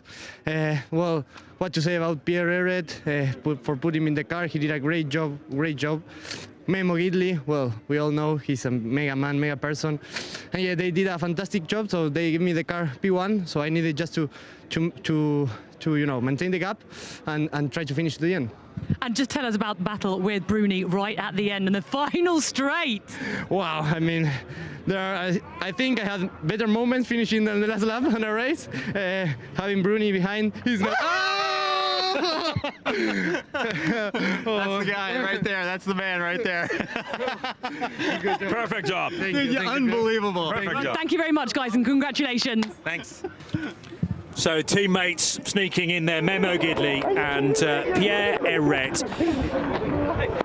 The highlights might take a couple of hours to get through, frankly, maybe 4 of them, because we've had so much to savour in the opening round of the European Le Mans Series. It started not quite with fireworks. Everyone was fairly neat and tidy, with the exception of our eventual race winner at turn 2, because Colombo over the curbs there, he did eventually give those 2 positions back. Sadly, not the race start that Jim Maguire would have wanted, though. A spin here which caused carnage, not least for Sam Dahan, who got a fair old whack in the rear right corner, which sadly broke the steering on the Oman Racing with TF Sport Aston Martin, and we wouldn't see the 69 car again. The duelling in GTE began in earnest very early on, though, between Sarah Bovey of Brussels and Pierre Eret, the German driver, sharing with Memo Gidley and with Nicholas Veroni this weekend. Nice little move up the inside for the 13 into Europol competition car of Charles Cruz on Morris Smith, and they would duel all race long. A frightening looking spin for Michael Fassbender, but he recovered well from that. His car eventually finishing in 3rd position in the hands of Zach Robichon.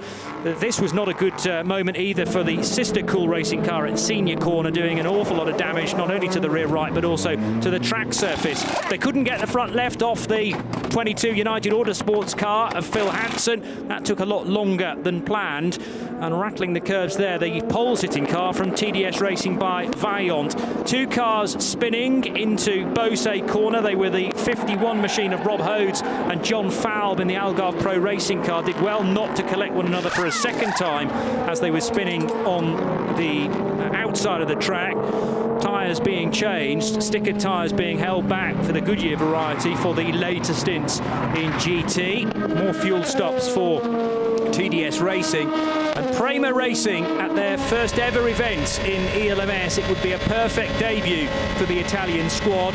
Nose to tail between the 93 of Ricard Leitz and Rahel Frey. Leitz to the outside of Senior Corner to pick off the Iron Dames Ferrari. Then a moment for the only Duquesne in the field, with Sebastian Alvarez getting stranded in the gravel trap. Doesn't do well to find gravel around this place, but that happened at turn number 7. Side-by-side action in the middle order in LMP2, and a neat and tidy overtake from Nicolas Lapierre on the 34 car of Charlie Eastwood, much to the delight of Cool Racing. But it is Louis Delatraz, Lorenzo Colombo and Ferdinand Habsburg who complete the victory for Prima Racing at their first attempt in ELMS competition. That's what Ferdy thought of it. They were fighting to the very line of the end of the race, absolutely to the death it seems, with Pierre Eret's backed car, driven at the time by Nicholas Veroni, young Veroni from Argentina, just about fending off the far more experienced Jean-Marie Bruni. The gap at the line was 0.120 of a second, and across the line to win for Cool Racing, Malte Jakobsen in the 17. Here is a resume then of the official classification. We'll get it finally confirmed a little later on today, but 120 laps completed for Prima from Algarve Pro Racing, and a neat and tidy bit of pit lane work there, actually calling their car in fairly late on, but we wonder whether they might be able to push on all the way to the finish and bag the win. Sophia Flörsch and Bent Viscal, their drivers.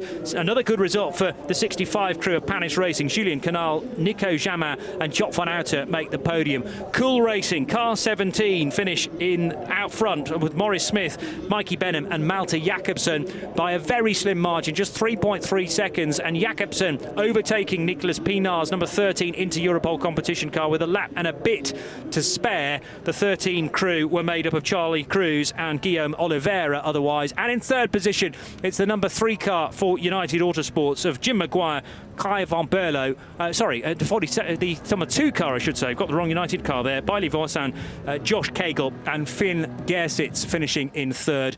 And we've already run you through the GT order. Renewable Racing from the 2 Proton competition cars. Proton had 2 fast Porsches here today. but they couldn't get past that Ferrari from Renewable Racing, also on their debut in the ELMS. Well, sadly, 4 cars not classified as well. We lost those fairly early on, where we had 3 safety cars in the space of 45 minutes. We did get that spell of sustained running, though, and green flag running, and that's where it's kind of won and lost for Prima Racing. So much conversation to be had, and understandably so, Graham Goodwin. Absolutely. Take a breath, because we're about to go to the podium, and again, it's a different-looking podium, and it's great to see. Some new names, some old friends. Third on this podium is going to be the Panis Racing trio, Jan Venutet with Julien Canal. But a maximum points haul for Cool Racing. They got pole position yesterday, courtesy of Malte Jakobsen himself, and then he gets the car to the podium as well. But here are the top 3 in LMP2. We welcome to the bottom step of the podium the 65 for Julien Canal, Nico Jamin and Joop van Houten. Second place going to Algarve Pro Racing with a really neat bit of strategy late on. Sophia Flörsch and Bent Fiscal. The win will go to these 3. Absolutely best results in the LMS history for a female driver overall there. But you can't take it away, can you, for the number 9 crew? Faultlessly done. And Prima Racing, Lorenzo Colombo, Louis Delatraz, Ferdinand Habsburg. As the ELMS music pumps away in the background. That's your podium at the end of the 2022 opening round of the European Le Mans Series. Prima Racing victorious. And let's hear the national anthem of the winning team.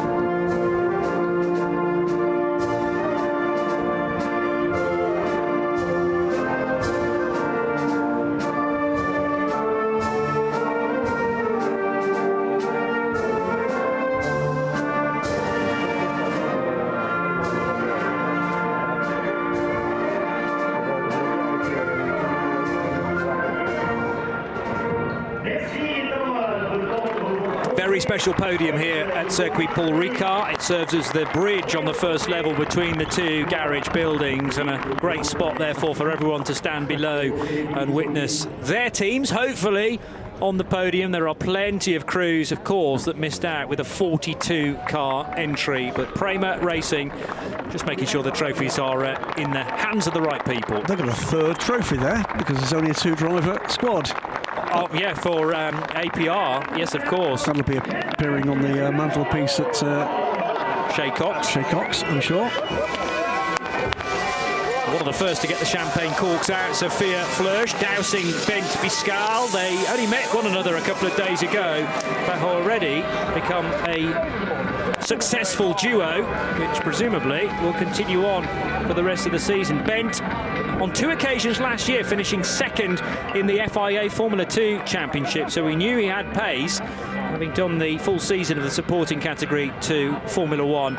But it's the 65 car of Panis Racing becoming more frequent on the podium these days. New signing Joop van Houten bringing the car home with Nico Jamin and Julien Canal. There's the Algarve Pro Racing car number 19, Bent Fiscal and Sophia Flörsch, the drivers. And Prima Racing's number 9, Oreca 07 with the Gibson engine for Lorenzo Colombo, the silver-rated Italian, along with 2 golds, Louis Delatraz with a closing couple of stints, and Ferdinand Habsburg. Podium will be redressed, just a bit of faint fluffy cloud above, but otherwise glorious conditions remain in this part of the south of France. And we will redress the podium in readiness for the top 3 in LMP3, which changed very late on indeed, with just over a lap to spare. And it was all kind of down to whether the number 9 car could stick a lap on those 2 machines. Had Delatraz got in front of Nicolas Pinot, that might have been his saving grace, actually. But it was nip and tuck, and we were fully concentrating on the GT battle at the time. This is the LMP2 Pro-Am. Squad's ready to go. Well, there'll be joy with those three squads. Debutants from Prima Racing, best result in their own team name ever in the LMS Volga Pro Racing, and Paris Racing continuing their run of form. Another podium. They scored a podium at Le Mans, of course, last year, and a race win here in the European Le Mans Series. Third in LMP2 Pro-Am for the number 31, the debuting TDS Racing by Vaillant trio. So Matthias Besch bringing that car home to the flag. Philippe Chimodomo clambering on board after an opening couple of stints from Tijmen van der Helm, who's the silver there. So they've got a bronze, a silver and a gold. Here in second position, brand new to LMP2 competition in this series, Francois Perrodo, Nicholas Nielsen and Alessio Rivera. Took the class win at Sebring in the WEC, this trio. They're going to have to put up the second best here to this trio, but they'll be pretty pleased. The white Goodyear caps, of course, it's an all Goodyear class LMP2 and LMP2 Pro-Am. Sporting gesture there from Francois to Sally Ulloch. Jack Aitken and Charlie Eastwood, they fought well, didn't they? Into its second year then, the Pro-Am division, and the opening round of this season, it's won by Racing Team Turkey. And we will hear the national anthem of the winning team.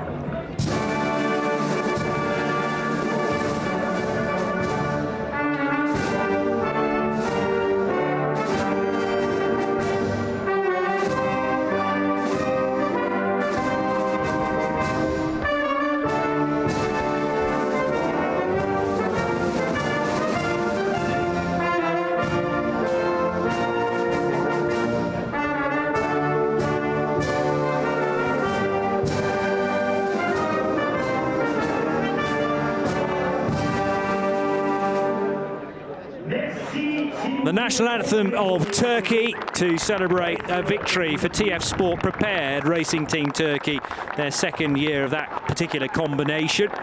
And great results throughout 2021. Look like they're going to continue, and they'll be in strong contention, I think, actually, for some very good overall results. But they crucially get their win in their Pro-Am division. Sally Ulloch is the bronze, which means that they are eligible for Pro-Am points as well, and it's a maximum points haul. Yeah, struggled there a bit for Francois Perrodo as we see the points. I think it's champagne might have been full of diesel, but maybe not.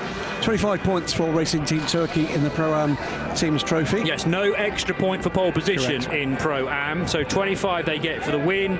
Second place going the way of AF Corsa, so 18 points, 15 for TDS Racing, and just shy of the podium it is the 24 car of Nielsen Racing. An up and down affair for those guys, Rodrigo Sales, Matt Bell and Ben Hanley. And the points for the drivers, Charlie Eastwood, Jack Aitken and Sally Ulloch on 25, ahead of Alessio Rivera, Francois Perrodo and Nicholas Nielsen on 18 points. So we have heard from LMP2, we have heard from GTE. Let's get a bit more now from today's race. I'm joined here by Jack Aitken, winner in the LMP2 Pro-Am category. What a great first start for you in ELMS, coming here racing for Racing Team Turkey, and what a great result for you. Yeah, thanks. No, it's been a really nice introduction to ELMS. I think we were looking really good in the middle of the race. Got a little bit unlucky with the strategy, but no, we're really happy to still win the Pro-Am class and look pretty comfortable, I think, with that. Yeah. So it's your first time in an LMP2. How did it go for you? Yeah, I loved it. The car was working quite well, and cutting through all the traffic was something really new for me. I've never raced with multiple classes on track, and yeah, I loved it. So really good racing. Well done. Thank you. Yeah, spent an awfully long time in his career in single-seaters, whether that be Formula Renault 3.5, Formula Renault 2-litre, when you go back far enough, and then into GP3 and FIA Formula 2. That's Jack Aitken, part of the lineup for Racing Team Turkey. But we move forward swiftly with GTE now, and in third position, it's the 93 Porsche for Michael Fassbender, Zach Robichon and Ricard Leeds, Graham. A first LMS podium for Zach Robichon, but a second consecutive podium finish for Michael Fassbender with Ricard Leeds, the 93 crew in the mix all afternoon, and great to see that 77 Christian Ried with Lorenzo Ferrari, isn't it, and Gianmaria Bruni so close at the end. Maybe a shadow hanging here for this result. We'll wait and see. But the 77 car, Proton, 2 cars on the podium. And what a great result for Renewable Racing. Their debut in the class. Prima Gidley, Pierre Arret, Nicola Varoni. The number 32 Renewable Racing Ferrari takes a win in round 1. And we'll hear the national anthem of the winning team.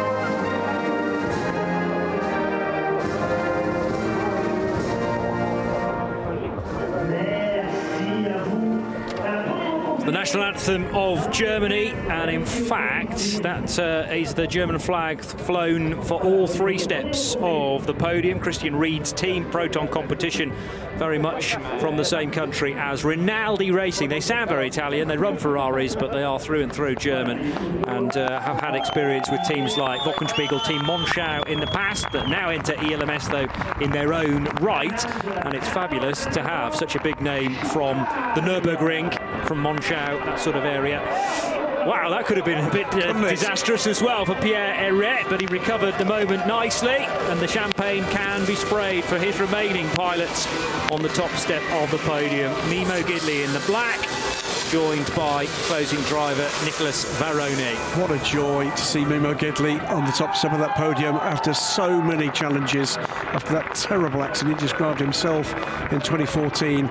He's had to fight back, and to fight back to a performance like that, that's quite something. There's the points. Yeah, Pierre Arret took pole position yesterday, so they get one more point from that to add to their 25 they've earned today with the race win. But Proton Competition showing that they're going to have a strong year, 2nd and 3rd. The Ferraris elsewhere, away from Rinaldi, will come back into the mix, maybe even in the next couple of rounds that are both held in Italy. Iron Lynx number 83, Rahel Frey, putting a brave face on matters when she was spoken to by Haley Edmonds, saying, we'll take 4th, we'll take the points, we'll move on to Imola. Kessel Racing finishing 5th in the number 57 car that contained Takeshi Kimura, Frederick Scharndorf and Mikkel Jensen. So it's Mimo Gidley, Nicola Varoni and Pierre Arret who head to round 2 with that 8-point lead, as we get more from Haley Edmonds after the race. I'm joined here by the winner in LMP3, or one of them, Malte Jakobsen. Now, after a disappointing day yesterday in the Michelin Le Mans Cup, you've come here and you snatched the victory in the final lap. Just tell us about how it went for you. Yeah, it was a really, really nice race. We had I just jumped out of my skin. Guys, come on. Yeah, the car was just amazing, and yeah, Mo did a fantastic job, and Michael as well. But Michael had unfortunately a drive-through, but we still managed to win the race, so we are really happy. So Michael, that last lap, how did it go for you? What was it like watching it? I'm in shock. We're in shock. We know what he can do, but he always surprises us. That was incredible what he's just done. Really incredible. I'm so proud of him. Trying to give him some encouragement over the radio or whatnot, but he has to do it out on the track, and it's extraordinary what he's done. Extraordinary what he's just done. Great, thank you very much, and congratulations, guys. Thank you. Well, so quick, the rise to the front of the field it was. It even fooled one of a few of our TV directors, I think. But we did manage to give the 17 all of the attention it deserved. Absolutely. And the Cool Racing car taking victory ahead of the Inter-Europol competition crew. So to the 3rd step of the podium, it's Bailey Voisin, it's Josh Cagle and Finn Gersitz. 2nd place, Inter-Europol competitions, number 13 car for CR Cruz, Nicholas Pino and Guillaume Oliveira. But here are the team of the moment, and particularly Malte Jakobsen, the young man of the moment. It is Cool Racing's perfect opening to their season. There's Mo Smith without the COVID mask. The beard is still in full flight, you might say. It's a bit more Santa now. Yeah, maybe. Okay. Peppered with the white and the black, but it's a great look, and Maurice Smith will continue it on. Let's hear the Swiss national anthem.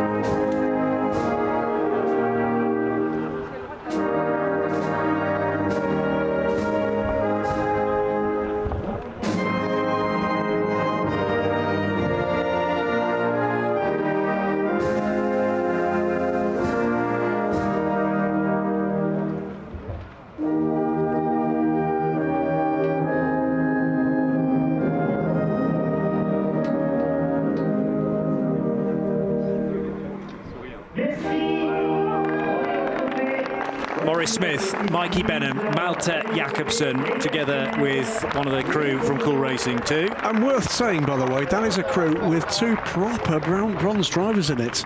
That is an incredible result for that team. And Malte Jakobsen, I think I'm right, it was about 20 seconds in about 11 minutes that he picked back up. Yeah. He was catching no less than 3 seconds a lap, and I think on one of those laps he probably took 5 seconds out of it. Absolutely staggering finish to that race. Drive-through penalty as well to come back from. 4 champagne bottles about to be cracked open by Cool Racing. The guys either side of them has rather beaten them to it, but they won't mind about that one jot.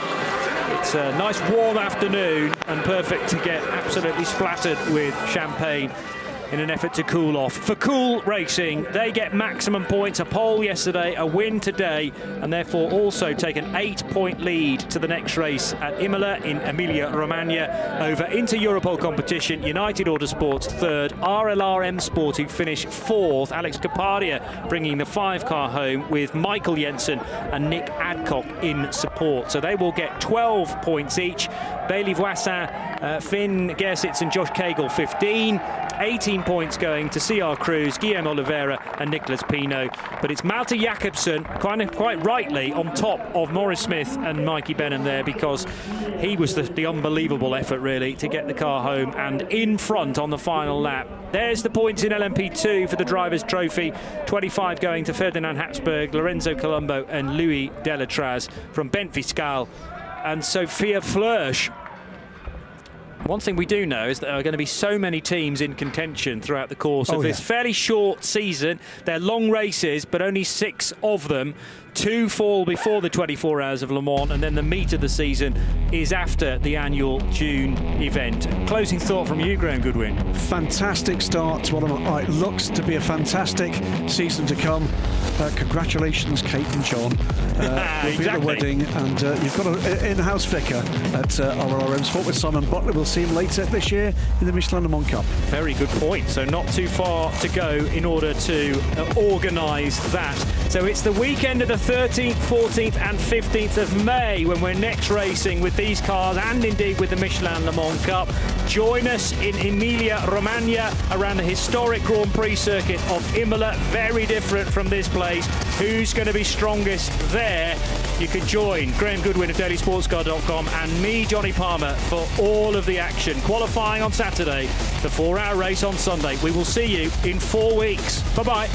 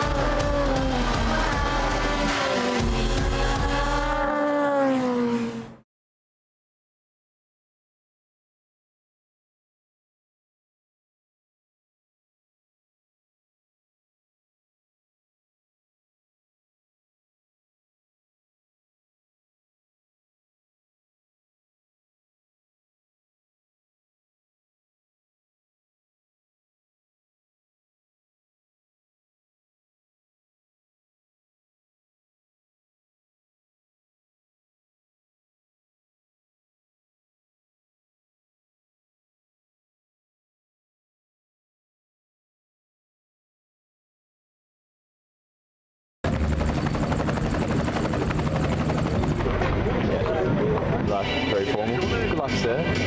Good race. Yeah, it's a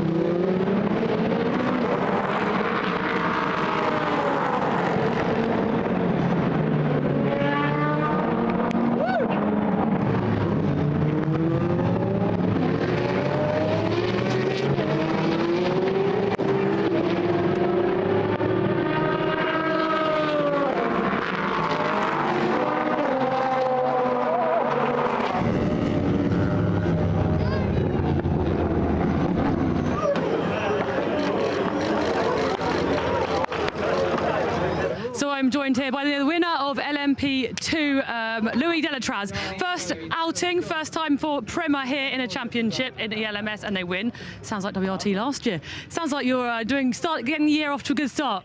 Yeah, it's amazing, really. I mean, we had Sibling already in WEC, but it's our first race together in ELMS, and I think to start like this for the boys and girls been working all winter like crazy. I mean, he's amazing. I'm really happy. It wasn't easy today, but I think we showed we're here to win, so let's carry on. Some great battles out there in the LMP2 field. Just tell us about how it went for you. Yeah, very good battles also in the pits. I mean, I ended up in front, but I had to pull a gap, and we weren't sure about front left. You know, front left is a lot of tire puncture here due to the curbs, and we really had to avoid it until the last lap. So, I mean, I'm glad that we could open the gap and have a cut-off easy race in the end. Thank you very much and congratulations. Thank you.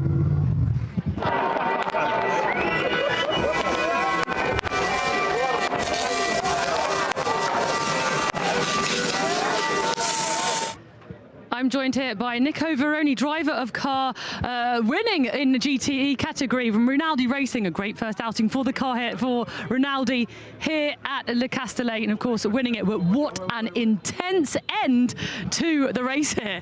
Wow, yeah, I mean, I didn't believe this coming here, you know, my first race in GTE, the first Renewable race also here in European Le Mans in GTE. So yeah, I mean, I have to say thanks to the whole team, to Michele first, because he's the one who put the faith in me always. Well, what to say about Pierre Eret for putting him in the car. He did a great job, great job. Memo Gidley, well, we all know he's a mega man, mega person. And yeah, they did a fantastic job, so they gave me the car P1, so I needed just to you know, maintain the gap and try to finish to the end. And just tell us about the battle with Bruni right at the end and the final straight. Wow, I mean, I think I had better moments finishing than the last lap on a race. Having Bruni behind, he's not. Oh!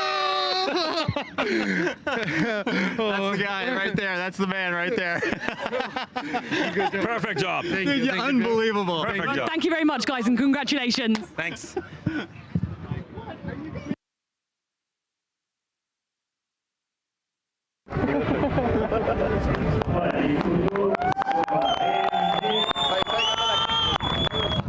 I'm joined here by the winner in LMP3, or one of them, Malte Jakobsen. Now, after a disappointing day yesterday in the Michelin Mont Cup, you've come here and you snatched the victory in the final lap. Just tell us about how it went for you.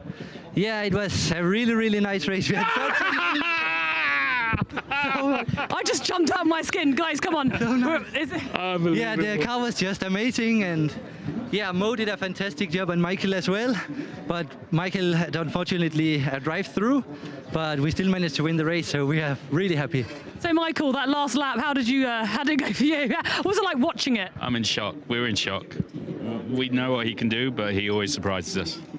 That was incredible what he's just done. Really incredible. I'm so proud of him. Trying to give him some encouragement over the radio or whatnot, but he has to do it out on the track, and it's extraordinary what he's done. Extraordinary what he's just done. Great. Thank you very much, and congratulations, guys. Thank you. Thank you. Good job, guys.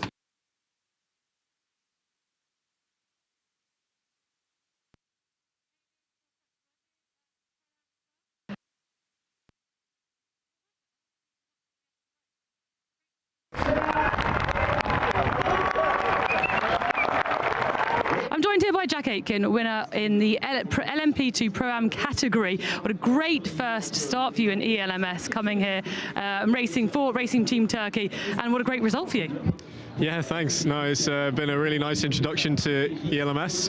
I think we were looking really good in the middle of the race. Got a little bit unlucky with the strategy, but no, we're really happy to still win the Pro-Am class and look pretty comfortable, I think, with that. Yeah. So it's your first time in an LMP2.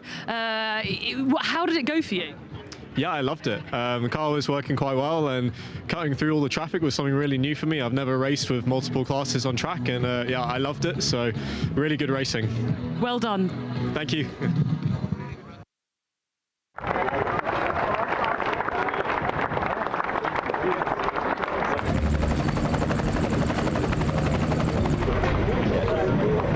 Very formal. Good luck, sir. Good race. Yeah, it's a